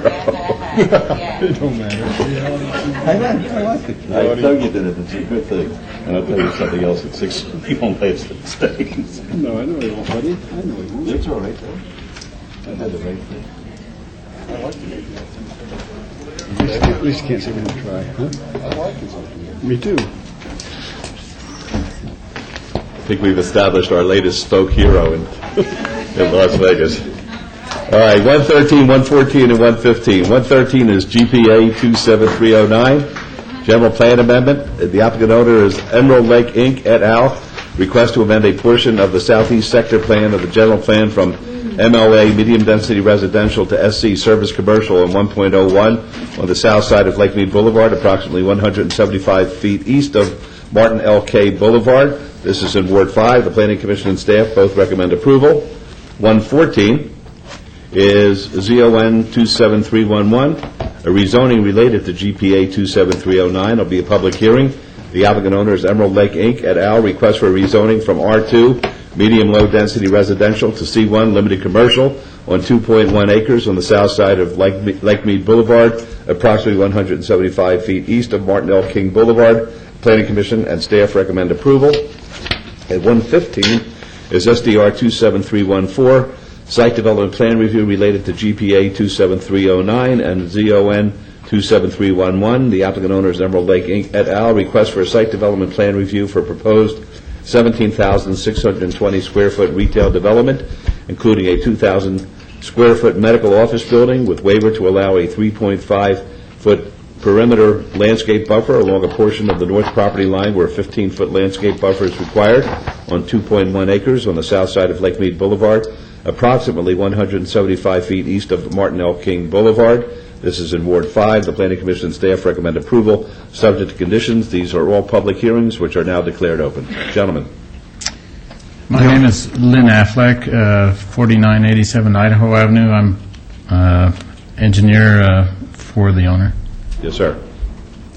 Mayor, my name is Marcel Ezoke, and 235 Acom Avenue. I'm the owner of Emerald Lake Incorporated. Okay, we're happy to hear from either or both of you gentlemen. I'll let the owner explain what he's trying to do. Your Honor, we are proposing to, like the description said, do a pharmacy medical facility on the northeast side of the building, and then on the northwest side of the building will be the retail facility. And we've worked very hard with the community, with the neighbors, with the Councilman Barlow's office, and with the staff, and we have the approval of the staff and the Planning Commission. I hope we get your approval today, too. Thank you. Yes, sir. Would you like to add to that? Well, I would just like to say, take a little credit for the sacrifice that we've made. We had the larger building before, and we've allowed the building to be shrunk in order to have more circulation as requested by the Planning Commission, and I think we have a good product now. All right, thank you. Are there any questions of either of the gentlemen? All right, folks, a public hearing, if anyone would like to be heard. Just step up and give us your name, and we'll be happy to hear from you. Well, here we go. Beatrice Turner, West Las Vegas. I want to know, in these plans, did he still, I see he got the fence right here with the wrought iron in it. But I want to say to the councilman, I came to the planning board meeting when this item came up. And as I came to this meeting, I had to be attacked by some of the folks that was here on the behalf of him. And I'm going to say this on record right now. This the second time that Puppet Stuff done had something to say to me, but it won't be no third time for him, because it wasn't that I was denied, I didn't want his project, it was that I didn't want what he wanted to put there at first. And he had to go back and bring up something better than that. And if folks really concerned about the community they live in, they would have felt the same way that I felt, that you go back and you bring us something better. You don't bring us anything to our community because you feel we don't have businesses in our community. So I have no problem with it now. He went back, he had to downsize it, and he gonna make the fence that brick wall look like a brick wall. So I don't have a problem with it. But he better call his guard dog off. Would anyone else like to be heard, please? Eddie Watson, 1624 J Street. I'm in favor of this project. I've been down here 4 times to speak in favor of the project. I've been before you a number of times to stop projects that have tried to come into our area. I spoke against Food for Less. I spoke against Frank Hawkins' thing that he's building in our community that I'm still upset about. I dropped my protest over that to support this project. This is the first person that's come into our community that wants to do a project on his own. He's not coming here asking you for money. He's not coming here asking you for land. He's bringing a quality project. He's a person of high quality. He keeps his word. He's been my pharmacist for some 12 years. When I got cancer in 2004, I'm a union member. I have one of the best insurance policies in this country. And when doctors started looking at me and telling me that I needed to be operated on within 10 days or I was going to die, and I never seen these people before, I picked the phone up and called him and said, "What do you know about this guy?" And he said, "Mr. Watson, you do one or two things. You get 2 more opinions or you go to L.A." he's the type of person that when we was in Chicago and I ran out of my medication, he went to UPS, well, I guess I can't say the name, but he went to a place that overnight stuff and sent my medicine. He went personal and got it delivered to me in Chicago. Recently, about 3 years ago, he got robbed in his place that he's at now. And he used to be open to 9 o'clock. He just started closing at 6 in the wintertime. I had medicine to be delivered, and I was supposed to pick it up, and I forgot. His wife got in her car and went to West Las Vegas Library to try to find me. Went to Doolittle Center to try to find me. Came to my house and finally located me to give me that medicine so that I didn't have to go 36 hours without the medicine. These are the type of peoples. And I will defend this man. I will speak up for this man. And anybody that mess with him, anybody that attacks him, I assure you that you have to deal with me. Thank you very much. Amen. All right. Yes. Wait, please. Please. Wait a second. Wait, sir. This is not the way we do business here. Yes, ma'am. Yes. Hi, Mr. Goodman. My name is Gloria Banks. And when I came to this man, I had heart surgery, and I had 2 heart attacks. And my friend, Faye, she recommended him. And just like he said, I don't have transportation. I have to catch 4 different buses to just get to his pharmacy. But this man deliver my heart medication, my blood pressure medication. You remember like back in the days when the milkman put your milk on the door? Well, it's like old school. I love this man and his wife. They're the most beautiful people in the world. They take care of us. They really take care of us. And when I had my heart surgery, I thought, what am I going to do? I'm too young to be having a heart attack, I thought. But this man been by my side ever since. Him and his wife, just like the gentleman said, they've been right by my side. And if he, get this place, it's closer to me. It's way closer than where he at now. And I would love to see them succeed because they're the most beautiful people in the world. Most beautiful people in the world. Thank you. And I love you, baby. Thank you. Thank you. Yes, sir. Morning, good afternoon, Mayor, Councilman. My name is Leslie Rao. I want to speak on behalf of Emerald Pharmacists, Inc., that I've been going there for several years myself. And I said it before, and I'll say it again. These are people that when you walk in the door, they know who you are. It's just like if you walk in the door and they say, oh, good morning, Mayor Goodman. Because they know who you are. And they know, I would say, 90% of their customers, they know just like that. And when you come in there, you're treated like somebody. You're just not a number or a bill to be paid. They make you feel like, what can I do for you today? Is your medication working out? If they need to call your doctor and see about changing your medication, they go the whole 9 yards for you. You can't find a better pharmacist nowhere. Walgreens, CVS, any other, Savons, nobody goes the mile for you that they go for you. I just want to let you know. Thank you. Yes, ma'am. My name is Carol Raw.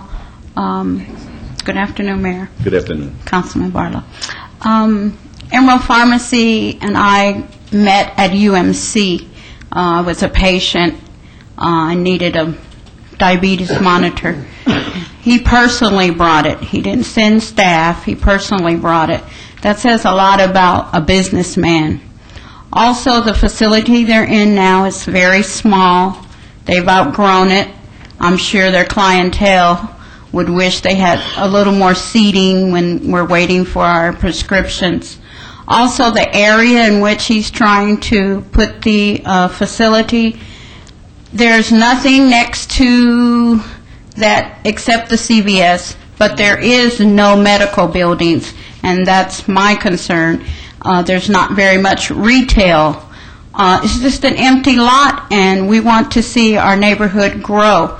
And because it's growing with other things, we'd like to see it grow with this facility. I support it. We recently got married a year ago. They were there in attendance. And also, I want to tell him and his staff, they work very hard. We've been very supportive. We've been at the planning meetings. We spoke at the planning meetings. And I'd like to see a nice groundbreaking ceremony very soon. Congratulations. Thank you. Yes, ma'am. Good afternoon, Mayor and Council. My name is Faye Wilkinson, and I met this man through my sister, him and his wife, and I'm going to make it short and sweet. My insurance messed up, and these people, I didn't have no money to give them, and they still gave me my medicine and telling me don't go without your medicine. We need them there. Get rid of this ugly blot right here and put them there, because we need them there.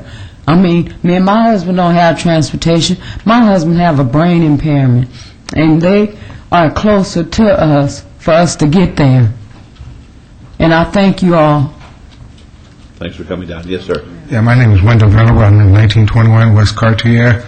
I don't have transportation either, and this is the only, I'm from Los Angeles, and this is the only pharmacy that I know will deliver your medicine to you. That's all I have to say. Thank you, sir. Mayor, I met you some time ago at Stand Down for the Homeless. Yes, sir. I gave you that book on liquor. Yes, I would sir. like to give you this here book. You know, I read that whole book. I memorized the book on liquor that you gave me. One other thing. You made a comment years ago. This is my city. I run it the way I want it. I like that. Bless you, Mayor. Thank you, sir. Thank you for the book. Thank you. That's very nice. Thank you. Yes, sir. My name is Robert White, and I live in 1248 West Bartlett Avenue. That's right on from where the business pharmacy is. Now, I think it'd be a good idea to put the pharmacy there, so I have to drive way across town to pick up a medicine thing at this pharmacy. And by putting it in on Lake Mead and Martin Luther King, they'll make it convenient for me, because I didn't, driving around now, the traffic and stuff done got so heavy, so by putting it right there on the corner there, I can walk to the store and pick up my medicine stuff like that, and I won't have to be driving across town. Thank you. Thank you. Anybody else like to be heard now? Well, thank everybody for coming down and expressing yourself. Where is your pharmacy located today? Right now, we are on 500 South Martin Luther King, at the corner of Martin Luther King and Alta. Okay. It's Bonneville on this side I know of the where you street. are. Okay. I know exactly where you are. You're right around the block from where I live. Yes, sir. Okay. All right. Anybody else? Yes. Emerald Pharmacy. Yeah. Oh, thank you. In our area. We hear wonderful compliments. Thank you. Appreciate it. Now you're moving away from us. That's right. Just a few blocks away. Yeah, a few not very blocks far. away. Not very far. All right. We'll close the public hearing then, Councilman Barlow. Thank you, Mayor. Marcel, if you will, explain to the mayor and those who don't know as to your reasons for leaving the Alta and Martin Luther King corridor and moving up to Lake Mead and Martin Luther King. For one, a good 90% of our customer base is in the Martin Luther King, Lake Mead area, north into North Las Vegas, up north and northwest Las Vegas. The area where we are right now, I don't know if you know it, but our landlady is deceased, and there's talk of expanding the freeway, the 15 right across over. Where we are, we've been told that the building is going to be destroyed eventually in maybe 2 or 3 years. And then we don't know who's taking over. Apparently there's some turmoil in the family, and we don't know exactly what's happening. So every right-thinking person would go out and take care of himself before the moving man comes to move me. My client base is right there, and we own the land, and we think we'll serve them better if we're that much closer to them. Okay, thank you for that. Besides, my children go to school right across the street at Doolittle Center, so make me closer to them too. Okay. Very good. That's Councilman? great. Yes, thank you, Mayor. I have been working with Marcel and his developer for quite some time now, and dating back actually to when I first met you on Councilman Weekly's staff, when you were talking about the possibility. and now moving forward with a actual development to fill a void, many voids that exist in West Las Vegas as it relates to vacant lots, and for you to come and now build on that is exactly what I've been pushing for, exactly what the community has been looking for, and to bring such a credible and viable use onto a vacant parcel right now that is filled with weeds and glass. I'm looking forward to the beautiful building that you're bringing forward. I really appreciate you, number one, working with the residents and listening to their concerns and making adjustments within your site development plan, such as the wall and the positioning of the buildings, making sure that the flow of the traffic, the ingress, egress, flows well coming off of Lake Mead with the crash gate out onto Hart. And so all of those adjustments were made due to you listening to the residents who brought those concerns to you, and you've done that, and I thank you for that, and I support this project, and we look forward to you continuing to be a great leader in the community and also a great service provider to the many needs that exist in this neighborhood, and specifically for your clients who are right now at your fingertips versus them having to get in their cars with the high price of gas today. They have an opportunity to walk from their homes and actually be serviced right in the middle of the neighborhood. So with that, I look forward to recommend approval of this application and follow staff's recommendation. I believe that Ms. Margot may have, you have any questions, or Bart, any questions? No Okay. changes, sir. No changes? Then I would like to move to follow staff's recommendation for approval of this item. And All right, good luck that's to on you. 113. Let's vote, please. And that's for 113, Mayor. Thank you. Thank you. Let's vote, please.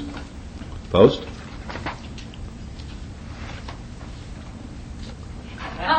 Motion carries.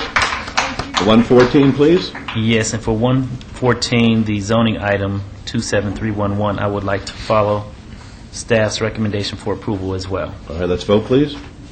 Post. Motion carries. And 115. And for 115, the site development plan review, I would like to move to follow staff's recommendation for approval on that item as well. Good luck to you, sir. Let's vote, please. Thank you very much. Post. Don't leave. Post. Motion carries.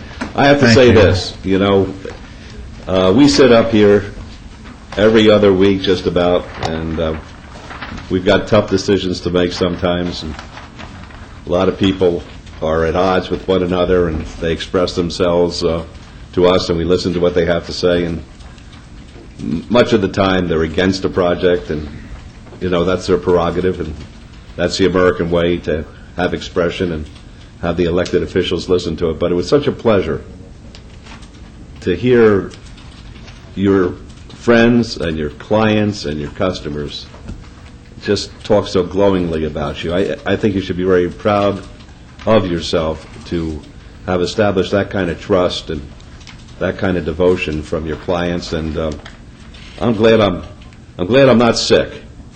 But if I were sick, I would get my aspirin from you. Thank you, Mayor. That would be an honor. Thank you, Council. Good luck to you. Thank you. Mr. Goodwin, Yes, ma'am. a question? Sure. No, you don't. Can I have your autograph? I got an 11-year-old going to middle school, and he don't believe that I was here. That's your absence excuse. I'll sign it. Yeah, no, that's this for real. Okay, we'll do it. Let me call the matter, and then I'll pass it down to you here. Items 116, 117, and 118 and 119. 116 is GPA 28312, General Plan Amendment. The applicant owner, City of Las Vegas, requests to amend a portion of the Southeast Sector Plan of the General Plan from R Rural to PF Public Facilities on 3.90 acres at the southeast corner of Marion Drive and Harris Avenue in Ward 3. Planning Commission staff recommend approval. 117 is ZON 28311, rezoning related to GPA 28312 and WVR 28569. Applicant owner, City of Las Vegas, requests for rezoning from RPD2, Residential Plan Development 2 units per acre, to CV Civic on 3.90 acres at the southeast corner of Marion Drive and Harris Avenue in Ward 3. The Planning Commission staff recommend approval. 118 is WVR 28569, waiver related to GPA 28312 and ZON 28311. Applicant owner, City of Las Vegas, requests for a waiver to Title 18.12.130 to allow Nettie Avenue to terminate in a dead-end street where a cul-de-sac is required, 120 feet west of the intersection of Nettie Avenue and Marco Street in Ward 3. The Planning Commission staff recommend approval, subject to conditions. And 119 is SDR 28313, site development plan review related to GPA 28312, WVR 28569, and ZON 28311. Applicant owner, City of Las Vegas, request for a site development plan review for a city park on 3.90 acres at the southeast corner of Marion Drive and Harris Avenue in Ward 3. Planning Commission staff recommend approval, subject to conditions. These are all public hearings which are now declared open. Before you start, sir, what's your son's name? Gene. Okay, good. Okay, thank you. Yes, sir. Michael Vlayevich, City of Las Vegas Public Works, 400 Stewart Avenue, representing this project, to answer any questions any commissioner or the mayor may have. This is a project that will be a vital part of the burgeoning trail system along the wash, including trailheads and parks, which is a combination trailhead and park. And I will entertain any questions you may have. Mayor? Yes. If I may, just for one piece of clarification for the gentleman, there's only one commissioner up here. The rest of us are council members. That's true. I apologize. No, don't say that. Okay, I take it back. Anybody in sports knows that's bad luck, so take it backward. That's all right. Okay, are there any questions? Your Honor, I do. Yes, sir. Can you explain to me the cul-de-sac issue on 118? I thought you might ask. Yes, this is not the typical situation that I know that you have. You're working on and correcting overall for the city. This really was not going to be a dead-end cul-de-sac. What it does is it continues on a park drive in through the park and out. So we're not violating your concern. I know that on this case. Thank you, Your Honor. Any other questions? Folks, the public hearing on all these items, if anyone would like to be heard. All right, seeing now, we'll close the public hearing then. And it's Councilman Reese. Thank you, Your Honor. I want to thank you. I think my residents want to thank you. This is part of the trail system, trail parkway system. This Ward 3 is getting 3 new parks along this corridor through the SNPLA money. It's going to be beautiful. People are going to really use it. It's fantastic. I really, really appreciate it.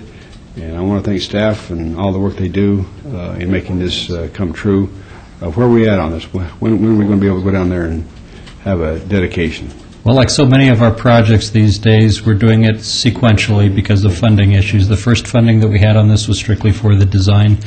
We feel very, very optimistic that the SNPLMA funding will come through for the next phase of the project, which would be the construction. Probably, again, by phase, with the trailhead aspect of it, the northern portion of the park first, followed by the southern portion. And time-wise, we'd be looking at the next round application for SNPLMA coming up, applying for it later this year. Construction, we'd be ready to turn this loose for construction shortly thereafter. That's good. Your Honor, on item 116, I make a motion for approval with all staff conditions. Thank you. Let's vote on 116, please. Opposed? Motion carries. And on item 117, I make a motion to follow the Planning Commission staff's recommendation for approval of this item with all conditions. Thank you. Please vote. Opposed?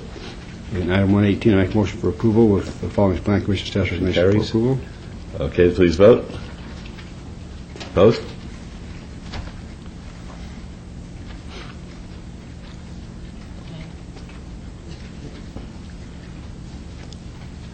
And 119, make a motion for approval following staff's recommendation and planning commissions with all conditions.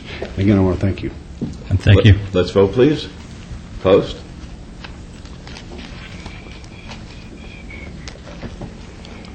Motion carries. Good luck to you. And thank you very much. You're welcome. 120, 121, and 122. 120 is RQR 27258. Required 1-year review. It's a public hearing on the applicant owner, David Maddox. Required 1-year review of an approved special use permit, which allowed an open-air vending transient sales lot at 3320 North Rancho Drive in Ward 6.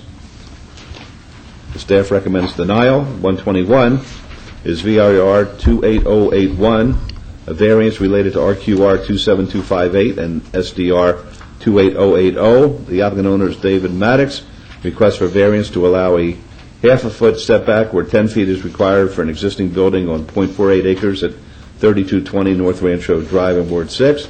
Staff recommends denial. The Planning Commission recommends approval, subject to conditions. And 122 is SDR 28080, Site Development Plan Review related to the prior items.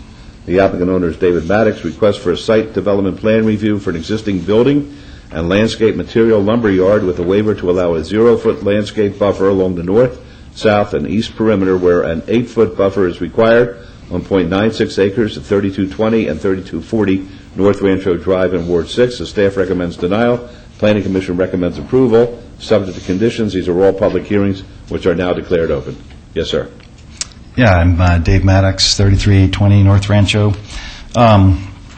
Basically what I'm asking is to maintain the buildings that were on the property when I purchased it. We have looked the permits up on, well, the main structure. It's a little 600-square-foot building. And those permits do exist for it to be converted to an office in a commercial setting. Metal building, we couldn't find any permits on that whatsoever. But basically what I'm asking is just to leave it in the condition it's in, that we need those buildings to operate. We've been there for many years operating in that location. And, we are willing to go along with whatever we need to do to comply to keep this property in existence for us. All right. Are there any questions of Mr. Maddox? Folks, a public hearing, if anyone would like to be heard. All right, seeing none, we'll close the public hearing then. This is Councilman Royce. Thank you, Your Honor. And Mr. Maddox, today's not a good day for you. I'm not buying what you said. You're willing to do what the city's going to ask you to do. I have been working with you for months. I put everybody together in one room and you in my office to figure out what we needed to do to get you over these hurdles. You have not done your part. I have a list of things here. The Building and Safety Director came and visited me this morning to discuss your property because he and an inspector went out there yesterday to look at it.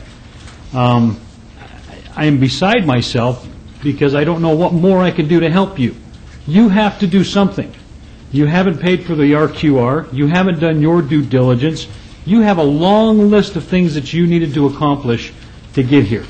So your little prologue there to what you're going to do, whatever needs to be done and all that, I'm not buying that anymore. And I'm quite frankly, done. I can't support this anymore. You need to figure out what you need to do business-wise. My job is to kind of help you be successful in business, especially on the Rancho Corridor. You got a great property there. We've discussed that. But after I pull all these directors in from the city to sit down with you and try to solve these problems, we're still there months later. And it's not because of the departments in the city of Las Vegas. These folks work diligently for the council members and the mayor and the residents of this city to make their lives better and make their businesses successful. I am not in a position to support the RQR 27258, Your Honor, and that's my motion is to deny. All right, let's vote on that, please. Opposed? Motion carries. And likewise on variance 28081, also move for denial. Please vote. Opposed? Motion carries. And 122, please. The SDR 1122 also move for denial, Your Honor. All right, let's vote, please. Opposed? Motion carries. Yes, sir. And Your Honor, if I may? Yes. And Mr. Maddox, I'm sorry. Mr. Ross, just so you can, could you let me know what we're missing? Because you said I didn't pay for the review or whatever. We paid for everything that we needed to pay for. I went to all the meetings. We developed all the plans. We did everything that everybody recommended we do. What's missing? Everything, Mr. Maddox. What? One thing specifically. I want you to start all over again. I want you to start from the beginning. If you want to do business right there, you get with the planning director, you get with the building and safety director, you get with business licensing, and you make this work, because I'm done. I met with all those people. We met in your office. We went through everything that they recommended. Mr. Maddox, this is what the suggestion is. Councilman says, start, again, talk to Ms. Wheeler for openers, and let her tell you the first step that you should take. She'll be working very closely with Councilman Ross, and hopefully you'll be able to act in a manner which is consistent with the councilman's desires. But start with Ms. Wheeler, please. All right, 123 and 124. 123 is VAR 28322. It's a variance. The applicant owner is Schnippel Family LP. Request for variance to allow 359 parking spaces, or 380 spaces are required for a proposed 234-unit condominium development on 9.12 acres at the northeast corner of Centennial Parkway and Schaumburg Road in Ward 6. The staff recommends denial. The Planning Commission recommends approval, subject to conditions. 124 is SDR 28324, site development plan review related to VAR 28322. The applicant owner is Schnippel Family LP. Request for a major amendment to an approved site development plan review for a 234-unit, 3-story condominium development with waivers to allow a 6-foot perimeter landscape buffer where 10 feet is required, 43,180 square feet of open space where 44,195 square feet was approved, a 0-foot upper floor setback from parking where 2 feet is required, and a 0 parking lot landscape islands where 10 are required on 9.12 acres at the northeast corner of Centennial Parkway and Schaumburg Road in Ward 6. Staff recommends denial. The Planning Commission recommends approval. Subject to conditions are both public hearings, which are now declared open. Yes, sir. Hi, Mark Bangan, 6765 West Russell Road, representing the Investors Group. I'm here to answer any questions you have. I'm sure there's probably some clarifications that need to be made that maybe Councilman Ross is not aware of. When we had originally met with him as far as the parking reduction request, we had worked with his office to go down to the least amount of parking spaces lost, was what the direction was from Councilman Ross. What we were able to do was to get that number down to 7 spaces that we were asking for a reduction of. And I believe that Councilman Ross was in support of that at that time. However, once we made the submittal, it was brought to our attention that there were a few other waivers that needed to be addressed that were in the original site development plan review, but were not requested. So we haven't changed the plan in any way, shape, or form. Like along the east property line, we had originally always proposed 6 feet, but there's a requirement for 10, so it was missed originally by us and also by staff. So we're asking to help clarify that and get that taken care of or have that approved. Also, the 2-foot setback from a residential use to a parking space in the code, anywhere that there's a residence to a parking space, you have to have 2 feet, but this is for a carriage unit, so it's up above the parking spaces. So in a way, it still happens, but it's not in the same manner that would really, or that would actually be in that type of setback. So if that helps clarify anything at all. But I hear that was approved on a prior application for another developer in the same situation. So we're not setting a precedence there. And in this situation, I don't think it's a bad thing, but I'll let you speak about that. All right, any questions of the gentleman now? Folks, public hearing? Anybody like to be heard? All right, seeing none, we'll close the public hearing then. Councilman Ross? Thank you, Your Honor. Director, I think he's going to have to do some more paperwork. No, I don't think he's ready to move forward with this. If I may, as best I could follow what he was saying,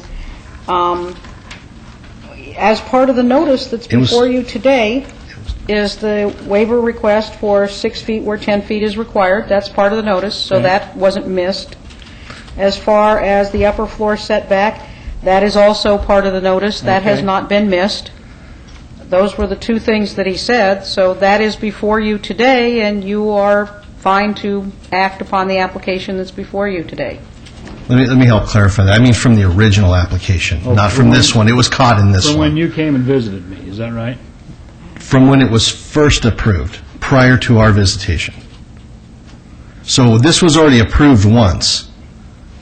And then after we started grading the project, we realized that we couldn't get as many parking spaces adjacent to each side of the building. That's when we came and met with you due to the topology of the site. Right. That's when we came and met with you. Then we made the actual submittal to the city, and at that point, they caught the 10-foot, so we added that as a waiver, and also the 2 feet, we added that as a waiver. Everything was noticed. You can't act on those,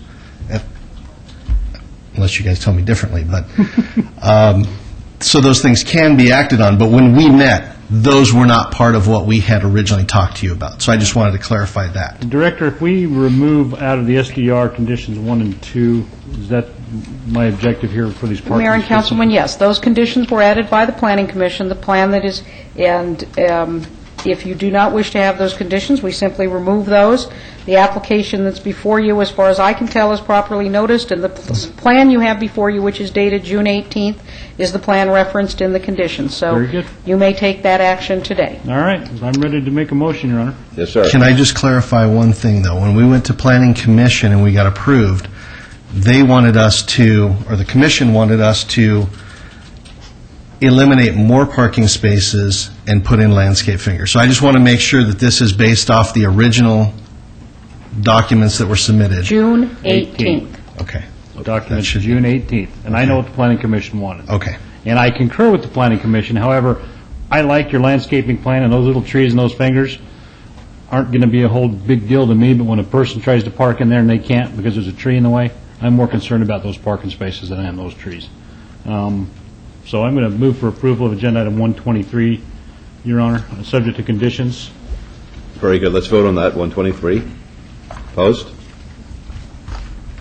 Motion carries. And 124, please. I think on 124 is where we remove the conditions 1 and 2, Director. That's correct. That's the only change necessary. And that's my motion to approve as amended, Your Honor. Very good. Let's vote. Opposed? Motion carries. Good luck to you. Sorry for any confusion. No problem. Item 125 is SUP 28105, special use permit. It's going to be a public hearing. The applicant owner, Stephen and Cynthia Baker, request for a special use permit for proposed 975 square foot accessory structure, Class 1 with kitchen, at 6300 Racel Street in Ward 6. The Planning Commission and staff recommend approval, subject to conditions. It's a public hearing. I now open it. Yes, sir. Yes, Brian Anderson, 8876 Sparkling Creek Avenue. I'm the owner of A&S Construction, here representing Stephen Cynthia Baker. Here to answer any questions the council may have regarding the project. Very good. Are there any questions of the gentleman? Folks, public hearing, if you'd like to be heard. Seeing nobody, we'll close the public hearing. Councilman Ross. Thank you, Your Honor. I did receive one protest in regards to this this application. Please explain to the council what's this going to be in the backyard, this accessory building? It's a temporary housing for Mrs. Baker's parents. Her father's become ill, is requiring more assistance, and so they want to build it. They own a home there in the area, just want to be able to be close to him to render assistance to him as needed. More and more families are running into these issues, and fortunately, this is a significant-sized property where they can actually get a casita put on it. Director, I don't believe there's any restrictions we can put on these properties, or when they do these casitas or second buildings, dwelling quarters on these properties for rental.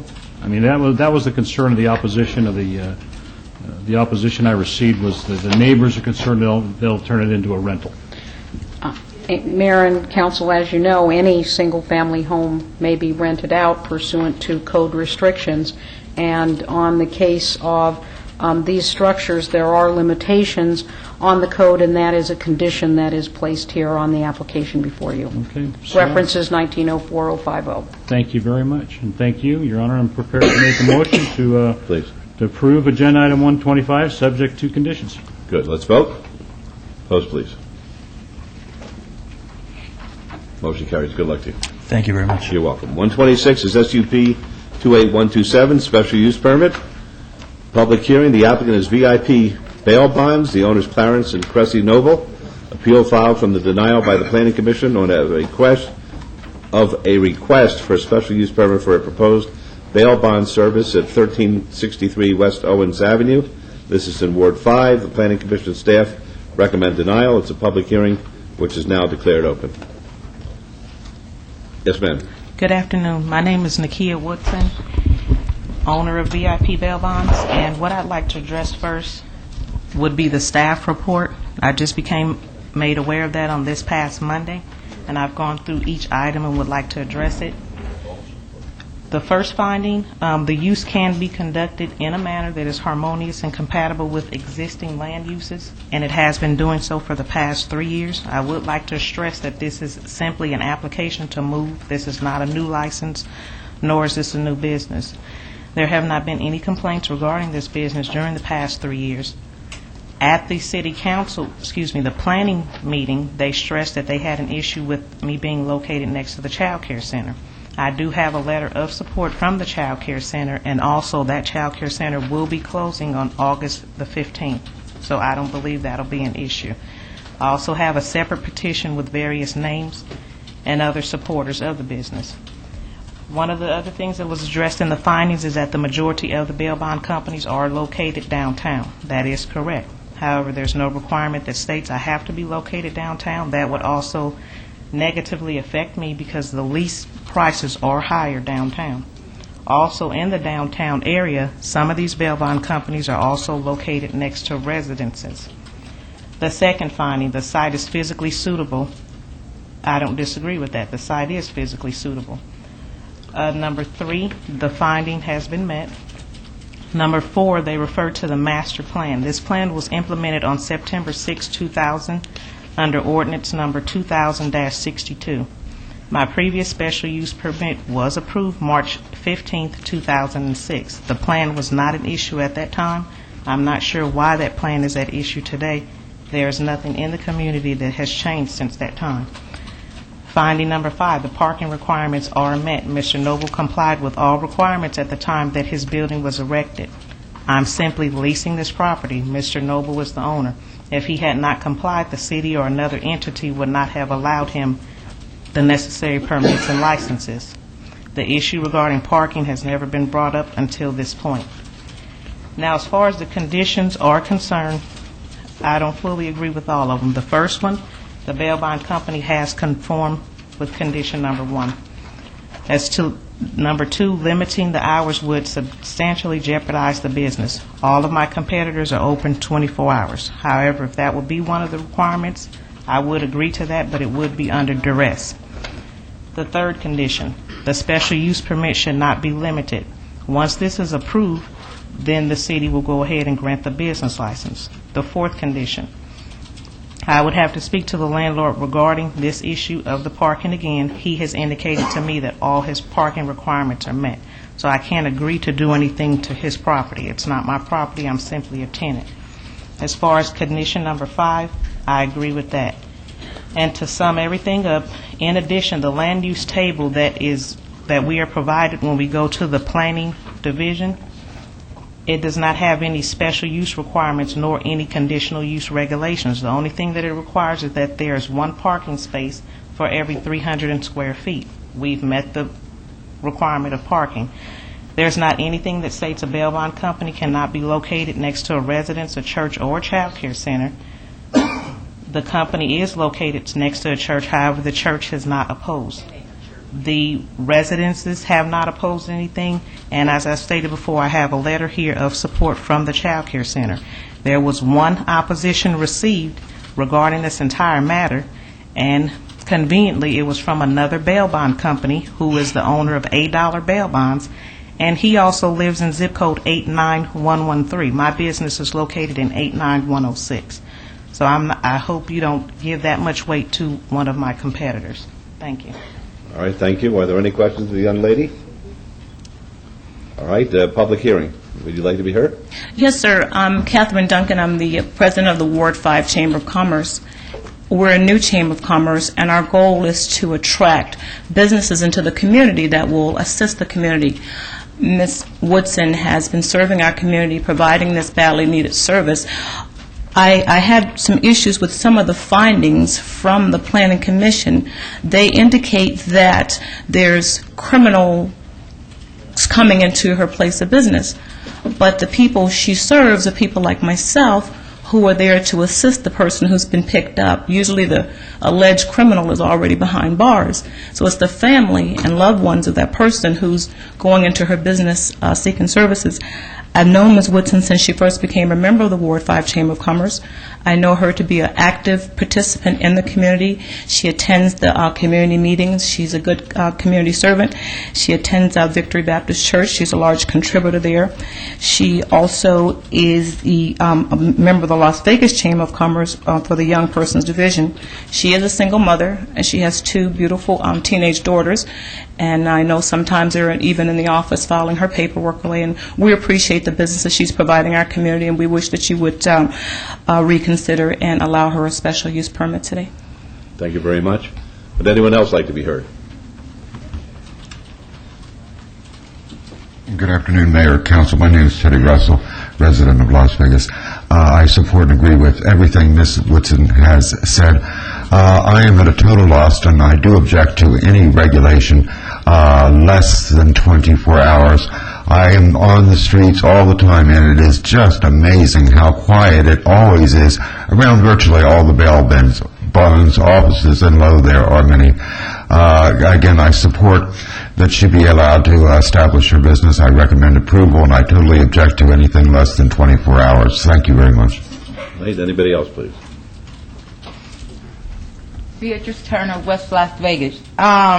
You know, I remember back in the day when we had Lyle's Bells bombing on Bonanza, and it was on Bonanza and Main Street, and for where her Bells bomb is going to be, I don't see what the problem is. And I know I didn't hear nothing say, because it was close to a church. That ain't no church. That used to be a club. And they made it into a church. And you know, and you can tell by the audience here today, I need the bells booming. So I have to have one that's close by so the family can rush over there, post my bell, and make sure I don't have to stay in your house too long. So we need that bells bombing on Owen Street. Thank you. Anybody else, please? All right, seeing that, we'll close the public hearing then. Councilor Barlow. Thank you, Mayor. This has been a long council meeting. It's been brought to my attention as of recently that Ms. Woodson was cited for conducting business as a bail bonds without a license as of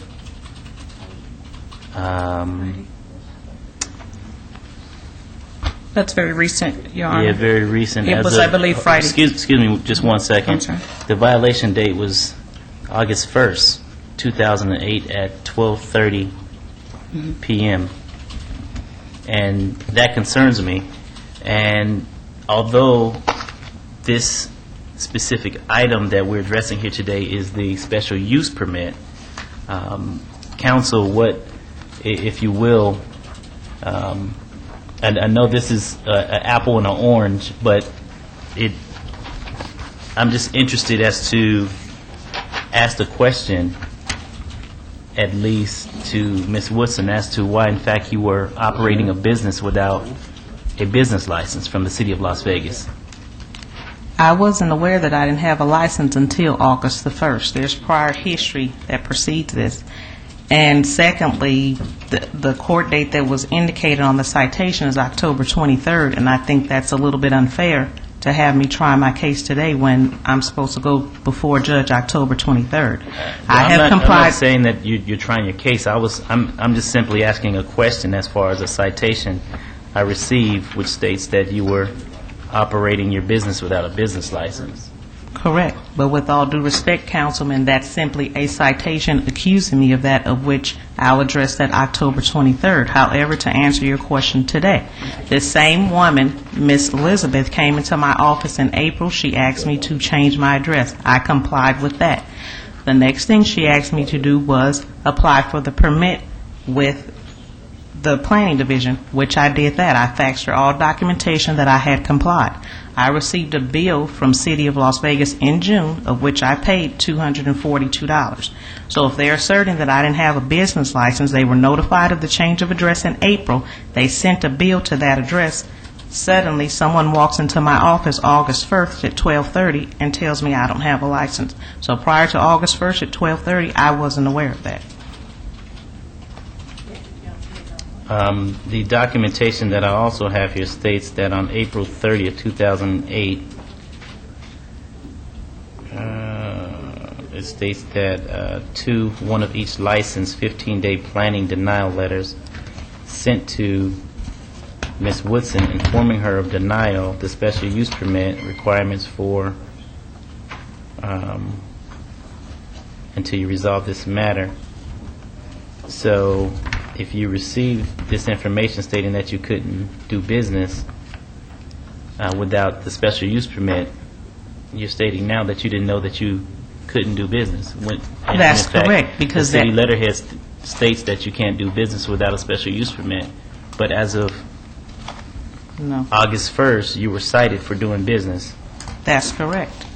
And what the letter stated was that I needed to move forward to planning, which I did, and I faxed those documents to Elizabeth. It did not say you do not have a license. It said your application has been reviewed by fire and planning. You need to proceed to the planning division, which I did, and that was all faxed to business licensing. But even with a business license, Ms. Woodson, with all due respect, without a special use permit, you can't operate, although you may, in fact, have had a business license. You cannot operate a business without a special use permit. Do you understand that? Until August 1st, no, I did not. That's what I'm saying to you. The letter that they sent in April, which I have here, clearly says you need to go to planning. I went to planning, paid the $800, provided all of my documentation, and forwarded that over to business licensing. Secondly, as I stated, a bill was sent to me in June. So if I change my address with you in April, you ask me to go to planning, I then follow up with planning, pay the necessary fees, and then you mail me a bill to that address in June. I'm under the impression that I have a license. Okay. Well, I understand that this application was approved in 2006 at one location across the street, but I'm of the opinion, with the direction in which I'm looking to move this specific area of town and corridor, that it is my recommendation that this application does not comply with the neighborhood revitalization I'm looking to create within this more mature area of Ward 5. This mature neighborhood must be sustained and improved through very selective developments that are conducive to the area. And in specific, although this item was approved a few years ago, I believe that it no longer is conducive to the area today. And in addition, this site is located in the West Las Vegas plan area, and one of the West Las Vegas, within the West Las Vegas plan, it states that the community is looking for adequately ran businesses that buffer their neighborhood from specific uses, specific intensive uses that encroach upon very sensitive areas. So my recommendation to the board at this time would be to follow staff's and planning recommendation for denial of this special use permit. That would be my motion at this time. All right, let's May vote. I speak, sir? May I have one more opportunity? Certainly. Okay. As we stated earlier, not much has changed in this community. But as a Chamber of Commerce, we work closely with the Office of Business Development. And we feel that when there is an issue with a business that's trying to do business in our community, we visit the Office of Business Development to see what we can do to help and encourage that business. The Office of Business Development has not presented us with the West Las Vegas plan. They don't seem to think that such an item exists.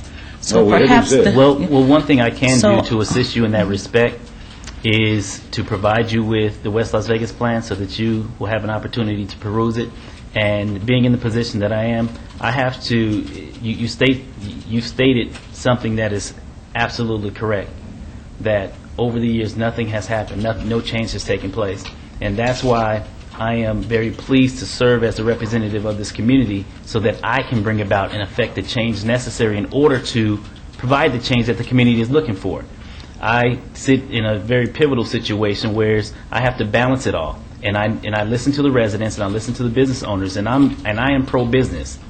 I am very pro-business, and I need all the business I can get. However, I have to be smart as a representative of this community to make sure that the businesses that come into this area are conducive and that are compatible to the direction in which this community would like the vision to go. I've sat down with the American Planners Association approximately 2 months ago, and Ms. Duncan, you were a part of that virtual tour, and you know yourself from listening to the various planners that came from all over the United States to celebrate their centennial conference right here in the Las Vegas community, and they did the charrette, which I had an opportunity to take on a tour as well as around the ward to basically show the rollout and the vision in which this community I'm looking to take this community.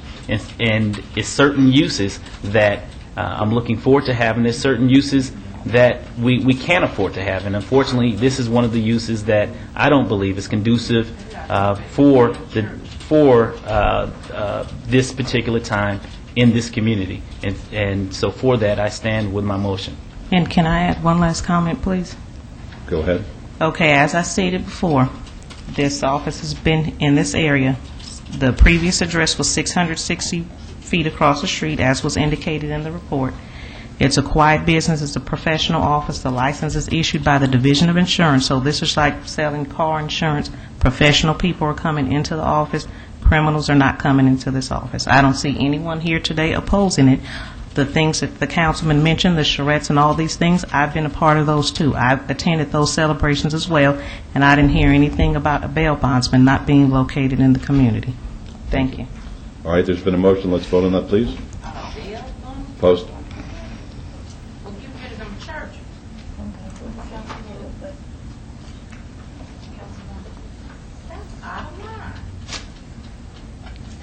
Motion carries. Thank you. 127 is SUP 2813L, special use permit, public hearing. The applicant is Focus in Southern Nevada. The owner is Metropolitan Community Church of Las Vegas. Request for a special use permit for a social service provider at 1140 Almond Tree Lane in suite number 306 in Ward 3. The Planning Commission and staff recommend approval subject to conditions. It's a public hearing which is now declared open. Yes, folks. Good morning. My name is Tim Conroy. I'm president of the Winged Dragon Society, doing business as Focus in Southern Nevada. We're here to answer any questions you may have. All right, folks, do you want to identify yourselves for the record, please? I'm Reverend Wayne Lindsay. I am the pastor of Metropolitan Community Church of Las Vegas, and we are the owner of the building. Very good. Young lady? And I'm Marie Tasker, and I am on the board of directors for the Metropolitan Community Church. Very good. Thank you very much. Are there any questions of any of the lady or gentleman? All right, folks, a public hearing, if anyone would like to be heard. Seeing none, we'll close the public hearing. Mayor Pro Tem. Thank you, Your Honor. Director, on this item here, I'm going to make a motion. I'm going to make a motion for approval of this item following the Planning Commission staff's recommendation, but I do want to change one of the conditions to make the hours from 9 to 6 with a 6-month review. All right. Is that agreeable, folks? The one reason, and a lot of people didn't understand. That's my motion. You're winning so far. Right. I'm saying, do you understand the motion? Yes. Okay, fine. I have one question, Mayor, Yes. Mayor Pro Tem. Yes. Is that 6 days a week or 7 days a week? 6 days a week. So that is Monday through Saturday, Yes. 9 a.m. to 6 p.m.? Yes. Thank you. With a 6-month review. And we'll look at it at that time. And Mayor Pro Tem, will that be a 6-month administrative review or at a public hearing? A public hearing. Of the City Council? Yes, sir. All right. Let's vote on that, please. Post. Motion carries. Good luck to you, folks. Thank you. Thank you. You're welcome. 128 is SUP 28216, special use permit, public hearing. The applicant is Wet Paint Media LLC. The owner, Huntridge Shopping Center LLC. Appeal filed from the denial by the Planning Commission of a request for a special use permit for a proposed 14-foot by 48-foot off-premise sign, a billboard on the south side of Charleston Boulevard, approximately 99 feet west of Merlin Parkway in Ward 3. Planning Commission and staff both recommend denial. It's a public hearing which is now open. Yes, sir. Mr. Mayor, members of the City Council, my name is Michael Cordero, representing Wet Paint Media. I'd like to begin with stating that we went out and found a location that was complying with the zoning map and with the code, and we found them one that we thought that was appropriate for the area. It's strictly a all-business area. There are no residents on the Charleston area or the Maryland Parkway where we found this location. We thought it would be appropriate there. I do have some photos here that would show, and I'm sure that you're all very aware that there's nothing but business up and down Charleston. So, there's 7-Elevens, there's car lots. So we just thought that would be the appropriate area for a billboard sign. On the Planning Commission meeting, there was a comment made from a gentleman that was in opposition, and he had stated that the billboard would block the Huntridge sign down the road to the east, to the south. I do have photos that I have taken out there on myself to show that it would not in any way block that sign. If I could show it to you. Yes, why don't you show it to us? I'm not sure if I have it up there correctly. Is that upside down? We just see it. I don't have it on my screen. Let me see. It looks like it's upside down. That looks better. Okay. It's got to focus in, though. We have two arrows, and the arrow on the bottom shows that there's a great distance between where the sign will be. There's a 7-Eleven that really does block the Huntridge sign. Then as you're approaching closer to the Huntridge property, the theater property, it opens up a little bit. Our application is further to the west of the theater. So that's why we thought that this would be a good location, and I'll be here. I'm happy to answer any questions that you may have. Right, thank you, sir. Are there any questions of the gentleman? Yes, I do. What direction are we looking here on this? The photos are going to the west, and that would be the south side of Charleston. The Huntridge or the theater sign is to the west of where we're at right there. All those signs. Now, if you're coming on the other direction, I do have another photo that would show you.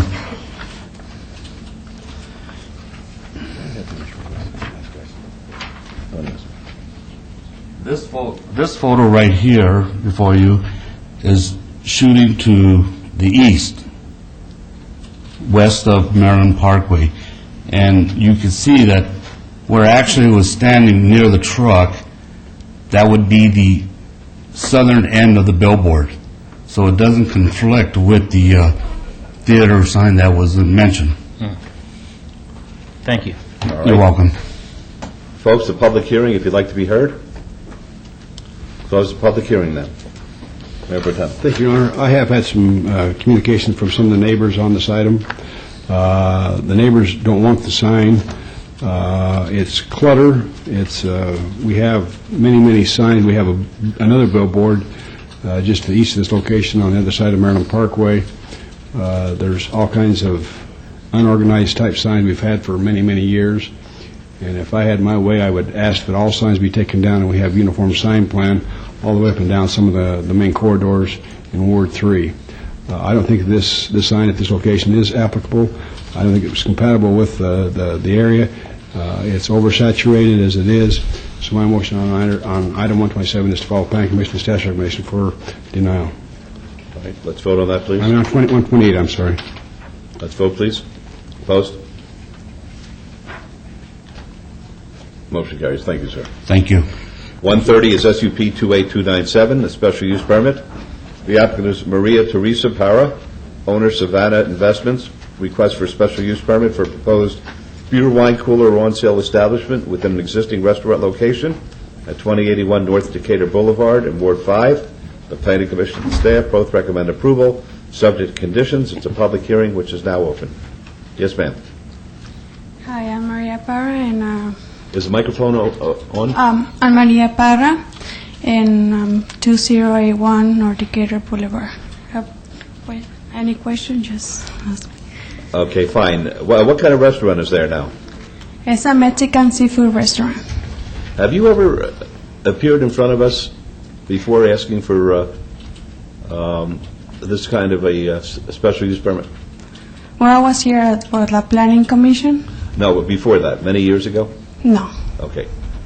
All right, thank you. All right, any questions of the young lady? Folks, the public hearing, if anyone would like to be heard. All right, seeing none, we'll close the public hearing. Then, Councilman Barlow? Hi. Hello. Hi. How are you? What are your hours of operation? 8 a.m. to 10 p.m. right now. 8 a.m. to 10 p.m.? Yeah. Monday through Sunday? 7 days a week, yes. 7 days a week? Okay. With that, Mayor, I would like to move to follow staff's recommendation for approval of the special use permit.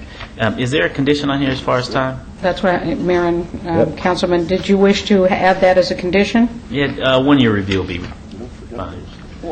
Okay, so we're going to have a 1 year review, but not to set the hours, or, I'm sorry? The hours already are 7, what would it be? No, I would need to add that. That is not a condition right now. The applicant indicated 8 a.m. to 10 p.m.? Yes. Right now I'm just open 8 a.m. to 10 p.m. Okay, yes, 8 a.m. to 10 p.m. Thank you. And, sir, did you wish a 1 year review? 1 year review. Administrative or public hearing? I feel like I'm at a more than likely restaurant. Public hearing. I would like for it to come back. Okay, and then, so there will be a 1 year review at a public hearing of the City Council 1 year after the issuance of the business license. That's correct. Thank you. Okay, let's vote, please. Post. Good luck to you. What's your specialty? Seafood. Okay. You'll see me there. Thank you. You're welcome. Okay. 131 is SUP 28315, special use permit, applicant Via Brazil Steakhouse. The owner is Fort Apache Commons Park, LLC. Request for special use permit for proposed supper club at 1225 South Fort Apache Road, at Suite 100 in Ward 2. The Planning Commission and staff recommend approval, subject to conditions. It's a public hearing which is now open. Yes, ma'am. Good afternoon, Laura Drea, 520 South 4th Street, here on behalf of the applicant. This is really, I would say, a housekeeping item in that previously this space was occupied by Makino's, which was an Asian-themed restaurant, and we're simply asking to renovate the area and use it as a Brazilian restaurant. We understand and accept staff's conditions, and I'm happy to answer any questions. All right, are there any questions? All right, folks, public hearing. Would anyone like to be heard? We'll close the public hearing then. Councilman Wilson? Housekeeping. I talked to Jay just the other day, and we had a lot of issues about this application. Is that right? He didn't tell me that. Any questions? I'm just kidding. No, I did talk to Jay Brown, and we talked about a couple of the conditions that were placed, I think, at the planning stage, Director? Are you listening to me? Okay. Weren't there a couple of conditions that We have a condition, added. for instance, that the live entertainment shall be incidental to the supper club, and no more than 3 days a week. We have the regular conditions with regard to the supper club, which have to do with the barrier between where the area for alcohol is served from the food service, and those are conditions that are required by the code. Okay. Those are agreeable to you? We understand and accept those, yes. Okay. My motion is for approval. All right, let's vote, please. Post.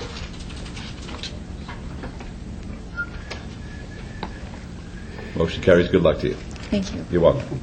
132 and 133. 132 is RQR 28507, required review. The applicant owner is Sharon Key. Request for required 6-month review of an approved special use permit for a proposed massage establishment in conjunction with an approved 31,000 square foot health club with a waiver to allow no distance separation from a public park and school, and 340 feet from a child care facility and a church, and where 400 feet is the minimum distance separation required, a waiver to allow a distance separation of approximately 59 feet and 70 feet from 2 existing massage establishments, where 1,000 feet is required, and a waiver to allow a 24-hour spa where the required hours of operation are from 8 a.m. to 9 p.m. at 1070 East Sahara Avenue in Ward 3. The The staff recommends approval, subject to conditions. And 133 is ROC 28824, review of condition. The applicant owner, Sharon Key, request for a review of condition to remove condition B of an approved special use permit that limits the hours of operation from 8 a.m. to 9 p.m. for massage establishment located in a health club at 1070 East Sahara Avenue in Ward 3. The staff recommends approval, subject to conditions. Yes, sir. Raymond Corridor before Sharon Key. My granddaughter can't be with us today. She's in grad school in one of those liberal Southern California universities right now. But I've been here before for the spa, and we want to thank the Planning Commission, city staff, and the council for allowing us to open. At first, the business very slow at first, but we're seeing some great improvement. We believe it's a great addition to the city.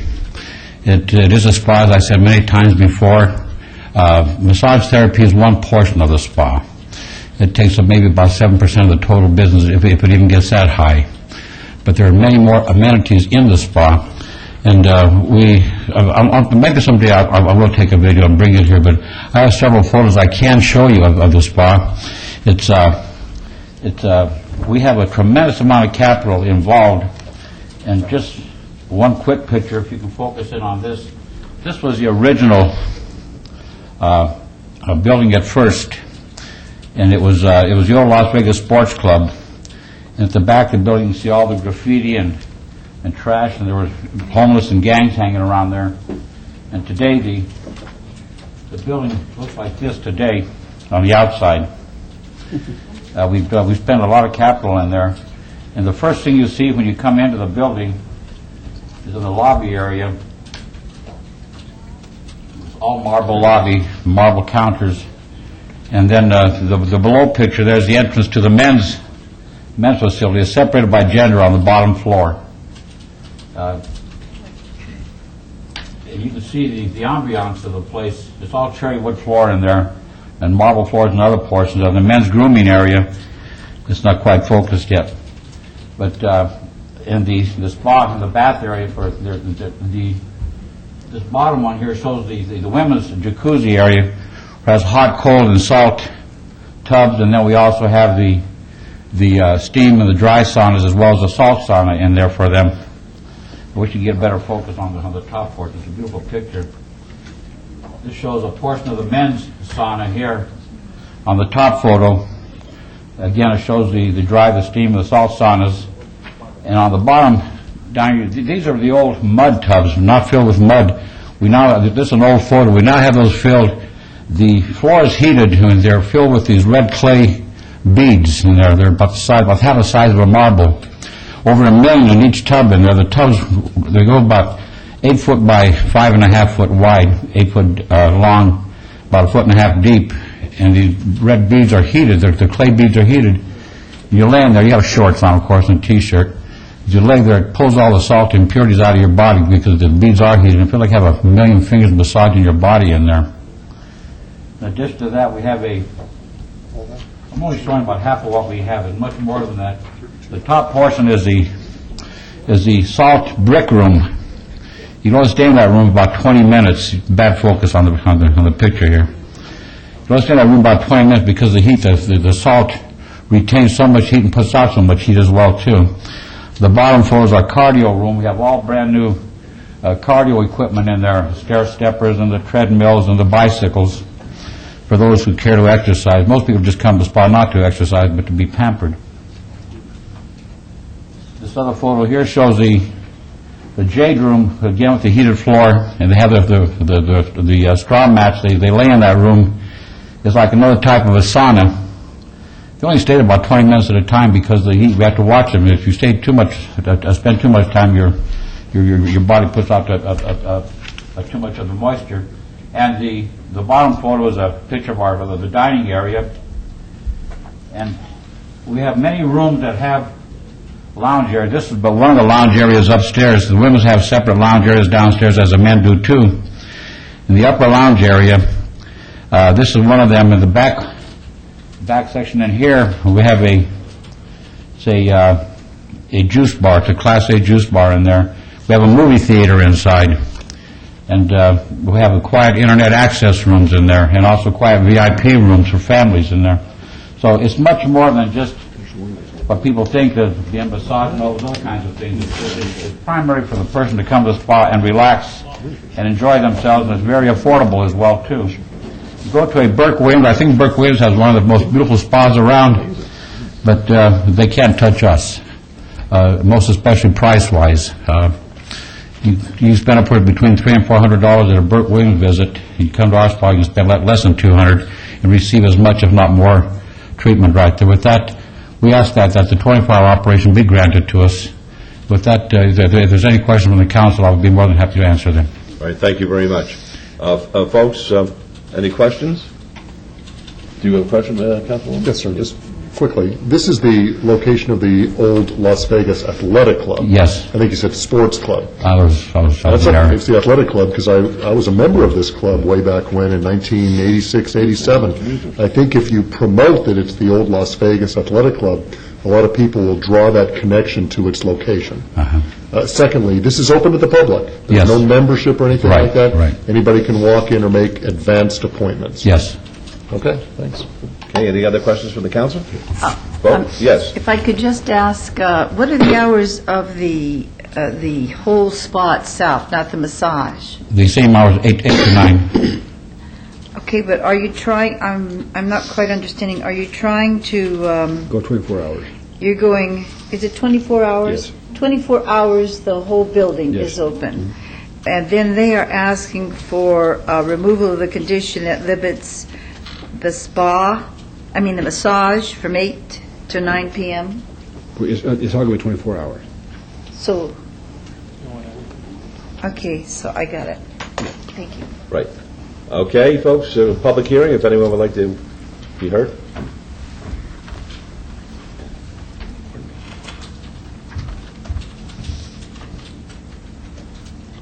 Beatrice Turner, West Las Vegas. As I was looking at the pictures that he was putting up here and the stuff that they do in that spa, I have a patient that has real bad arthritis, and I was looking at that because he really needs to go and get in that spa to get some of that heat that might loosen up his muscles so he'll be able to walk a little better than he is. And that spa that they have, I ain't took the exercise part, I need to go to that because that's what they said for my heart attack, but I ain't worried about it. But that right there for people who are sick, that have bad arthritis, you know what, that is good for them. And they need that, and too bad they don't have the mud baths no more. But, and then they got the heated floors and stuff, that's good for elderly people who have bad arthritis and they muscles stiffen up on them. And this need to be like a 24 hours because I have a patient that I go to at 9 o'clock at night. And if he wanted to go to the spa and I get to him at 9, they'll be closed, and maybe he might want to go to that spa at 11 at night. So they need to make this 24 hours so people can go to this spa. This need to be a 24-hour thing, not no 8 to 9 o'clock. That need to be 24 hours. All right, anybody else? All right, seeing none, we'll close the public hearing then. Mayor Pro Tem. Yes, Your Honor. Mr. Cordova, thank you very much. I appreciate your pictures, but the pictures don't do it justice. I would invite all of the council members. I went down there for the grand opening and had a tour of the facility. I would ask that all of our board members go down there and just take a tour of the facility. It's one of the nicest facilities you'll see anywhere in Clark County, bar none. The services they provide is to be extraordinary. I want you to know that they have windows on each and every room, so you have to say to yourself, this is not what you think. This is the real thing. This is a real spa. And I put on there the hour restriction because some of the neighbors had concerns. This is in a semi-neighborhood. We do have residents around there, not directly behind it or in front of it, but we do have residents there. We have a senior center just to the west of it a little ways. So there was some concerns, especially when it's advertised as a proposed massage establishment. They do have some masseuses there. I can appreciate some of the neighbors' concerns, but I feel very, very comfortable in approving item 132, lifting those conditions, and just telling Mr. Cordova, congratulations for having a winner, and I appreciate what you've done. Thank you, sir. Thank you very much. Very good. That's the motion. Let's vote, please. Post? And I guess item 133 is... Motion carries. I'm sorry. No problem. Motion carries. And on 133 is the resolution to reconsider the time. I would make it a 24-hour establishment. If I may, Mayor and Mayor Pro Tem, I just need to add that the applicant properly requested a review of two conditions. Staff missed one. We will be placing that on your next agenda, but I just wanted to make sure that the council was clear it was a staff error and not an error by the applicant. That's fine. All right. Sorry about that. That's okay. There'll be no problem if we can. Can you handle that administratively? But I think I can get it on your next agenda. I'm working with staff in the computer right now to get that taken care of as quickly as possible. All right, let's vote, please. Post? Motion carries. Good luck. Thanks, Mr. Cordova. Thank you, Councilman. 134 is RQR 28128, required 2-year review. Public hearing. The applicant is Dennis Hancock. The owner is Zygmunt Amoretti. Required 2-year review of approved special use permit, which allowed an auto repair garage, major and waivers to allow major repair and service work outside of an enclosed building, to allow outdoor hoists and not to screen disabled or wrecked vehicles from surrounding properties and adjoining streets at 2101 Fremont Street in Ward 3. Planning Commission and staff both recommend approval, subject to conditions. It's a public hearing, which is now open. Yes, sir. Your Honor, if I could just to begin with. Yes. This location, they did have an outdoor hoist. They was grandfathered in because the outdoor hoist, they couldn't move it inside the existing building. So that was grandfathered in. They have since screened the surrounding area from the cars and stuff, just for the record. All right, thank you. Councilman. Yes, sir. Hi, I'm Dennis Hancock, the owner of A1 Brake Incorporator. I've been complying with all the planning commission's requests and done everything that I can. I'm just there to run my business and take care of my customers. That's all I do. You do a good job. All right, thank you. All right, any questions? Folks, public hearing, anyone want to be heard? Seeing none, we'll close the public hearing. Mayor Pro Tem. Thank you very much. Dennis, you're doing a good job down there. Just keep it up. I'll make a motion to follow the Planning Commission staff's recommendation for approval with all conditions. And if I may, one correction, please, to delete condition number 2. That'd be fine. All right, very good. Let's vote, please. Post?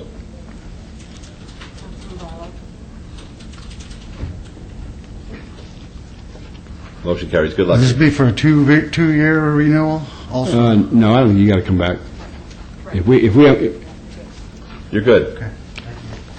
135 is RQR 28136, required review, public hearing.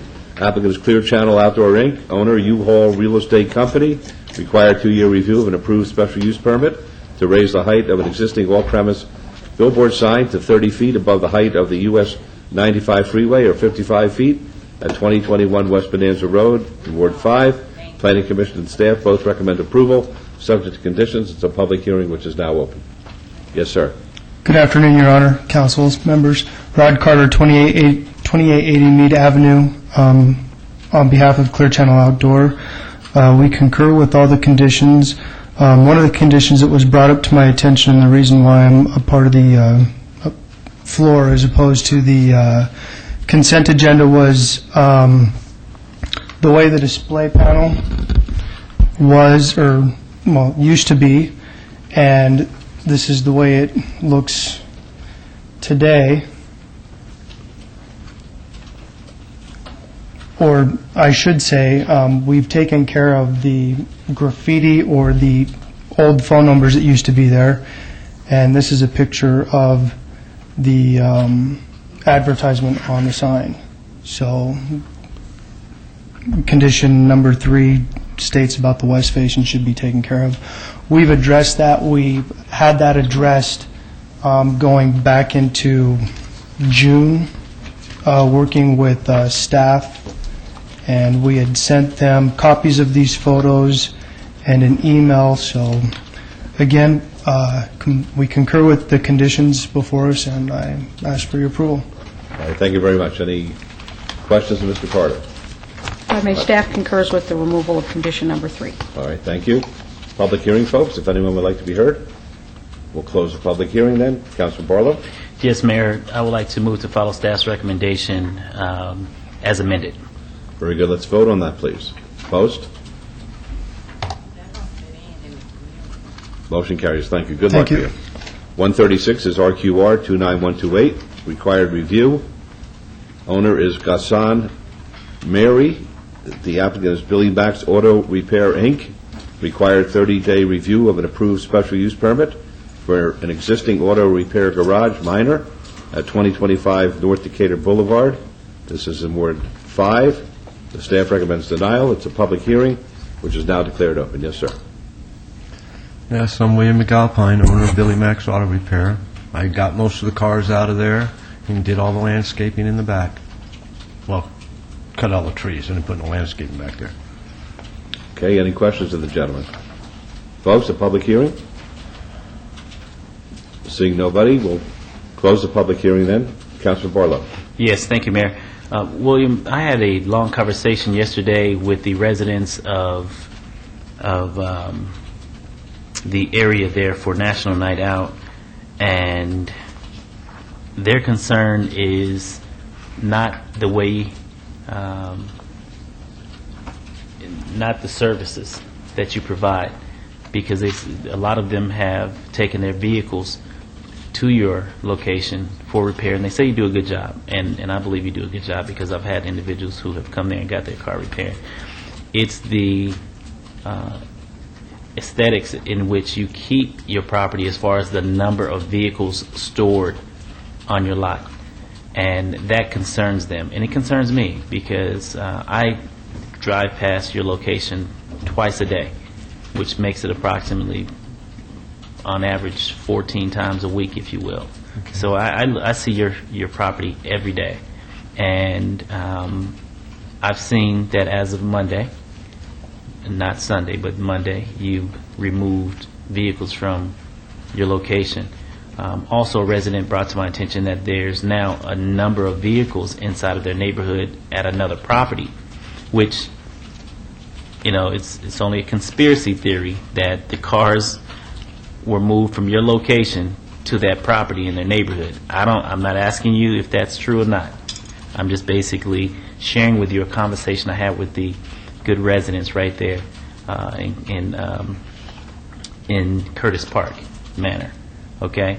If in fact that's the case, code enforcement, I have informed them to go out to that location and address that home. But back to this location, what I don't want to see is the number of vehicles, as far as 20, 30 vehicles at this stored on your property. I saw it today. I think you had approximately 6 or 7. What I'm going to do today is move forward to approve this item. However, I want to see this application come back before me in 6 months, because the residents are concerned, I'm concerned, and we want to make sure that this does not become a eyesore at a very pivotal corner, such as Lake Mead and Decatur. So with that, I would like to adjust condition number 2 to read, from this point going forward, the special use permit shall be subject to a 6-month review at a public hearing. And also, as it relates to condition number 4, the applicant will install the temporary barricades along the north boundary of the site to prevent vehicular access to the undeveloped lot. Where are we in respect to that? If you can speak to it, or if staff can speak to it, I would greatly appreciate that. Yeah, I put them up. People just run them over. I mean, I can only do so much. I put them in with steel stakes. They just run them over. And I don't know why they're cutting through there like that. And then, and also on your other comment about the cars moved to another site, yes, I did. I moved 4 cars to my brother's house, and they are in his backyard, not in view. and I'm only going to hold them for 1 month until these people either come up with the money or they're going to the wrecking yard. I'm trying to give them a chance to pay me. Well, I'm just giving you a heads up that I'm sending code enforcement to that location to address any code violations that are not in compliance with the City of Las Vegas. It's not that I'm out to do harm upon you, but I'm out to protect the integrity of the community that supports your business, and so I can't allow you nor anyone else to come and run roughshod over the good citizens of Ward 5. We're trying to clean this area up. We're trying to clean the entire ward up, and I want every business person, as well as every resident, to understand that we are here to bring up the integrity and the beautification of this community. And I cannot and I will not allow you nor anyone else to come and run roughshod and run a business that is not conducive to what, in fact, the standard has been set for Ward 5. And I'm going to stand behind that. I'm going to stick to it. And I would really appreciate it if you would do a much better job than you have done in the past as it relates to the storage of vehicles overnight on your property. This is not a used car lot. And you cannot store 20, 30 vehicles on this corner like that. I'm not going to stand for it, and I'm letting you know right now. And that if, in fact, it reverts back by the time you come back before me, I'm going to address you a little bit more harsh than where I am right now. So with that being said, I would like to move to approve this item with a 6-month review, changing condition number 2 from the 1-year review to the 6-month review. And I'm still trying to get an understanding as far as condition number 4. We will have that, Mayor and Councilman, that condition as written means that he's got 30 days to get the barricades in place and to maintain them. We would go out and check that. If he does not, then of course we know that we have a problem by your changing it to 6 months. You will get that report back to you within that period of time. They told me that it would have to be under the special use permit, not under the review. I asked that, but I'll ask again. Brian? Yes, sir. Yes, sir. I've asked this question before, but I'm going to ask it again for clarification. Can I limit the number of vehicles stored outside of this business under the required review? Normally, in a required review, we don't add any additional conditions than had been, on the original SUP, unless the applicant wants to agree to limit the number of vehicles. I don't know. I haven't seen the original conditions. Margot, do you know if there's a? There is nothing there. It is in your packet, and there is. Because he is required to have a certain number of vehicles for parking, or a certain number of parking spaces, and I don't know if he could use those for storage spaces as well as parking spaces. So I'm not sure exactly what the number of parking spaces he's required to have, but those cannot be used for storage purposes. If I could, Your Honor. Yes, sir. I don't remember the original application, of course, but it just seems we're keeping having these reviews because of too many cars. And I just wonder why you can't put a limit on how many cars the gentleman has, and that way the review system would be a lot easier. And that, Councilman, that probably would have been easier had we had an original condition for the original SUP, which required him or limited the number of cars he could have. But normally we don't place additional conditions on reviews unless you want to deny this and have them come back and start all over. Well, one thing I do recall is this item very vividly, and when the applicant brought in the application under my predecessor's watch, the site plan looked very nice, and the conversation in which the gentleman had with the councilman at that time went very well, and we had no reason to believe that this specific application or property would turn into what it did at the time. And 20/20 hindsight, we would have made that adjustment, I'm sure. But now going forward, from this point going forward, I will know to at least have in place specific precautionary measures in the SUP, being that we can't make adjustments in the review process. But, Mr. Williams, what I will ask you on the record is, I'm seeing 10 vehicles parked on the site right now. Would you go on the record agreeing to no more than 10 stored vehicles on your property? That would be very hard for me to do. Because, I mean, I can't turn people away if their car's towed into me. I just can't. What do you mean you can't turn them away? All right, if someone has their car towed to me, like I got 5 or 6 accounts, and I never know when those cars are coming in. They get dropped off sometime at 12 o'clock at night. I just don't know that. Then maybe this location is too small for you to operate the level of business that you're bringing in, because what I can't allow you to do is turn this corner into a blighted corner. I'm not going to do it. The neighbors are not going to allow me to do it, and it's just not something that I'm willing to bend on. So I'm asking, as far as what is it that you can meet me halfway on. Other than that, I'll see you in 6 months and we can go from there. Well, I mean, you see this end of it, the building right here. On the other end, I have more parking spots. And I mean, what the city laid out for me. We do not park cars there at night.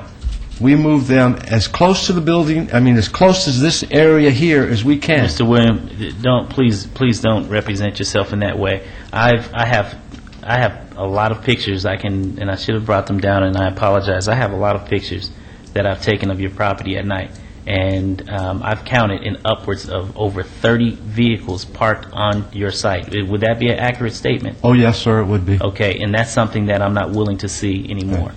So if you're not willing to bend at this point, you have that right to do so. And so at this point, I would like to see you back in 6 months. And also, we still need to get condition number 4 addressed, and we can go from there, sir. Okay, I have a question. What did Yes, you sir. mean by rough shot? Blight. Just a lot of junk vehicles on a corner. No, excuse me. I don't mean to interrupt you. I've told you that I parked these cars at my brother's house, and you said rough shot. I don't understand what that means. My term of roughshod represents doing whatever you want to do without complying with the law. Well, I didn't know there was a law against me parking 4 cars at my brother's house. I'm not arguing that point. Okay. I'm talking about this corner.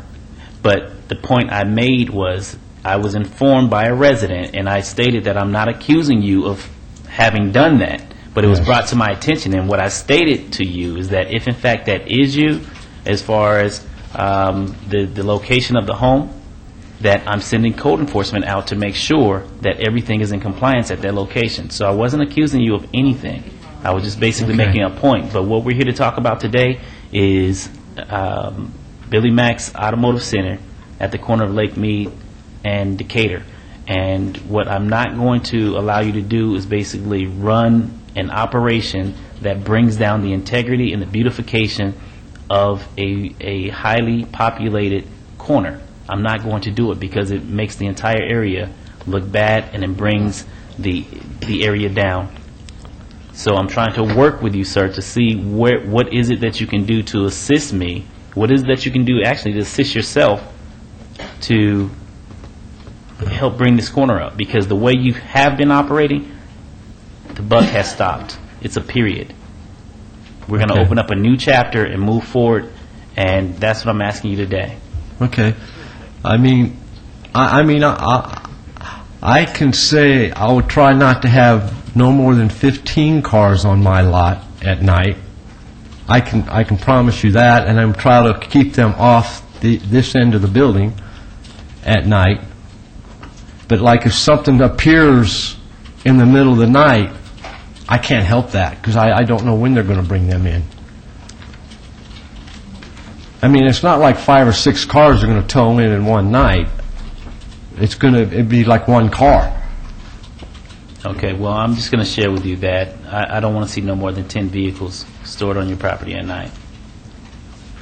All right, can we have a motion, please? If I understand, Margot, the motion please. is just with the change in condition 2 to the 6-month review, and we will leave condition 4 as it reads, and we will monitor that. The applicant understands he has 30 days to comply with the previously imposed condition with regard to the temporary barriers. That's correct. You have 30 days as far as condition number 4 to put that back in place. All right, is that the motion, Councilman?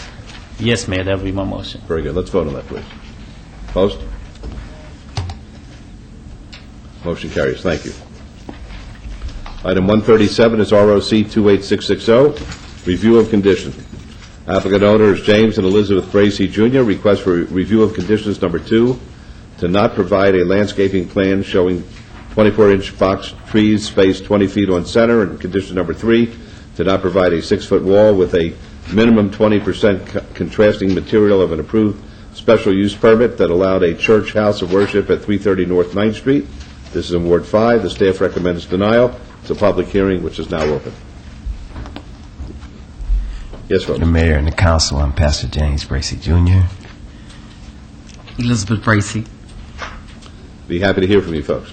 Yes, on the property side, I think it's the north side of the wall that they're speaking of. When we first agreed upon it, I had the first surveyor come out, and he told me that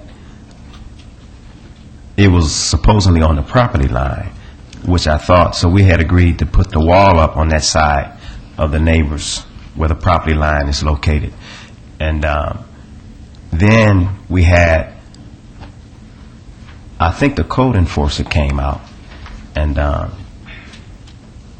she was speaking about the trees on this side where they weren't on the islands, I would suppose. And that's when she told me that also there was an encroachment on the property line as far as the where we had our sign and we had the trees. So we had to get another engineer to come out, and he was going to redo the property line for us. But when he found out that he couldn't do it, he had a surveyor come, and the surveyor, he told us we had to go to the Nevada Title, a title company, so they could do a title research. So we had the title company do a title search, and then they sent it to the surveyor. The surveyor, we paid him, and after we paid the title company, and then the engineer, he got it straight, and then getting the property line accurate, we found out that the wall we were supposed to put on that side was not on the property line. The owners were 6 inches off the property line. So what we did when we ran our L curve and stuff up on that side, we ran it 6 inches off the property line. So there's a 1 foot gap in between our property and their property. And meanwhile, I figured that if we come before the board, the council has always been our refuge, so it's been a great defense for us. So we wanted to know if we could somehow not have to put the wall up, being that, to our knowledge, prior, it was on the property line, unknowing that it wasn't. And that's pretty much where we are on the property line. I mean, on that wall that we were going to put up. And also, Andy Reid, he stated to me when I first went down, a couple years ago, he said, if there's no existing fencing, then no fencing needed. So I was wondering if it went for that, if that was true in regards to the other areas of the property, then perhaps we could have that apply also on that side where the owner was on that property line. I think it's the south side. All right, thank you.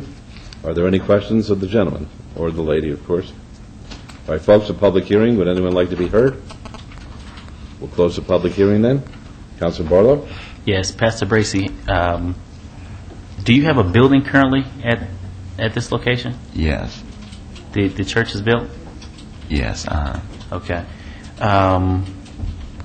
One thing that I have not done as it relates to waiving landscape and perimeter block walls is waive those specific conditions. Okay. Because the community in which I represent has gone a long time without beautiful landscape and beautiful split block walls to really enhance and bring up the area. And I don't want to set a precedence with doing that today. And I have to support our city's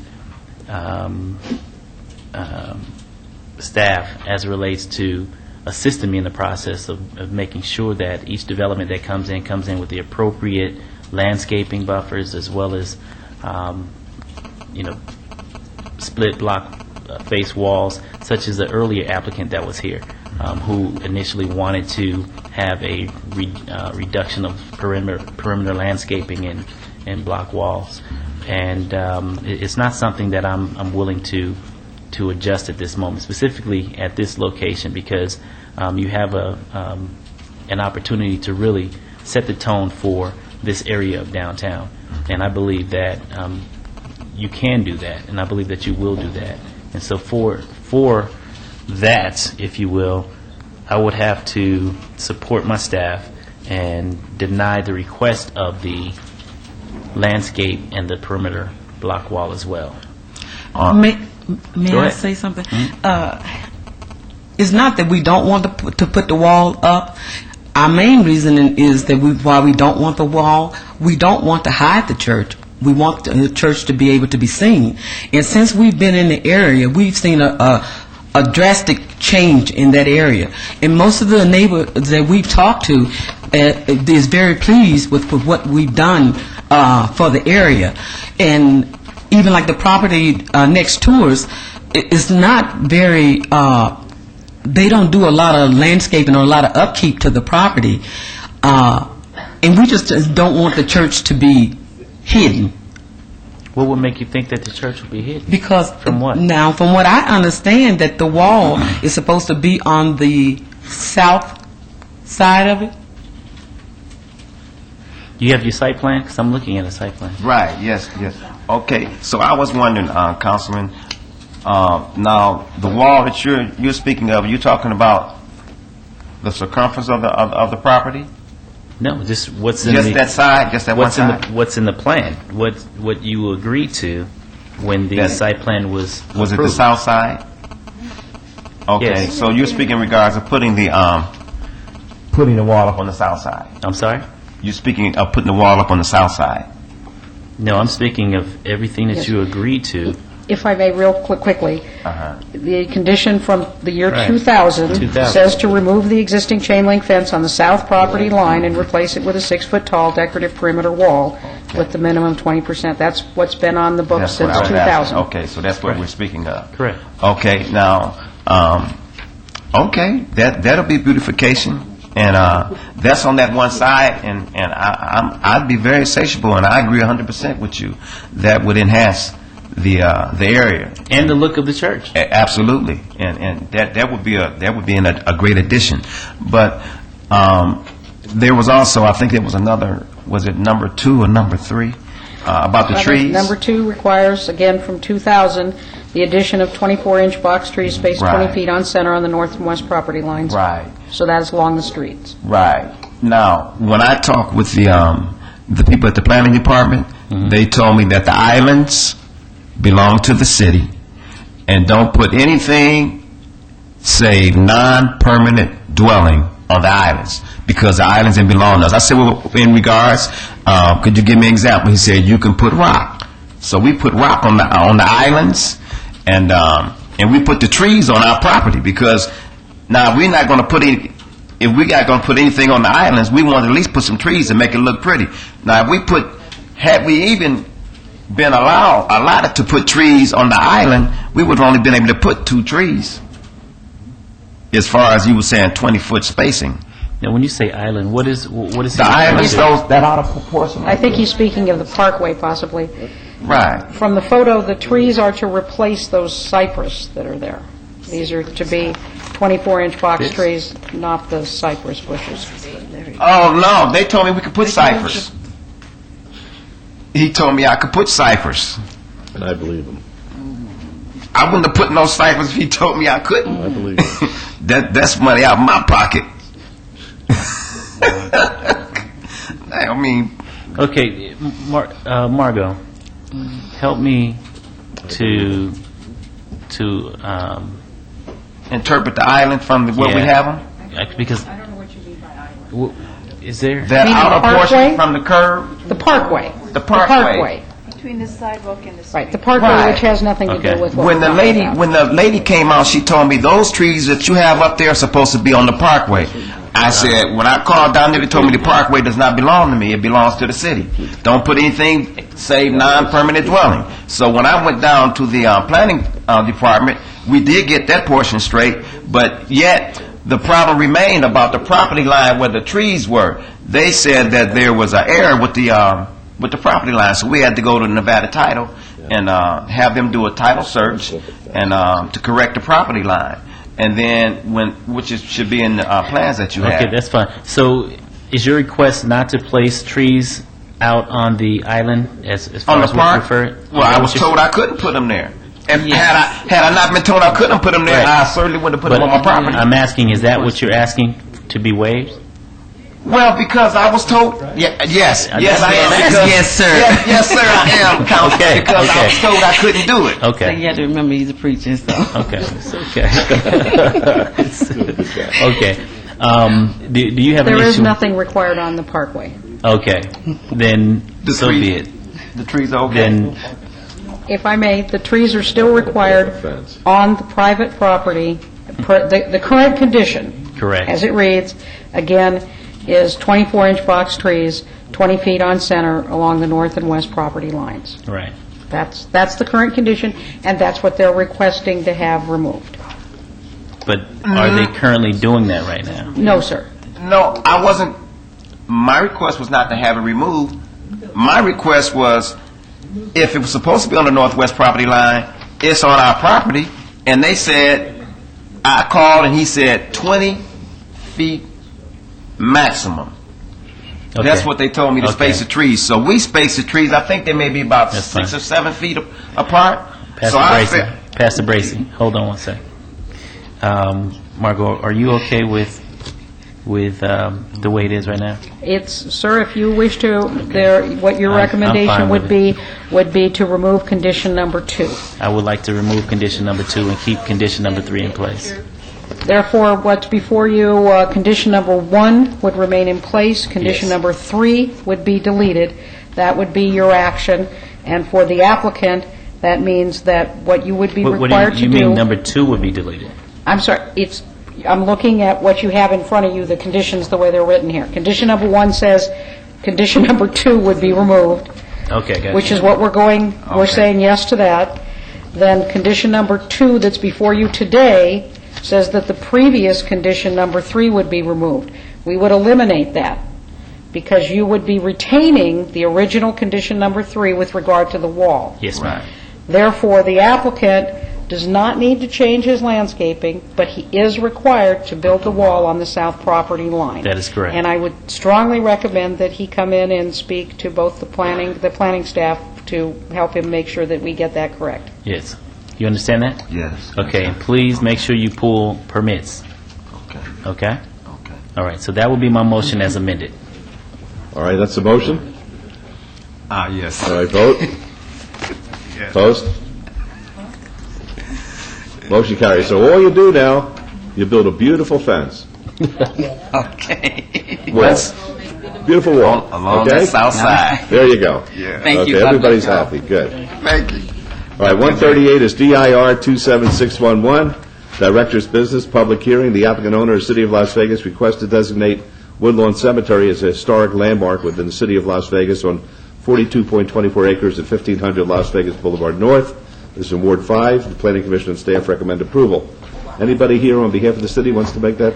Yes, Mayor, I have a half-an-hour PowerPoint on that, but I will forego that and simply ask for your recommendation in favor of this designation of the Woodlawn Cemetery as a historical I think we'd landmark. like to see the PowerPoint. All right, may I have a motion, please? It's public hearing, because that's what I'm here for, Woodlawns. Good. Beatrice Turner, West Las Vegas. You're going to make this going to be a historical cemetery. You go in any other cities and you see historical cemeteries, they are nice.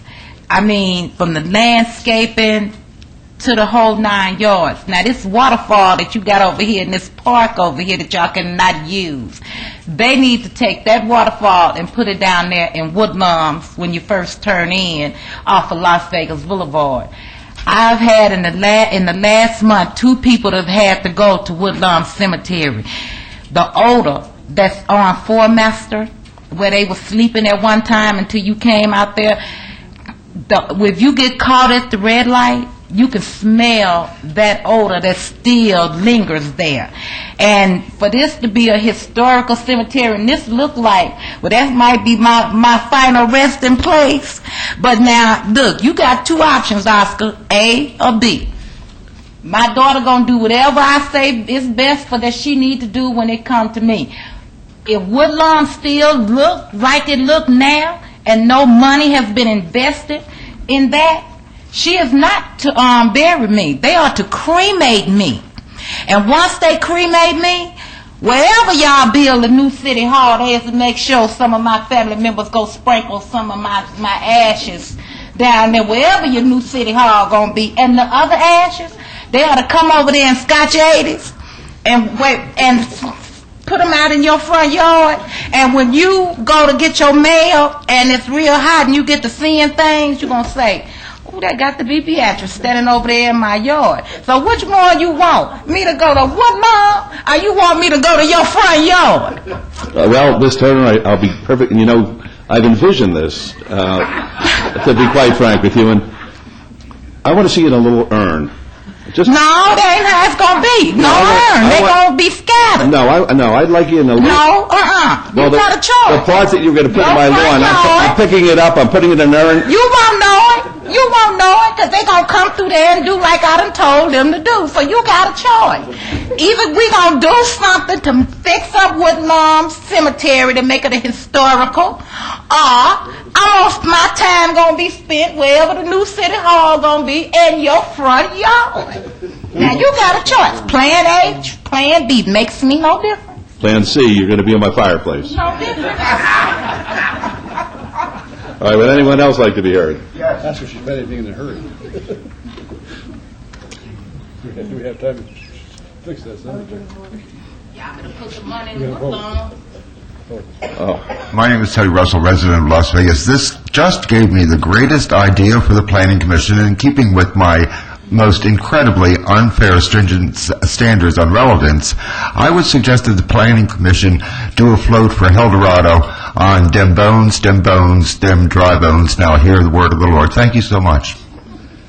All right. Would anyone else like to address us? All right. Seeing none, we'll close the public hearing then, and this is in Councilor Barlow's ward. Yes, Mayor, thank you. I would like to move to follow staff's recommendation for Plan B. Item number 138 of the city. Okay. Item 138. Thank you. Let's vote, please. Opposed? Okay, unanimous. Motion carries. Okay, 139, Madam Clerk, would you please set the public hearing dates and appeals from the City Planning Commission meetings in dangerous buildings or nuisance litter abatements? Thank you. We come to citizens' participation, item number 140. Citizens' participation. Public comment during this portion of the agenda must be limited to matters within the jurisdiction of the City Council. No subject may be acted upon by the City Council unless that subject is on the agenda and is scheduled for action. If you wish to be heard, please step up. Be happy to hear from you. We're going to put a 3-minute timer on. Thank you. It's been a long day. Yes, Ms. Barnes. Dorothy Barnes, Las Vegas resident. No one has talked to me on this matter that's before us, and what the idea somebody's given me. If I don't want to be a prostitute or homosexual or drug dealer and participate on these programs, then I don't count as a citizen. And I want to say to these people that feel that way, they don't want me to have a voice, but yet they want my money. They want to use me to sponsor these programs. It's not fair, and if they would look at it, I won't say they mentally ill, because that's a mental problem to think someone doesn't have citizenship rights because they won't participate on organized crime program as prostitutes, homosexuals, drug dealers, and these are the only people that have say-so, and a person that don't want to be a part of that don't have any rights, because that's the trouble I had at Shade Tree. I wouldn't mate, and they 86 me from the property at Shade Tree. They had 2 police officers to come there. And when it got cold this past winter, I didn't have a jacket, and I went to Shade Tree, and they said, "Oh, it's in our computer 2 years ago or 3 years ago. You you erased your voice as a staff member." No, that wasn't the reason I was 86.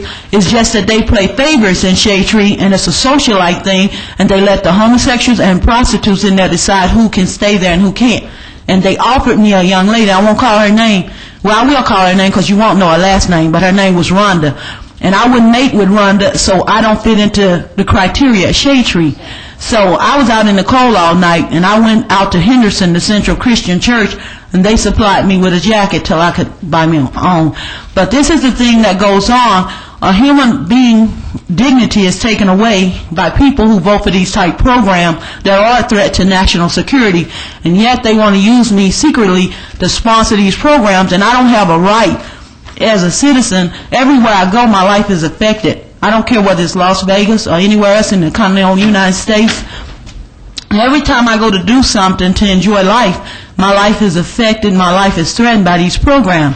And I've asked them to discontinue using my distress signal, which is issued from military intelligence. Every Masonic organization, Prince Hall, Scottish Rite, the Elks, the Moose, the civic organizations such as the Rotarians and Knights of Columbus know how to issue free people's distress signal. And if they're going to use me, and I know some sensible people agree with me, to use me to support something, use me to support something that's positive. The reason other people are not hurt like me, other young ladies, they're not after money from them. They see a chance to capitalize and use me as a pawn and my children and grandchildren as a pawn to get money out of me, and that's why I'm victimized. Other people are not victimized because they can't get to their money. They can't get to using their distress signal or their social security number to get money to do what they want. But my name shouldn't be where it is. I'm in the wrong classification off lies, and they are taking advantage of me, and my health is not getting any better. Now, I have to cut you off now. yeah, well, I need some intelligent people to look in there and see that it doesn't make sense. I'm calling on mental health to help get this problem under control. Thank you. Thank you. Ms. Turner? Ms. Turner? Yeah. That ain't what I'm going. I'm gonna be in your front yard. That's This how is that's gonna be. Plan D. No, Plan B gonna be your front yard. Beatrice Turner, West Las Vegas. You know, I sit here and I seen some of the things that go on with Ward 5 and this last issue with this church and the trees and the landscaping.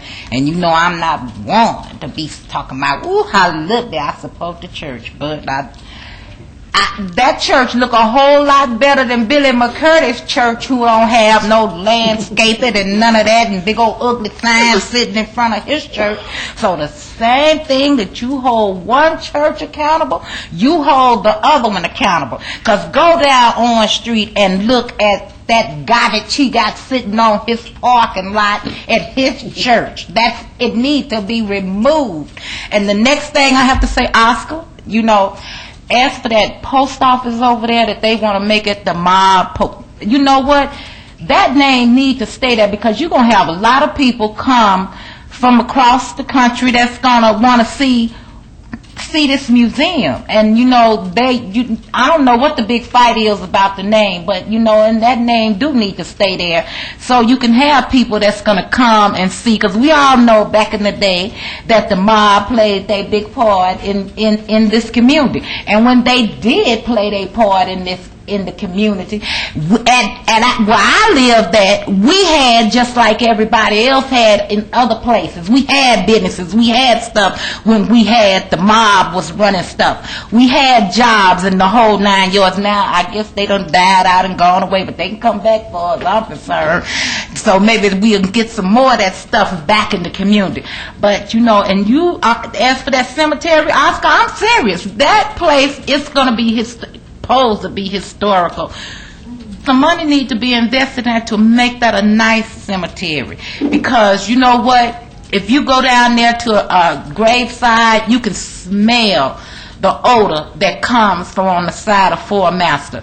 And it ain't gonna take, and that little ugly chicken wire fence that the city got thrown up there with them ugly pillars and that ugly wrought iron, How come we can't have a historical cemetery in Ward 5 that looks like when you go to Memphis and you go to Chicago and you see them historical cemeteries? Because that's going to be my permanent residence if y'all put some money in it. If not, I will be in Scotch 80. Your Honor, if I could, Beatrice, you keep talking about this. You scare me. How are you feeling? You know, I went to the doctor. I know 3 prescriptions I know I must take. When I got to the counter, I had 7. I said, no, I ain't doing it. That's it. The 3 I supposed to take, that's what I'm going to take. Out of 10 things the doctor done told me to do, I think I do 4. You mean I don't need to get my black suit pressed and ironed and stuff? Huh? I don't get my black suit pressed and ironed? Whatever, because I'm not gonna sit there and take 8, 9 p. I'm not doing it. The 3 I supposed to take that I come out the hospital with, that's what I'm taking. The rest they can keep. You'll be here on the 20th, though, huh? Yep. Okay. Sorry. It's all right. Next, please.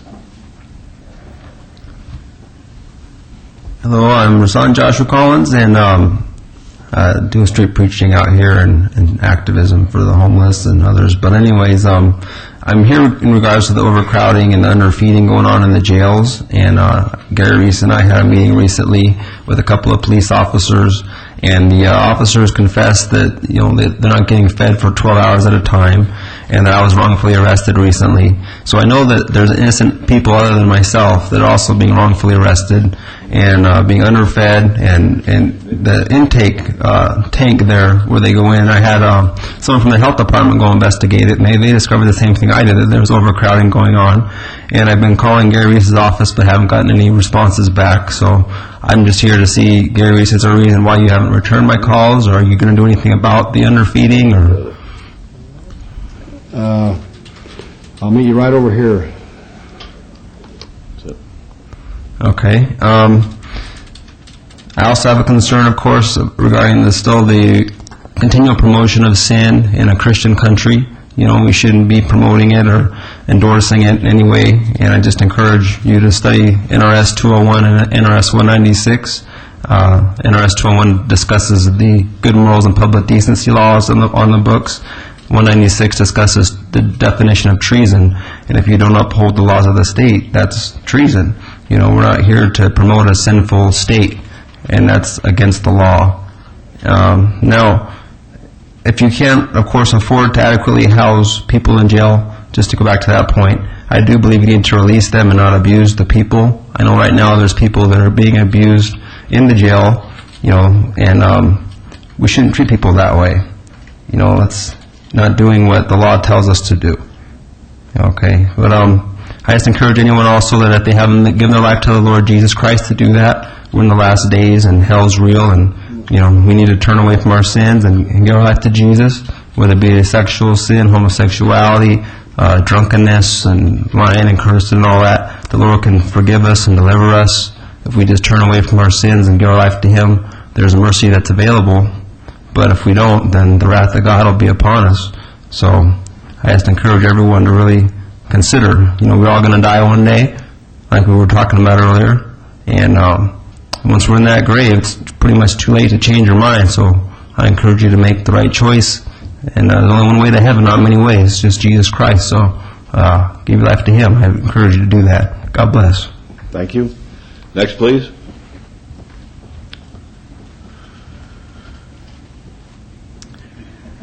You have a long meeting here. I was wondering if I could... Please state your name for the record. Oh, yes. Doris Clark, 6632 Coastal Breeze Court. I was wondering if I could give some handouts to the council, to the mayor and council, if I could do that. Certainly. If you'd hand them to the clerk, please, they'll get it up to us. There's 2 different handouts there. All right.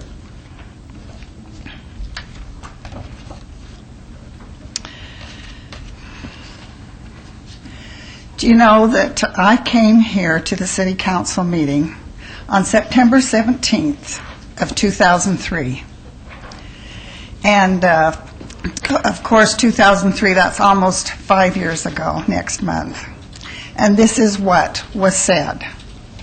Quote, You have a lot going for you here in Las Vegas. So many beautiful parks, playgrounds, picnic areas, facilities for seniors, and the list goes on. So much available for families and people of all ages. The negative happens to be the graffiti, the litter, the vandalism. How much is spent each year to patch up graffiti? How much on cleanup? Small pockets of neighborhood cleanups are organized throughout the city. I am here to ask you, Mayor and council members, to consider a citywide cleanup and beautification in preparation for this city's centennial year, 2005. This is a positive program of people helping people to come together, communicate, take pride in their accomplishments. Schools, churches, scouts, seniors, those of all ages working together, people helping people. And what timing this positive program would be to coincide with the city's centennial celebration. Now, when I came here, there seemed to be a lot of interest in what was said. And you, Mayor Goodman, directed your secretary, Betsy, to take my name and phone number. But do you know what? Some negative things happened in the city, within the city, and within your life, and within mine. I lost my husband the day after Christmas of 2003, and there were some negative things going on, something to do with, and it's very vague in my mind because of my situation, but it had to do with the city and Carson City and UNLV and some real problems, and there were other things too.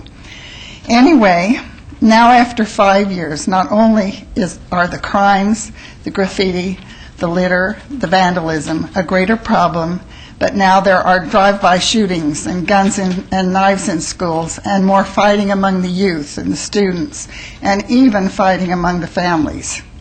Many more problems than 5 years ago, and I am here because I feel very strongly that something has to be done more. Now, a little background I wanted to give you is that our family lived in Mount Lake Terrace, Washington for over 37 years. And over 33 years ago, I became involved with a group concerned with our city's image. Due to this concern, and with the help of 2 litter control officers hired by the county, we joined together with the city of Edmonds in an effort to clean up and beautify our cities. By the time of our nation's bicentennial year, this cleanup turned out to be a very successful and positive one, and it is still going forth even today. They are having the cleanup and beautification. We can't take action here today, but what I'm going to suggest is that our manager's office put this nice lady in touch with our neighborhood services department. Make sure that they get together so she can share this with them and then report back to us as to whether or not we're able to do anything as a city. And could I just go on with... Well, the problem is it's been a long day and I have to... Oh, I know. But the thing about it is that I'd just like to point out very quickly is that competition is the key. And that would be involvement of the schools, the scouts, the churches. You've got to get the youth involved. And the competition, that's what is needed. All right, well, I want you to talk. I want you to speak with our neighborhood services office and share that plan with them and see whether or not... I have called Lisa Campbell. I haven't been able to... Well, we're going to do it now, but we're going to take care of it. Because she's referred, she's given somebody else to call me, which... Well, Mayor? Yes. If I may? Yes. If I may, just, ma'am? Yes? Ma'am? Yes? Also, today, on item 69, there is a bill draft that's coming forward to address the harsher penalties for graffiti, and I know I've been working very closely with city staff to address that, so if you will, after speaking with Councilman Ross, I'll send someone out from my staff because I have a plan that I put together for Ward 5 as it relates to graffiti, and I would like to speak to you further about it. That assists you at all, Mayor. I suppose you all have these. This Right. is suggested signage. Right, and so I would like to speak to you further about it. This is something that the city would have to come up with to fine, amounts of fines. Oh, they're fines. They're fines and there's prison time. The signs are needed to discourage people Right, from I think that Councilman Ross is going to speak with you right now. Yeah, I'd just like to get your information from you so my office can contact you. Right now. Mr. Mayor, Yes. Well, thank you very beat out by 2 men again. I just wanted to say, we are doing some of these things you're saying here, and I think you're adding some very good information. And if before you leave, you would give me your name and your number, I'll wait here afterwards. I'd like to have it because some of what you're talking about, we're actually doing already. I know that this is happening and there's pockets throughout the city, but it's the competition and it's bringing in the schools and the scouts that is important too. Okay. All right. All right. Yes, sir. My name is Lawrence T. Nkatha. I applaud your patience very much. I have a handout that I'd like to give you, and to expedite things, I'll just read it, and so we can be done with it, please. Could you give me this handout, please? To the board members of the Las Vegas City Council, my name is Lawrence T. Nkatha. I'm the founder and CEO of the Nkatha Youth Foundation for the Arts and the creator of the I Am Youth program. I'm coming to you on behalf of the youth and concerned adults of the Las Vegas Valley. I'm also the one who is responsible for the street teams of youth in the bright gold, yellowish shirts that have been soliciting donations on our local street corners. I am here seeking a citywide solicitation permit. It has been brought to our attention by members of the police department who were very polite, understanding, and professional that we may not have the proper permit to allow us to solicit donations in all 9 of the business programs that we have designed for local youth. I provided a list with a short description of each of those programs. The solution I am seeking is to be fully permitted to apply the total list of business program and cultural arts services, which will provide local youth with a new positive lifestyle and a positive alternatives to gangs and violence. After 20 years of studying to find the solution to youth gangs, drugs, and violence in the Las Vegas Valley, I have come to the conclusion that the only remedy to this problem of our youth is one that will provide them with a total positive change of their day-to-day activity. This is what I mean when I say a new lifestyle. We have invented a practical way to provide this through the I Am Youth program. Not only will the 9 business programs provide a new positive lifestyle for local youth, they also provide avenues for the average local adult citizen to get directly and effectively involved in a real, effective solution to the problem of youth gangs, drugs, and violence. Presently, we have over 200 youth members who are working hard at seeking a way out of the negative lifestyle that they face daily in our communities. We are not here seeking money. Although any budget help you can provide will not be turned down and greatly appreciated. We are seeking the proper permits to allow us to approach the public for the help in this fight for the lives of our children. Since February 2008, we have taken our program to the people of Las Vegas, and they have shown that they will support our youth even without a full understanding of why the children are out there. We know that once the public is made aware of our program and the positive change it brings for all local youth, they will join us in this fight for the salvation of Las Vegas children. The bottom line is, the I Am Youth program works. And since no present program has reached our children by the thousands, you should let us apply the solution as soon as possible. If you choose to let us work and work with us, we guarantee you the following results in just 24 months. 1, in 24 months you will see a measurable decrease in youth gang membership. 2, you will see hundreds of youth who are positive, productive, community-minded citizens who respect and treasure their cities. 3, you will see a measurable decrease in youth gang violence on our street and in our schools. 4, you will see the bonding of a community relationship between our youth and adults that will be the envy of every city in America. And 5, in 24 months, Las Vegas will be the national model for success in dealing with youth gangs and violence. All right, I'm going to have to cut you short here. We have this, and yes. I wanted to give you the opportunity to have the 5 points which are in your document. We'll make a document part of the record, but thank you. I have to move it along. Okay, I just wanted to say one thing. I'm asking to be assigned someone from your business office so that I can work with that person on getting the proper permits. Well, who should he see for street permitting, Dr. Selby? That would be business license. Business license. So you go Jim DiFiore or Jim DiFiore is the gentleman you should talk with. Okay, can I have that name written down, please? Jim DiFiore. Okay. Yep. Thank you very much. I see the youngsters out there, and I was wondering whether or not they had permits at all. Yes, we have a permit, but I guess it's not the right one. All right, So I talk to want to Mr. get it right. DiFiore. I want you to do business the right way. Thank you very much. I just want to point out that there is a very big question about permits. You're not talking about going in the street, are you? Yeah. Yes. Boy, we have calls all the time about danger I know. and also citizens who really do not like to have people come into their car. I just wanted to mention that to you. Yes, ma'am. All right, thank you. Thank you. Anybody else? Yes, sir. Richard Allen, Las Vegas. Thank you, Mayor Goodman, council members. I appreciate this open forum. I just wanted to thank you for your neighborhood services program. It's been an incredible savior to me. I was recently the victim of violent crime and found myself in a very unusual and scary situation. And without the help and support of Lynn Kerr and Joyce and everybody in the office up there, I don't know where I'd be right now. Well, I appreciate you coming down. I wish more people would avail themselves of the services of Ms. Kerr and the Neighborhood Services Office. We offer it to homeless folks who are here, and we say, we'll help you, and nobody wants to take us up on the offer. Yeah, it's a blessing, and thank you for having it there, because I've never been in a situation like this before. I had nowhere to turn, didn't know anything at all. It's just been, I just can't thank you enough. So. Well, thank you for coming down. Thank you, folks. Have a And good wonderful luck to day. you. And Mr. Mayor? Yes. Isn't it wonderful to end the afternoon on a very positive Wait, it's thank you not. note? No, you spoke too soon, Councilman. Oh, my gosh. Well, to almost end the afternoon. Right. That was the penultimate. Now we're having the ultimate. I won't be treated this way, yeah.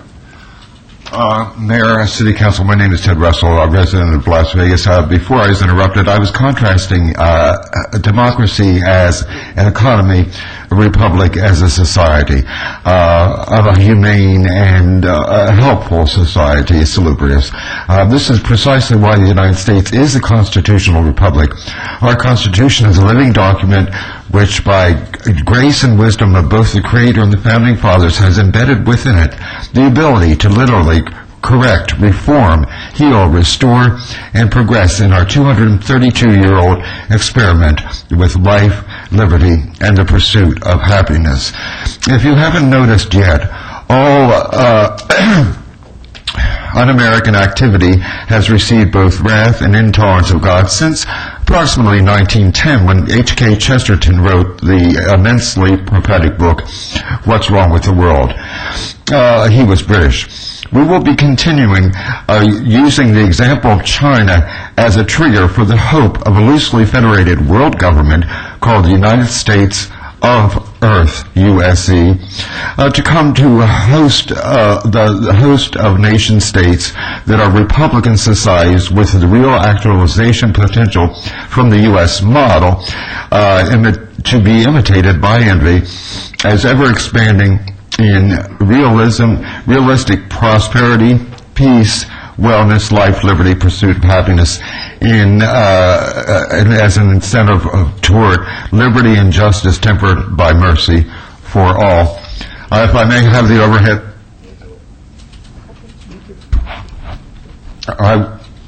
I may have the overhead. I don't know whether they're even here at this hour, to be quite frank. I did want to mention this is the August Desert Saints.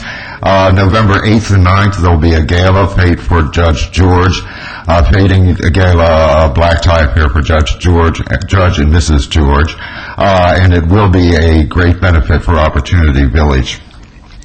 I did want to mention that there was some kind of a severe disturbance at Fremont Street Experience on July 4th, and it involved many so-called religious people. I have been a friend of this Fremont Street Experience from before I arrived here in 2002. I want you to know that it is just entirely unacceptable to threaten criminal lawsuits against the Experience, Metro, the City of Las Vegas. It won't work. It doesn't matter who started it. There's a rule called it takes two to tango, and should you pursue this folly, which will be very expensive to yourself, you may bet your last buck that I will appear on behalf of the entities involved as an amicus curiae, friend of the court. Thank you very much, and have a great evening. All right, thank you. Would anybody else like to be heard? All right, seeing none and hearing none, the meeting is adjourned.